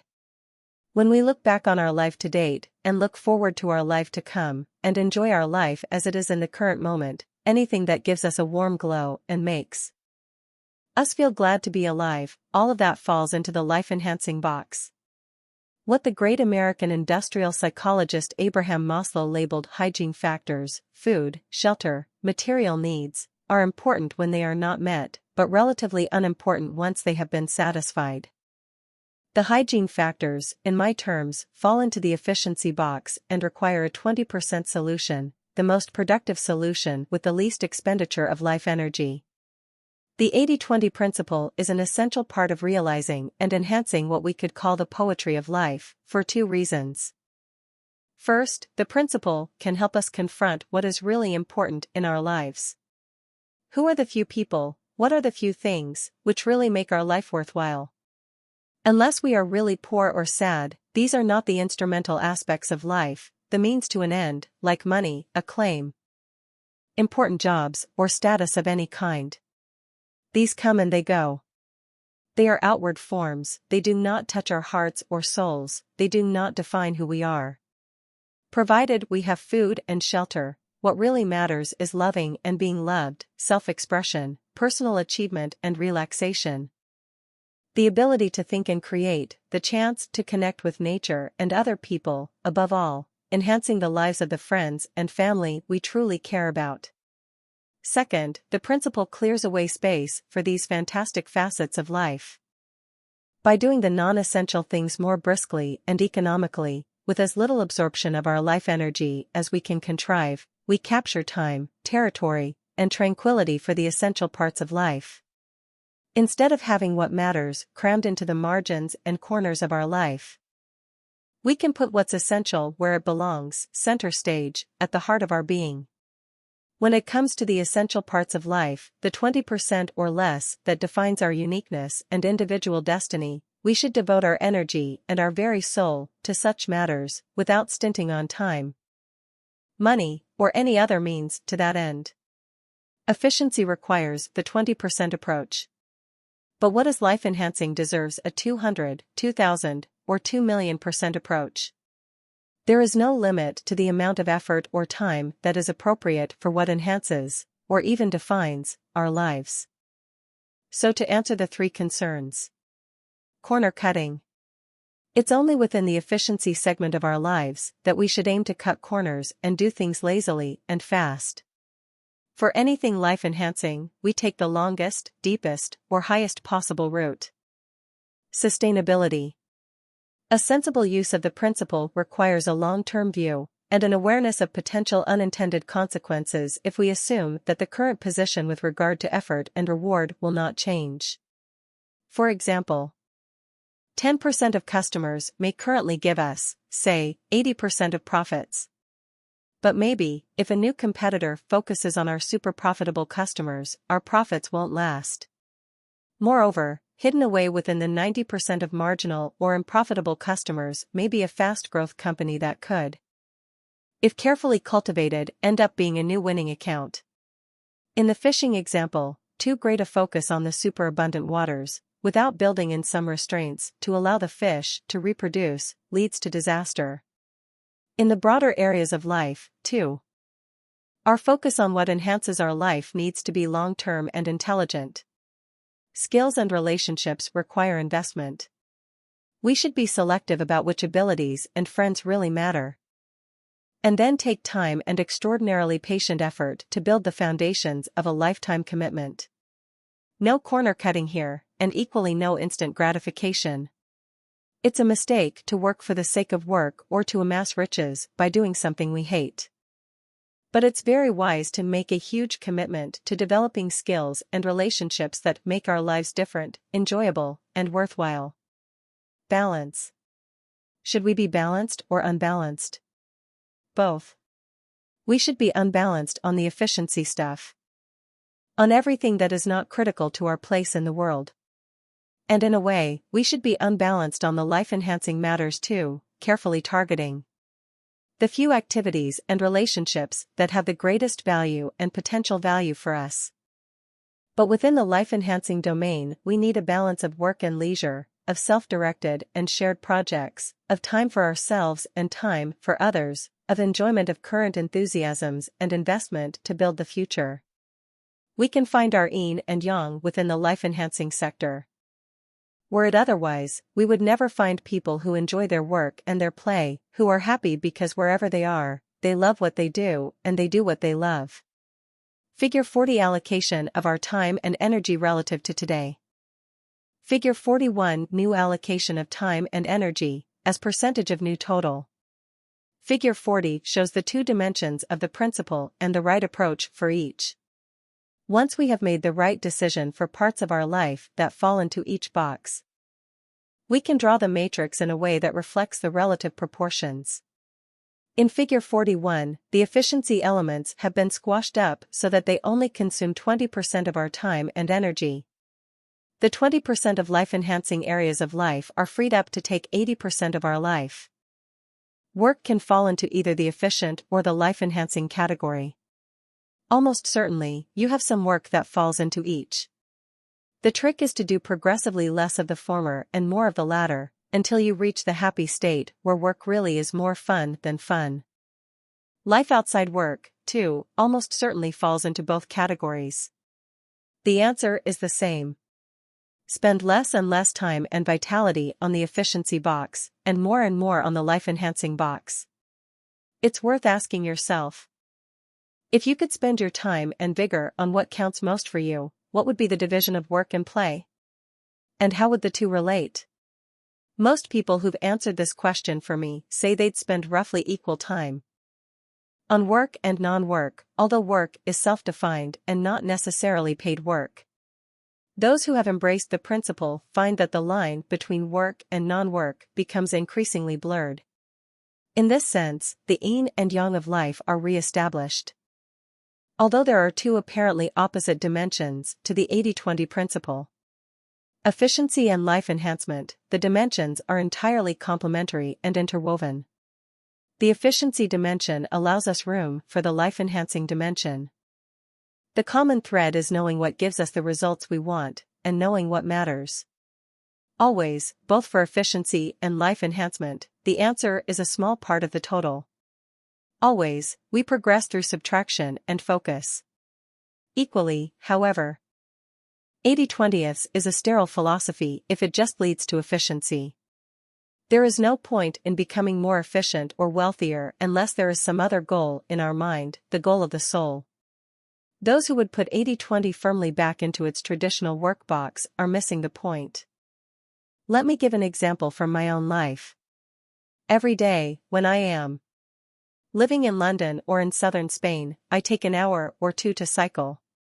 This is definitely a life-enhancing activity for me. It is wonderful exercise. I travel through great scenery, Richmond Park with its deer, or mountain views in Spain, and I let my thoughts hang out as I ride and often come up with fresh ideas as a result. But it is not effortless. I reckon that 10% of the route in Richmond Park and 15% in Spain is seriously uphill. No doubt taking my heart rate up to the highest levels on the route and constituting more than 80% of the exercise benefit. I'm not a fanatical cyclist and I don't really like hills. I'm glad when I can sail down the other side. But I wouldn't choose a flat route instead. The hills, though in some ways unpleasant, add to the grandeur of the setting and provide me with inactivity to leaven the yang of riding flat or downhill. I can tell you from personal experience and the testimony of hundreds of readers that it is possible to reverse the proportions of life. From mainly meaningless or stressful activity, yin, to mainly life-enhancing, yang. Of course, we don't want to repeat the same honeymoon or the same holiday over and over. We find fresh ways to relax. Nor do most of us want to relax most of the time. We want to exercise, to deploy and develop our skills, to think, to test ourselves, to help other people, to explore relationships of all kinds.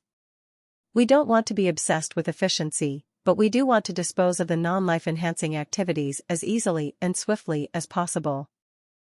Take responsibility for progress. Put away your skepticism and your pessimism.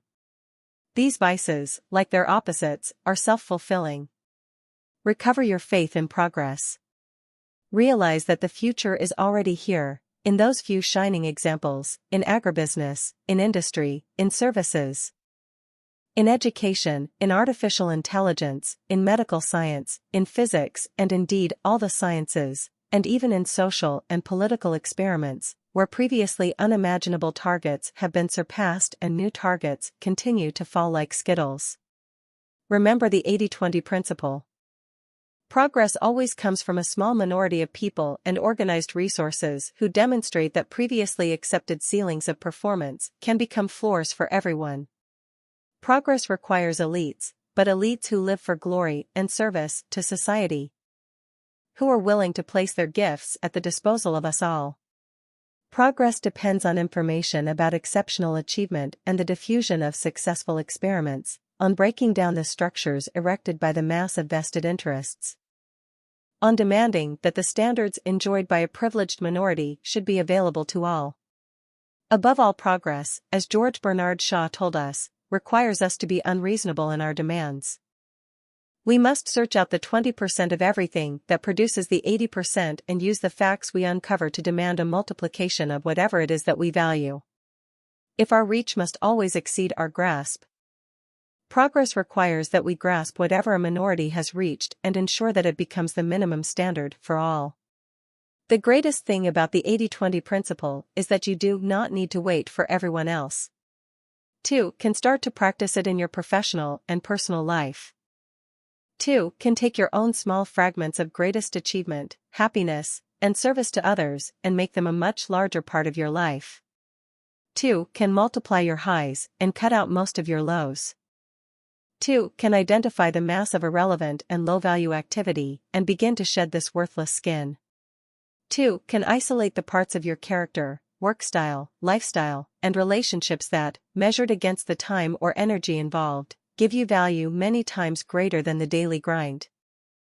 And having isolated them, you can, with no little courage and determination, multiply them. 2. Can become a better, more useful, and happier human being. And you can help others to do the same. Notes and references. Chapter 1. 1. Joseph Steindl, 1965, Random Processes and the Growth of Firms, A Study of the Pareto Law, London, Charles Griffin, page 18. 2. Extensive research has revealed a very large number of short articles referring to the 80-20 principle, usually called the 80-20 rule, but failed to identify any books on the subject. If a book on the 80-20 principle does exist, even if as an unpublished academic treatise, would a reader please let me know? One recent book, although not really about the 80-20 principle, does draw attention to its significance. John J. Cotter's The 20% Solution, Chichester, John Wiley.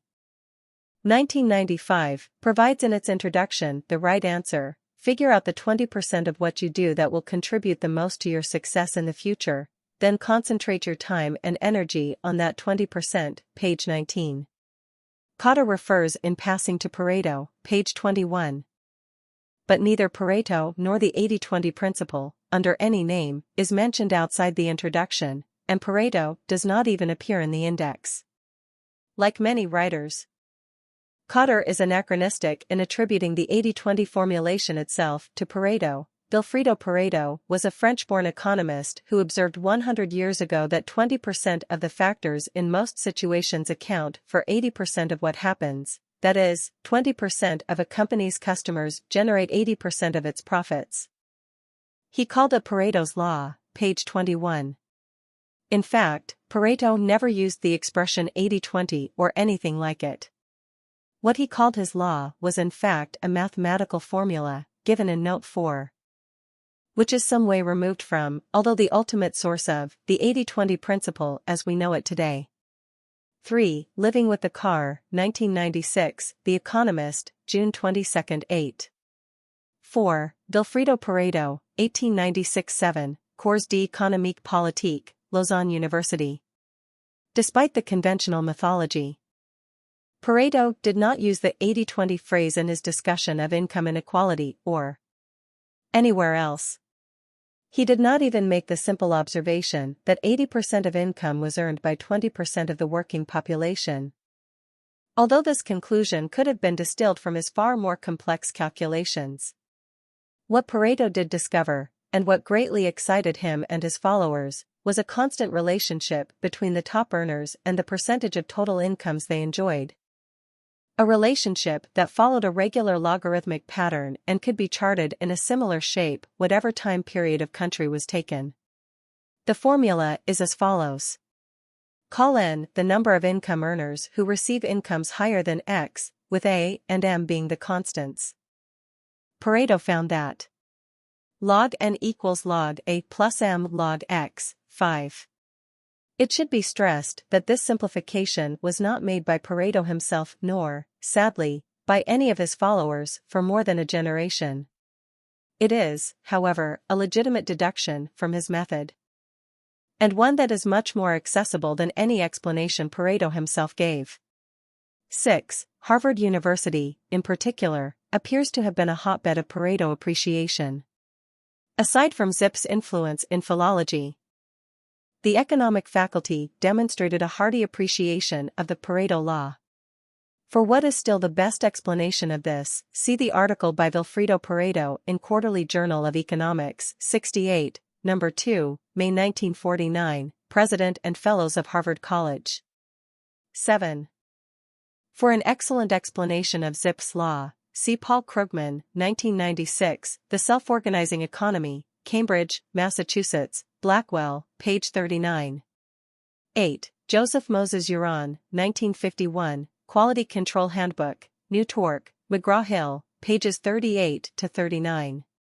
This is the first edition, with a mere 750 pages compared to more than 2,000 in the current edition. Note that although Uran clearly refers to the Pareto principle and accurately distills its significance, the first edition does not use the term 80-20 at all. 9. Paul Krugman, Op. Cit. Note 7. 10. Malcolm Gladwell, 1996, The Tipping Point, New Yorker, June 3. 11. Malcolm Gladwell, Ibid 12. James Gleick, 1987, Chaos, Making a New Science, New Torque, Little, Brown. 13. C.W. Brian Arthus, 1989, Competing Technologies, Increasing Returns. And Lock-in by Historical Events, Economic Journal, Vol 99, March, pages 116 to 31. 14. Chaos Theory Explodes Hollywood Hype, 1997, Independent on Sunday, March 30. 15. George Bernard Shaw, quoted in John Adair, 1996, Effective Innovation, London, Pan Books, page 169. 16. Quoted in James Gleick, Op. Cit., Note 12. Chapter 2. 1. Author's calculation based on Donella H. Meadows, Dennis L. Meadows, and Jürgen Ronners, 1992, Beyond the Limits, London, Earthscan, pages 66f. 2. Author's calculation based on Lester R. Brown, Christopher Flavin, and Hal Cain, 1992, London, Earthscan, page 111, itself based on Ronald V. A. Sprout, and James H. Weaver, 1991, International Distribution of Income, 1960 to 1987, Working Paper No. 159, Department of Economics, American University, Washington, D.C., May. 3. Healthcare Strategic Management, 1995, Strategic Planning Futurists Need to be Capitation-Specific and Epidemiological, Healthcare Strategic Management, September 1. 4. Malcolm Gladwell, 1996, The Science of Shopping, New Yorker, November 4. 5. Mary Corrigan and Gary Kaupila, 1996, Consumer Book Industry Overview and Analysis of the Two Leading Superstore Operators, Chicago, Illinois, William Blair and Company. Chapter 3. 1. Joseph Moses Uran, Op. Cit., see Chapter 1, Note 8, 38 to 39. 2. Ronald J. Ricardo, 1994, Strategic Quality Management, Turning the Spotlight on Strategies as well as Tactical Issues, National Productivity Review, March 22. 3. Nicholas von Dane, 1994, The New Turnaround, Success, April 1. 4. David Lowry, 1993, Focusing on Time and Teams to Eliminate Waste at Singo Prize-winning Ford Electronics, National Productivity Review, March 22. 5. Terry Pinnell, 1994, Corporate Change Made Easier, PC User, August 10. 6. James R. Nagel, 1994, TQM and the Pentagon. Industrial Engineering, December 1. 7. Chris Vandersluis, 1994, Poor Planning Can Sabotage Implementation, Computing Canada, May 25. 8. Steve Wilson, 1994, Newton, Bringing AI Out of the Ivory Tower, AI Expert, February 1. 9. Jeff Holtzman, 1994, And Then There Were None. Electronics Now, July 1. 10. Software developers create modular applications that include low prices and core functions, 1994, Macweek, January 17. 11. Barbara Quint, 1995, What's Your Problem? Information Today, January 1. 12. C. Richard Koch and Ian Gahn, 1996, Managing Without Management, London, Nicholas Brealey, especially Chapter 6, pages 96 to 109. 13. Peter Drucker, 1995, Managing in a Time of Great Change.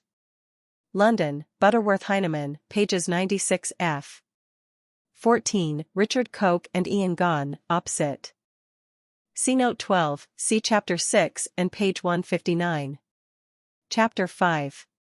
1. Henry Ford, 1991, Ford on Management, INTR Ronnie Lessem, Oxford, Blackwell, pages 10, 141, 148. Reissue of Henry Ford, 1922, My Life and Work and, 1929, My Philosophy of Industry. 2. Gunter Rommel, 1996, Simplicity Wins, Cambridge, Massachusetts, Harvard Business School Press. 3. George Eliot, Ronald G. Evans, and Bruce Gardner, 1996, Managing Cost, Transatlantic Lessons, Management Review, June. 4. Richard Koch and Ian Gahn, Opposite, see Chapter 3, Note 12. 5. Carol Casper, 1994, Wholesale Changes, U.S. Distribution Journal, March 15. 6. Ted R. Compton, 1994, Using Activity-Based Costing in Your Organization, Journal of Systems Management, March 1. Chapter 6. 1. Vin Manakdala, 1994, Marketing, The 7 Deadly Sins. Journal of Accountancy, September 1. 2. It is easy to forget the deliberate and successful transformation of society that arose from the idealism and skill of a few pivotal early 20th century industrialists, who advocated the Horn of Plenty argument, that poverty, although prevalent, could be abolished. Here, for example, is Henry Ford again. The duty to abolish the more disastrous forms of poverty and want is easily fulfilled. The earth is so abundantly fruitful that there can be ample food, clothing, work and leisure. See Henry Ford, 1991, Ford on Management, INTR. Ronnie Lessem, Oxford, Blackwell, pages 10, 141, and 148. I am grateful to Ivan Alexander for showing me the draft of his new book, The Civilized Market, 1997, Oxford, Capstone, whose first chapter makes this and many other points that I have borrowed, see Note 3. 3. See Ivan Alexander, 1997, The Civilized Market, Oxford, Capstone. 4. Quoted by Michael Slazak, 1994, Drawing Fine Lines in Lipsticks, Supermarket News, March 11. 5. Mark Stevens, 1994, Take a Good Look at Company Blind Spots, Star Tribune, Twin Cities, November 7. 6. John S. Harrison. 1994, Can Mid-Sized LECs Succeed? In Tomorrow's Competitive Marketplace, Telephony, January 17. 7. Ginger Trumpio. 1995, Relationship Builders. Contract Management, Sales and Marketing Management, February 1. 8. Jeffrey D's Bar. 1994. Credit card. Campaign. Highlights Restaurants, Sun Sentinel, Fort Lauderdale, October 10. 9. Donna Petrozello, 1995, A Tale of Two Stations, Broadcasting and Cable, September 4. 10. Insurance agency consultant Dan Sullivan, quoted in Sydney A. Friedman, 1995, Building a Super Agency of the Future, National Underwriter Life and Health, March 27. 11. A large number of articles about specific businesses and industries attest to this. For example, see Brian T. Majeski, 1994, The Scarcity of Quality Sales Employees, The Music Trades. November 1. 12. Harvey Mackay, 1995, We Sometimes Lose Sight of How Success is Gained, The Sacramento Bee, November 6. 13. How Much Do Salespeople Make? 1994, The Music Trades, November 1. 14. Robert E. Sanders, 1987, The Pareto Principle, Its Use and Abuse. Journal of Consumer Marketing 4, No. 1, Winter 47-50. Chapter 7. 1. Peter B. Suskind, 1995, Warehouse Operations, Don't Leave Well Alone, IIE Solutions, August 1. 2. Gary Forger, 1994, How More Data Plus Less Handling Equals Smart Warehousing, Modern Materials Handling, April 1. 3. Robin Field, Branded Consumer Products, in James Morton, edition, 1995, The Global Guide to Investing, London, FT/Pittman, pages 471f. 4. Ray Kulwiek, 1995, Shelving for Parts and Packages, Modern Materials Handling, July 1. 5. Michael J. Earl and David F. Feeney, 1994, Is Your CIO Adding Value? Sloan Management Review, March 22. 6. Derek L. Dean, Robert E. Dvorak, and Ender Holland, 1994, Breaking Through the Barriers to New Systems Development, McKinsey Quarterly, June 22. 7. Roger Dawson, 1995, Secrets of Power Negotiating, Success, September 1. 8. Wharton C. Skinner, 1991, Get What You Want Through the Fine Art of Negotiation, Medical Laboratory Observer, November 1. Chapter 9. 1. This phrase comes from Ivan Alexander, Ibid, Chapter 2. Whose thinking on progress I have shamelessly plundered. 2. Ivan Alexander, Op. Cit., see Chapter 6, Note 2, remarks nicely that though we are now aware that the riches of the earth are finite, we have discovered other dimensions of opportunity. A new compacted yet fertile space in which business can flourish and expand. Trade, commerce, automation, robotization, and informatics, though almost landless and spaceless, are unbounded domains of opportunity. Computers are the least dimensional machines mankind has yet devised. Chapter 10. 1. Quoted in Oxford Book of Verse, 1961, page 216. 2. The best and most progressive guide to time management precepts is Hiram B. Smith, 1995, The 10 Natural Laws of Time and Life Management, London, Nicholas Brealey. Smith refers extensively to the Franklin Corporation and rather less extensively to its Mormon roots.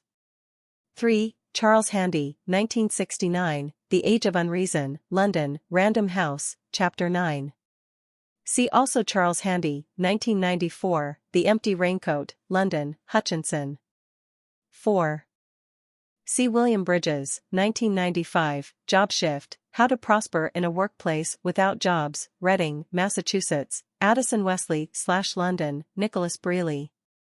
Bridges argues, almost persuasively, that full-time employment by large organizations will become more the exception than the rule and that the word job will revert to its original meaning of task. 5. Roy Jenkins, 1995, Gladstone, London, Macmillan. Chapter 12. 1. Donald O. Clifton and Paula Nelson, 1992, Play to Your Strengths, London, Piatkus. 2. Interview with J. G. Ballard, 1989, in Re/Search Magazine, San Francisco, October, pages 21-22. 3. Street. Paul was probably of even greater importance to the success of Christianity than was the historical Jesus. Paul made Christianity Rome-friendly. Without this move, fiercely resisted by St. Peter and most of the other original disciples, Christianity would have remained an obscure sect. 4. C. Vilfredo Pareto, 1968, The Rise and Fall of Elites, INTR Hans. L. Zetterberg, New Torque, Arno Press.